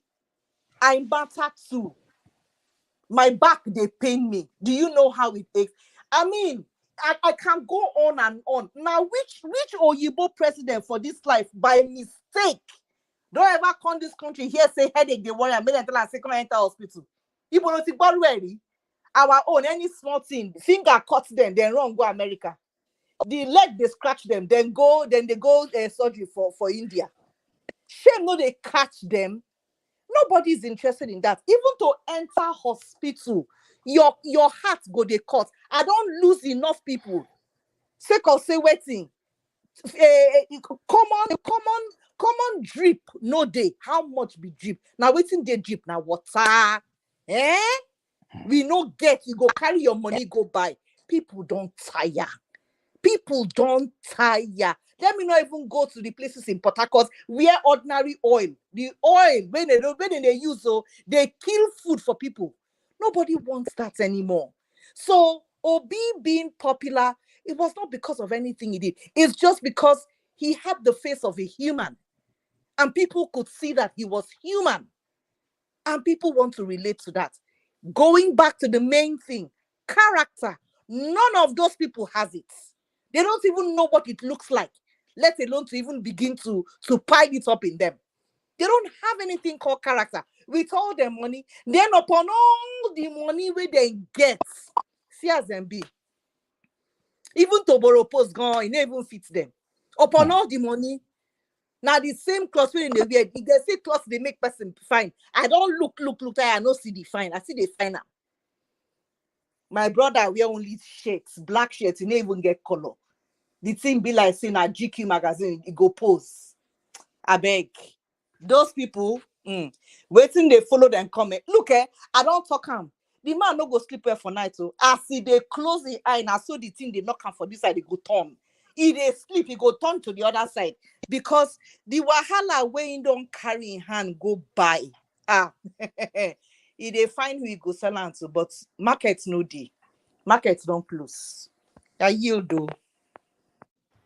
Thank you very much, BBMJ. You be like say you ready come today. You've just been dropping microphone up and down the vicinity, the area, the backyard, the front, the sidewalk. Hey. I'm enjoying this. So Mama H, be like say you get wetin you want talk. So you don't on camera now. Yeah, see as your face they shine. Hey, this Friday go good though. Eh? I dey prepare to celebrate with my children for our mandate wey dey their hand. That's right. That's right. Mm. It's just that Mm. I never, na the first time all my life when thief finish, e no run comot go hide im face. E come dey use all im small thief to dey announce say na we thief am o, na we thief am o, na we be the thief o, na we dey trouble Nigeria o, na we be the enemy of Nigeria o. Make una no dey look far again o.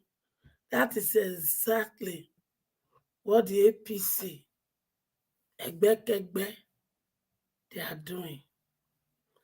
And it's so unfortunate. Anyway, they're unfortunate for me, because I don't know long ago, say we not get papa, we be offer.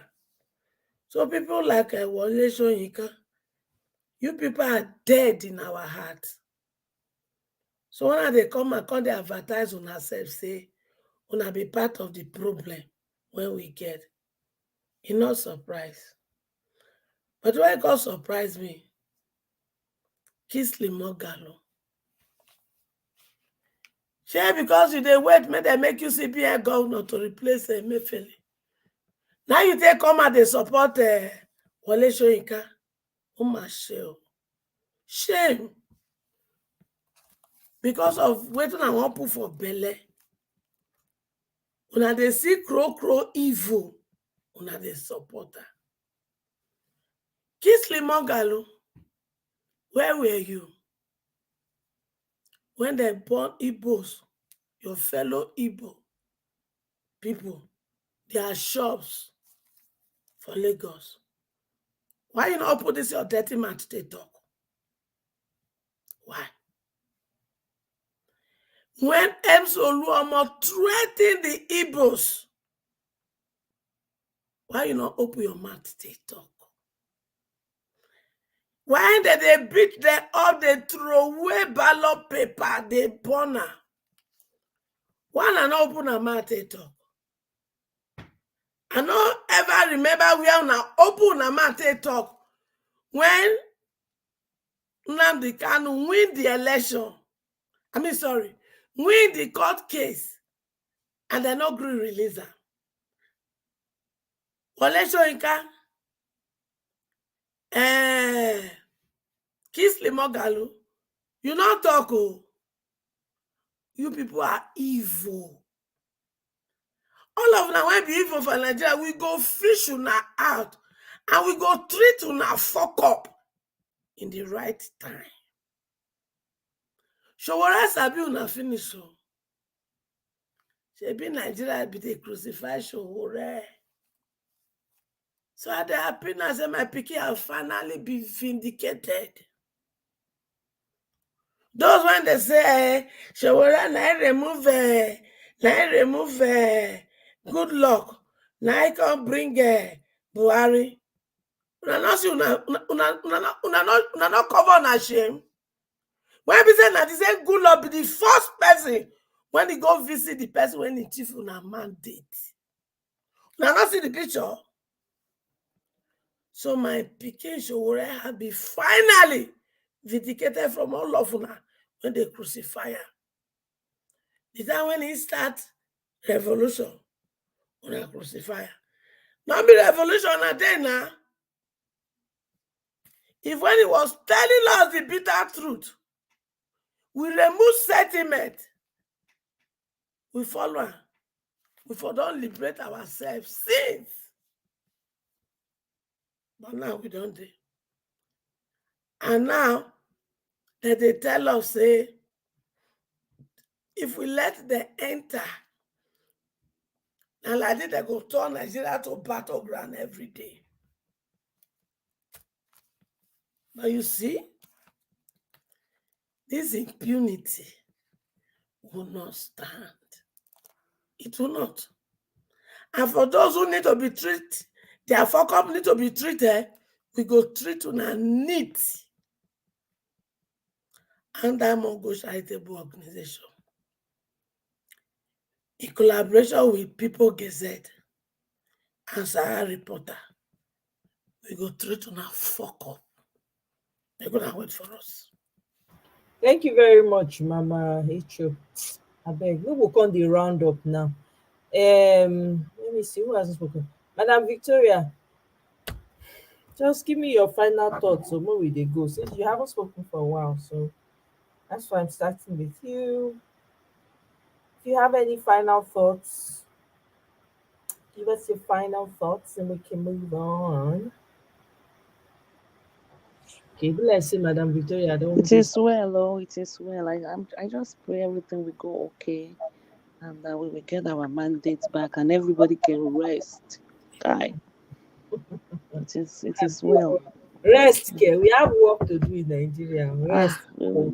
I hope we will everybody rest. has gone to become those people, those that are interested. I mean, those people that want the best for Nigeria. Go and become a card-carrying member of Labour Party. You don't have to run for position, but we need to flood the party that is that has integrity right now. I beg. In case you haven't, please already done so. Please go and do so. And for those living in LA, I beg you, there's a protest coming up on Friday. I mean tomorrow. Please be up, be there. Oh. Thank you very much, Madam Victoria. Have a great night. I hear say Malami, you don't come back. Welcome. We go treat all your fuck up. Shebi when you there for CJ, you dey buka.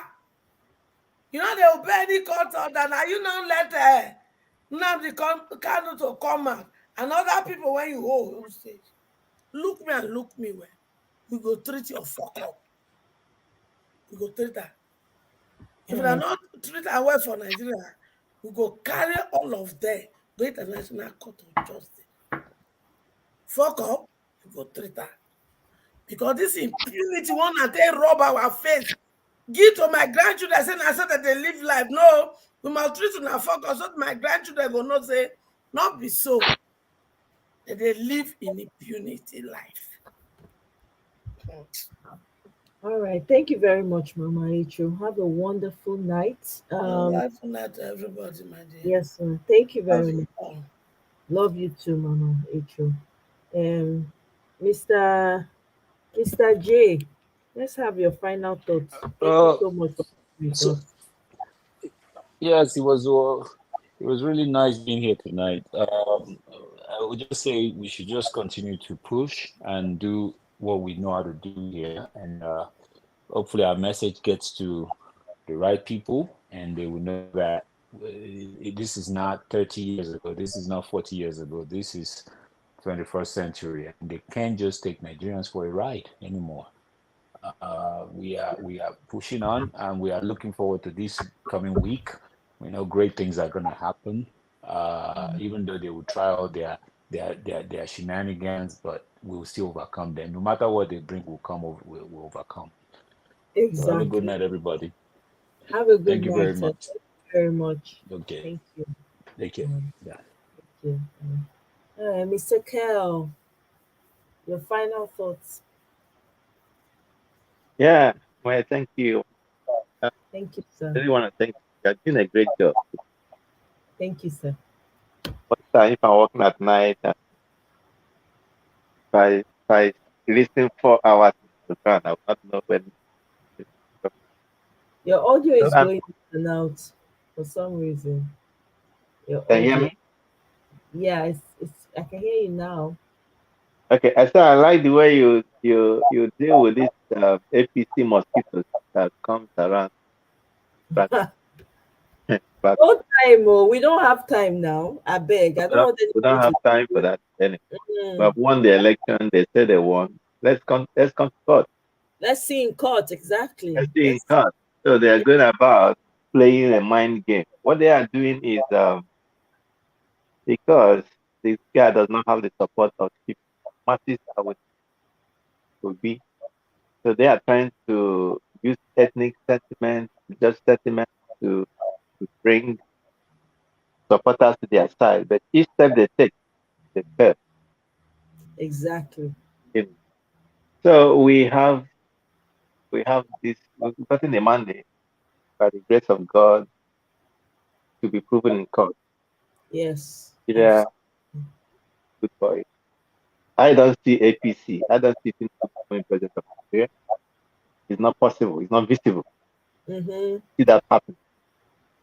I don't see that happen. So I wish us all the best. The coming week will be great.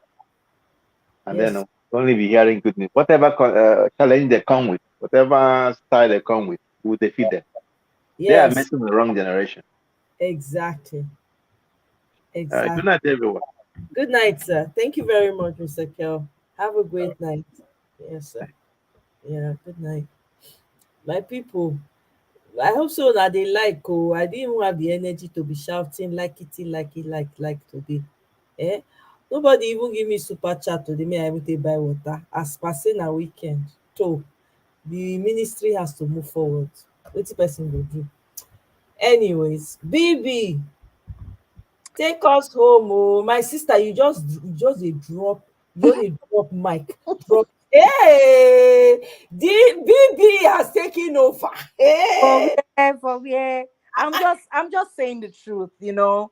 I'm just on fire, as in. I mean, sometimes you get jealous when you see people talking so well about their president. Their president has done this, their president has done that, you know, and you look our own, what they not do for the 8 years where they don't do for that country. They've got people, more people don't buy, more people don't lose. Telling you. Eh? So be Road that. road where we been they manage before, it just pafuka completely. Not even they work again. You know when they talk say we be 200. You know, Mr. Kel just exposed something to me now. We don't even reach We that. not reach, and I don't hear that talk before. I go the one that say na the children where they never born, now they make us the 200 million. I've been waiting. I been then they go borrow people from Chad, come put for them for the in northern states. They call them, mention them for us. I mean, think about it. I mean, I know things are not going to get better in life, but for heaven's sake, we went from one to zero in seconds. Chai. Imagine. I mean, people living in the East have to think twice before traveling. And this is affecting businesses, it's affecting economy, it's affecting, you know, go fit send Pikin go school, make your mind for rest. Why? Because there's either orishirishi happening in school or the journey not just good. So what good thing have they done? And now they've removed the subsidy in oil, in gas, in petrol. So that means people are going to be buying petrol at least 950 naira per liter. Waiting, how much people they make? The ones who then they owe pension for secretariat, they see they line up. People still go carry mattress, go like. So what is good about these people, for heaven's sake? They have not built one atom of character. And instead, what is brother Shinkafi doing? Collecting and borrowing money. Officially now, we are learning Chinese. Eh? See where China dey, see where Africa dey, but we dey learn their language. Which of our language they learn for their country? Now, which one? Shana Igbo have been a Hausa, have been a Yoruba. Which one are they learning in their country? Then they have the audacity to come to our country. They will open restaurants, and then our people cannot even go. And nobody sees anything wrong with it because we have a bunch of idiots as government. It's annoying. Any common sense person will think, for heaven's sake, if you people don't have a government, then start behaving like, you know, anyhow. When you do your house, you govern your house, and you be your own local government chairman. You give yourself water, you give yourself light, you give yourself road. Because there's no point in having people in Abuja and they're really not doing anything. You can't represent yourself outside at all. Instead, when person go do boxing, they win. You come they shake hand. Now you send and go train and make it for take win. I don't even know why people even they give a face at all.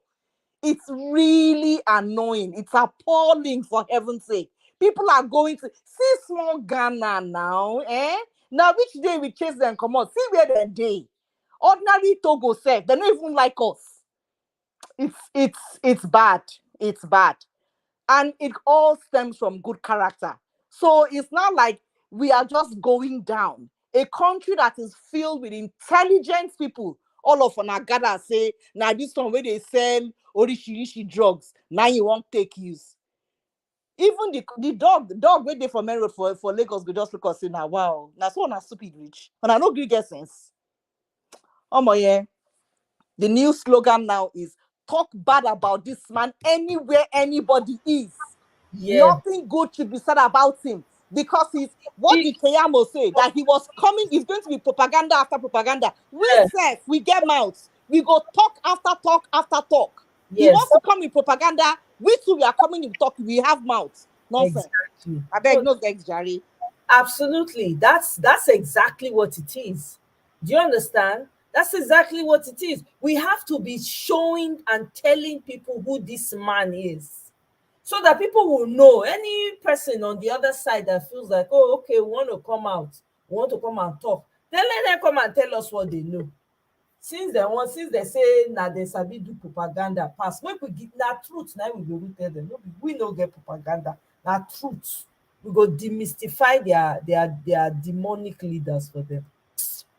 Mr. T, you just dey enter. When I don dey round, man, I don do 4 hours for life. Nobody give me No chingbai, vex, abeg. no water to drink, no coffee. nothing.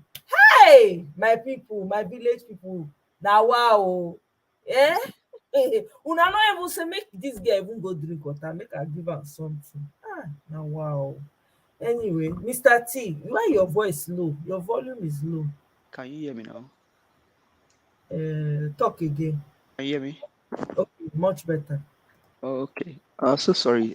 Sorry for coming in a bit late. No wahala. I mean, now it's here I see on Punch Nine. Nine surprised me. I send the link to you. Good evening, good morning, everyone. On the panel. Depending on your location, people in the comment section. My sister, as with the Yoruba go say, bashing. Is it that bashing gay kabi bashing gay on lower nothing to about me? If you see what your ex-governors, man, this country is mean. 5 star treatments. Matawali, Wike, Okowa, Umayi, Ganduje to get mansion, exotic car after retirement. Nigeria, only God, only God, We have to only, look forward and focus on what we are trying to get. only God. That's this. Well, Peter Right. Obi, please, anywhere you are now, you don't not have to leave Nigeria for these guys. We are with you because we just believe that God has ordained you for this season and for this time. You said it, Your Excellency, that lunatics have taken over the asylum.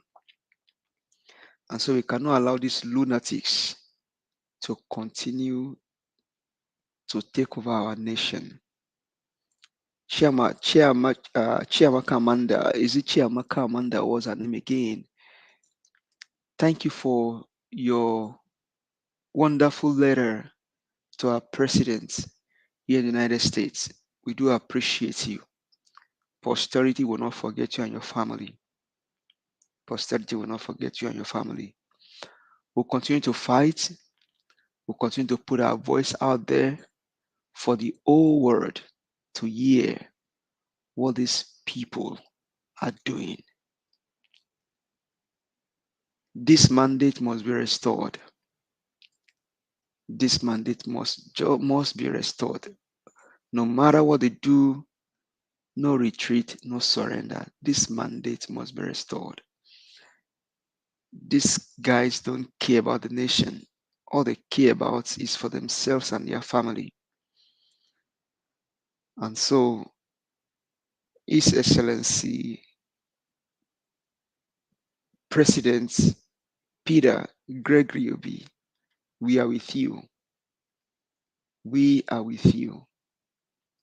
The whole world is with you. The heaven is with you. The earth is with you. The unborn child, even the born ones, the growing up children, everybody's with you. We'll continue to fight. We'll continue to stay here until we get this mandate back. You've shown that honesty, competence, character, love and compassion is the order of the day and can rescue a nation. We have seen in your person, we have seen your courage and your charisma. Thank God that thank God for the mother, the breast that feeds you, that fed you. Thank God for the father that raised you. Thank God for the day you were born. You actually bring hope to youth like me and millions, to ladies like Omoye, Mr. Kell, and so many other people watching from all over the world. You have just proven to us that truth and honesty and righteousness can truly exalt a nation. Mr. Peter, thank you so much. I may not have met you in person, but I was fortunate to interview with you when Diola invited you. And that experience has changed me as a person. That you do not have to have money to contest for an election in Nigeria. All you need is just go and verify. A good name is better than silver and gold. I'm from the southwest. You are from the southeast, but we don't care where you came from. We care about your person and your integrity. You are not a saint. We all know that. You are not perfect either. But Mr. Gregory, you have shown to us that honesty, integrity can truly exalt a nation. We'll keep fighting, we'll keep praying for you. The Lord be with you and your household and continue to protect you. These guys, Tinubu being their godfather, and the likes of Keyamo, posterity will not forget them. Elements will not forget them. The unborn children will not forget them. But we're sure that this mandate will be given back to us. Because now is when Nigeria needs to recover. Omaya, thank you. I thank you for all that you are doing. Only God can bless you. That even at this time of the night, this is just some 2 minutes to 12, we can still be talking at this time just because we care about Nigeria. My sister, God bless you. God bless you. You may not know what you are doing now, yourself, Mr. Elvis, and then other people. But time will come, we'll look back and we'll say, oh, I remember this lady. I used to speak on her channel when we were fighting in 2023. Thank you so much, my sister. God bless you. I'll let you go so that you can go have a good night's sleep. Happy Thank Easter to you and your family. Same to you. Same to you, sir. Thank you so much, Mr. T. I appreciate you. Thank you for your kind words. We keep fighting. We keep moving forward. We only have one country. We don't have a choice. We have to get it right this time, not tomorrow, but now.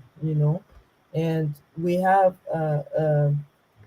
all the support that we can get. Mr. Obi is not alone. So anybody that is thinking that the man is going to run away or go somewhere else and go and chill just because they want him out of their side, na lie they lie. We dey here, we pin here, we are with him. He knows that he feels our energy. So that's why we cannot be silent. We have to keep talking because our voices go far. And whether we like it or not, the man is the energy that we're all putting together and sharing and talking here is what carries him through. So this is why we cannot be silent. We need to continue to encourage him. He needs to see that we're standing strong for him and we're supporting him all the way. He needs to feel it. So whatever little contributions we can make, I beg, is our country now. If you work tomorrow, no, go good for me. It go good Mm, for you, it go good for me if it's mm, working. Wherever anybody decides to stay, nobody will be wondering, thinking, oh my God, how do I the hardship that we're hearing about now, we won't be hearing about it. We will be living in our different regions peacefully. That's what we are asking for. Plenty. So we keep moving. Thank you very much for stopping by. I appreciate you. I appreciate your contributions as well. You're always talking, you're always adding your voice, you're one person who stands out amongst many. So I appreciate you too. You're also doing your own part. And with prosperity, remember all the good works that you've done. Your children will look back and say, yes, I'm glad that I come from a man who stood for the truth. How blessed your children will be. So thank thank you you. so much, my sister. Thank you, sir. Have a great night. We'll You see too. again. Yeah, bye. Bye bye. Yeah. Well, guys, we've come to the end of the show. Thank you very much for staying with me. Thank you so much, BBM and Skystream. I really appreciate you guys so much. I appreciate your consistency. You're always blessing me with super chats. I don't take it for granted. This encourages me, to be honest. When you're doing stuff, I have been here now almost 4.5 hours right now. It's not a joke. There are other things that I have to do, but because this is very important and I feel like we have to keep lifting the voice and pushing it forward. This is why I do what I do, you know. Whether you give me super chat or not, I'll still be here. But it's a way of encouraging, you know. That's the only thing. But I appreciate you guys so much. Thank you for always being here with me and being supportive. I don't take it for granted. May your pockets never run dry, you never lack, you know. Before you ask, you will be, whatever wish you, whatever desire you have will be granted to you. Thank you for blessing me. As you have blessed me, so also will you be blessed in so many ways that you don't even imagine. So thank you so much, guys. I appreciate it. We move, oh, we move, oh, no darling, we cannot be silenced. Thank you so much, guys. If you please like the show on your way out, share, subscribe if you have not yet subscribed, so you can get notified anytime I set up um, an invite. So I'll see you guys on the next one. Tomorrow we have village meeting. So I may postpone it, but maybe I'll leave it. Depends on how crazy my day goes. But we'll see you. See you at 12 tomorrow. Thank you so much, guys. Have a great night. Bye.